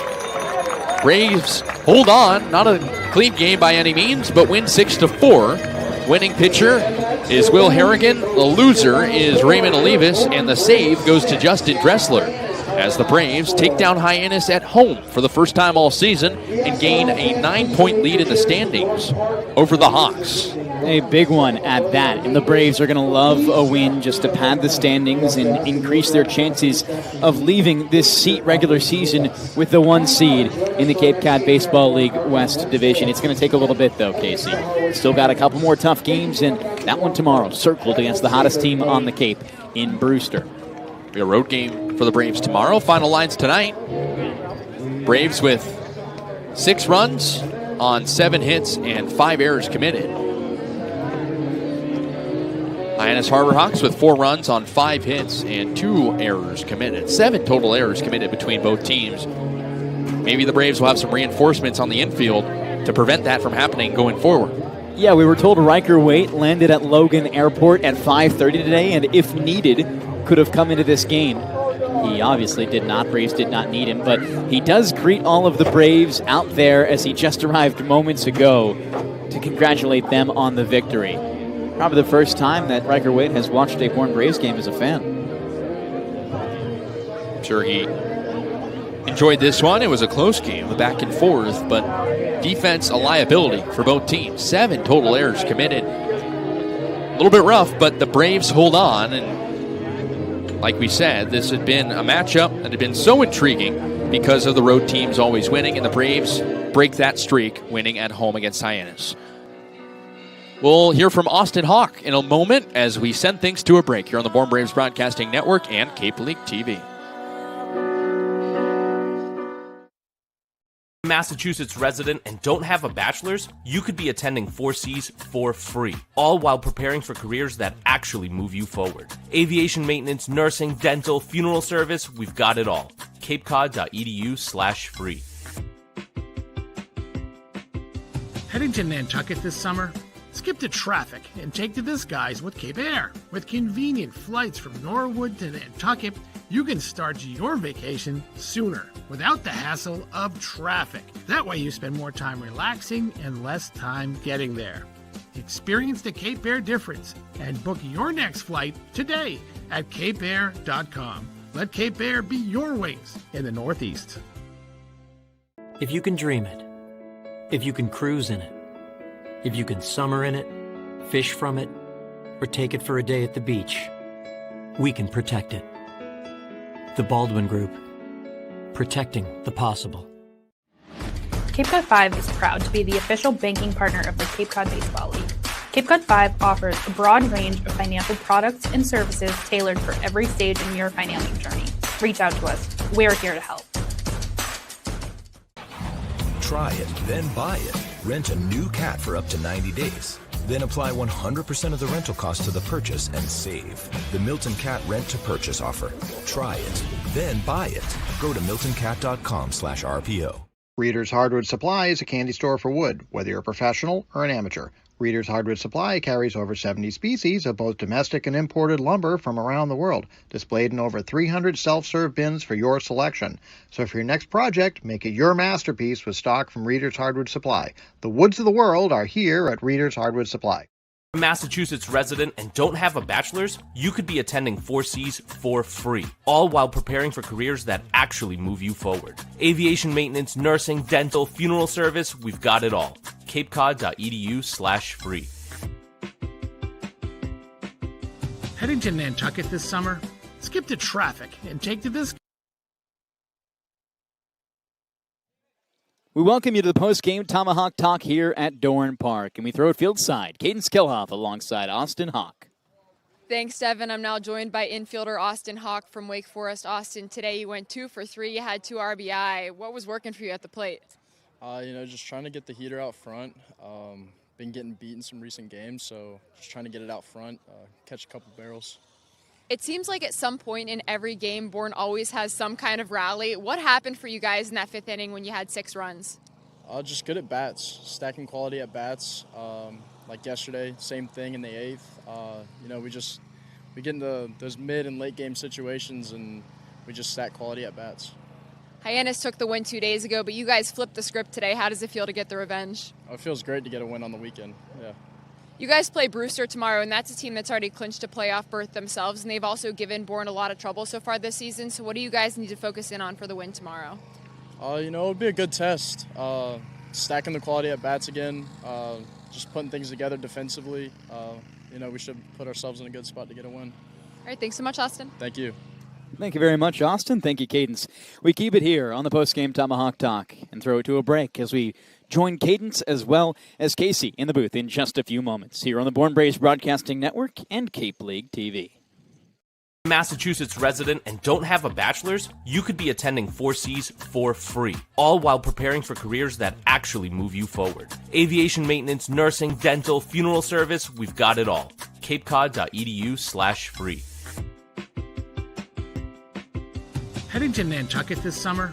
Skip the traffic and take to the skies with Cape Air. With convenient flights from Norwood to Nantucket, you can start your vacation sooner without the hassle of traffic. That way you spend more time relaxing and less time getting there. Experience the Cape Air difference and book your next flight today at capeair.com. Let Cape Air be your wings in the Northeast. If you can dream it, if you can cruise in it, if you can summer in it, fish from it, or take it for a day at the beach, we can protect it. The Baldwin Group, protecting the possible. Cape Cod 5 is proud to be the official banking partner of the Cape Cod Baseball League. Cape Cod 5 offers a broad range of financial products and services tailored for every stage in your financial journey. Reach out to us. We're here to help. Try it, then buy it. Rent a new cat for up to 90 days. Then apply 100% of the rental cost to the purchase and save. The Milton Cat Rent to Purchase offer. Try it, then buy it. Go to miltoncat.com/RPO. Reader's Hardwood Supply is a candy store for wood, whether you're a professional or an amateur. Reader's Hardwood Supply carries over 70 species of both domestic and imported lumber from around the world, displayed in over 300 self-serve bins for your selection. So for your next project, make it your masterpiece with stock from Reader's Hardwood Supply. The woods of the world are here at Reader's Hardwood Supply. Massachusetts resident and don't have a bachelor's, you could be attending 4Cs for free, all while preparing for careers that actually move you forward. Aviation maintenance, nursing, dental, funeral service, we've got it all. capecod.edu/free. Heading to Nantucket this summer? Skip the traffic and take to the skies with Cape Air. With convenient flights from Norwood to Nantucket, you can start your vacation sooner without the hassle of traffic. That way you spend more time relaxing and less time getting there. Experience the Cape Air difference and book your next flight today at capeair.com. Let Cape Air be your wings in the Northeast. Revenge, sweet revenge. The Bourne Braves take down the Hyannis Harbor Hawks 6-4 here at Dorn Park. Welcome into the post-game Tomahawk Talk. I'm Kaydence Kilhof, joined by Devon, Jarvis, and Kasey Kazliner. Guys, what a game. The Braves were down early, but then in that fifth inning, had a 6-spot inning, and from there just kept going. Yeah, you need those big innings. We saw one last night. They put up 8 runs in the 8th against Harwich. But how about the pitching in this game? No earned runs. The defense, I'm going to be honest, was very brutal. This is the worst defensive game by the Braves. 5 errors committed. But the newly minted Justin Dressler coming in, chipping in, and getting the save, closing things out after a bad error and left by Matt Bolton to bring in 2 runs, bringing it into a save situation for the Braves. That offense did wake up. You talked with Austin Hawk. He had a very good game. Back-to-back multi-RBI performances by him. You love to see that from a guy fighting for playing time as Riker Waite comes back, but another guy who's chipping in. It's very fun to see this Bourne Braves team when they have those big innings on offense. A couple things to take away from it, though. That, like you said, the defense wasn't there. Too many errors for Blake Schaff. Had a 1-for-4 game, was okay in this one. He would probably expect and want more going forward after what we've seen from him in recent games. Very great to see the other Wake infielder in Austin Hawk go out there and play exceptionally well. He was great in this game. He's somebody, as you referenced to Kasey during the broadcast, who needs to step up. Braves need somebody in the back half of this order to come out and play exceptional baseball. And that's what we saw from Austin Hawk offensively today, a deserved interview. And on top of that, the Braves see a solid performance from Dressler. That error in left field by Matt Bolton, maybe the worst of the season, but Dressler doesn't let it affect him. He goes out there and he finishes the game on the very next batter, and that's exactly what you want to see. And the errors just kept stacking and stacking on. At the beginning of the summer, the Braves were last in the league in errors, but ever since, they've just every once in a while have sprinkled them in. What do you think was happening to them today on defense? Sometimes it's just one of those games. I think a lack of focus can sometimes do it. That was certainly the error that caused it in left field for Bolton. The 2 errors for Blake Schaff.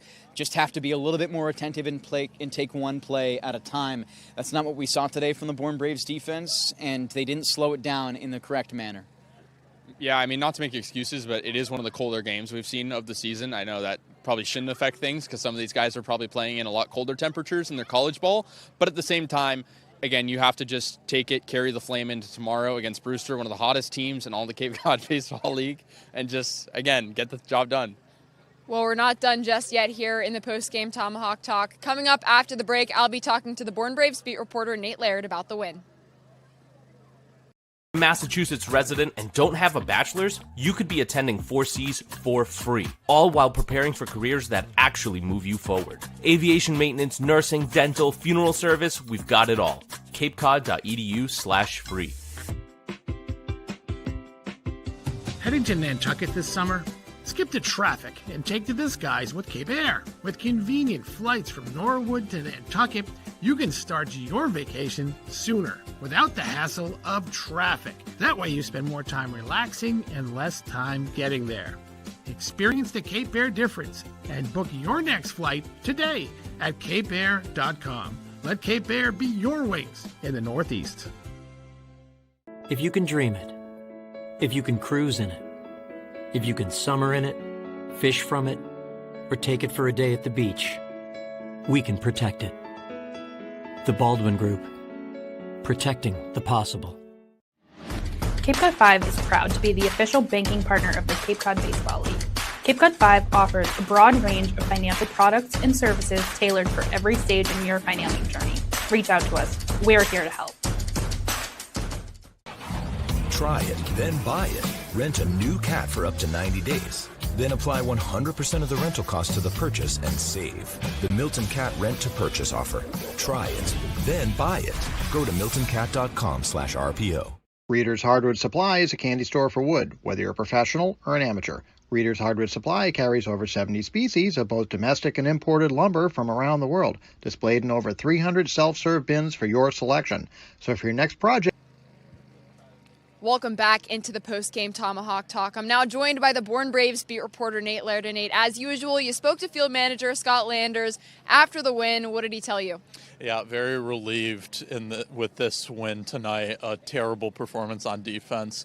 To paraphrase him, just not what you want to see from the Braves. But he was happy the sixth inning, obviously, the fifth inning where they got 6 runs. It really helped them pull this one out. And one of the top contributors in that inning was Rustin Rigdon, and you spoke to him as well. What did he say to you? That's right, a multi-hit night for Rigdon tonight. He was really good in helping the Braves. Obviously, he had a hit in that big inning. He's stealing bases, too. He's one of the league leaders, tied for the top of the league with 17 stolen bases this season. So just really impressive from him. He says he's trying to be aggressive on the base paths. Well, yesterday was a dominant win for the Braves. Today was more of a scrappy win from them, but regardless, a win. Tomorrow they try to do the same against the Brewster Whitecaps at Stony Brook Field. The game is at 4:30, so catch our pregame show at 4. We'll see you then.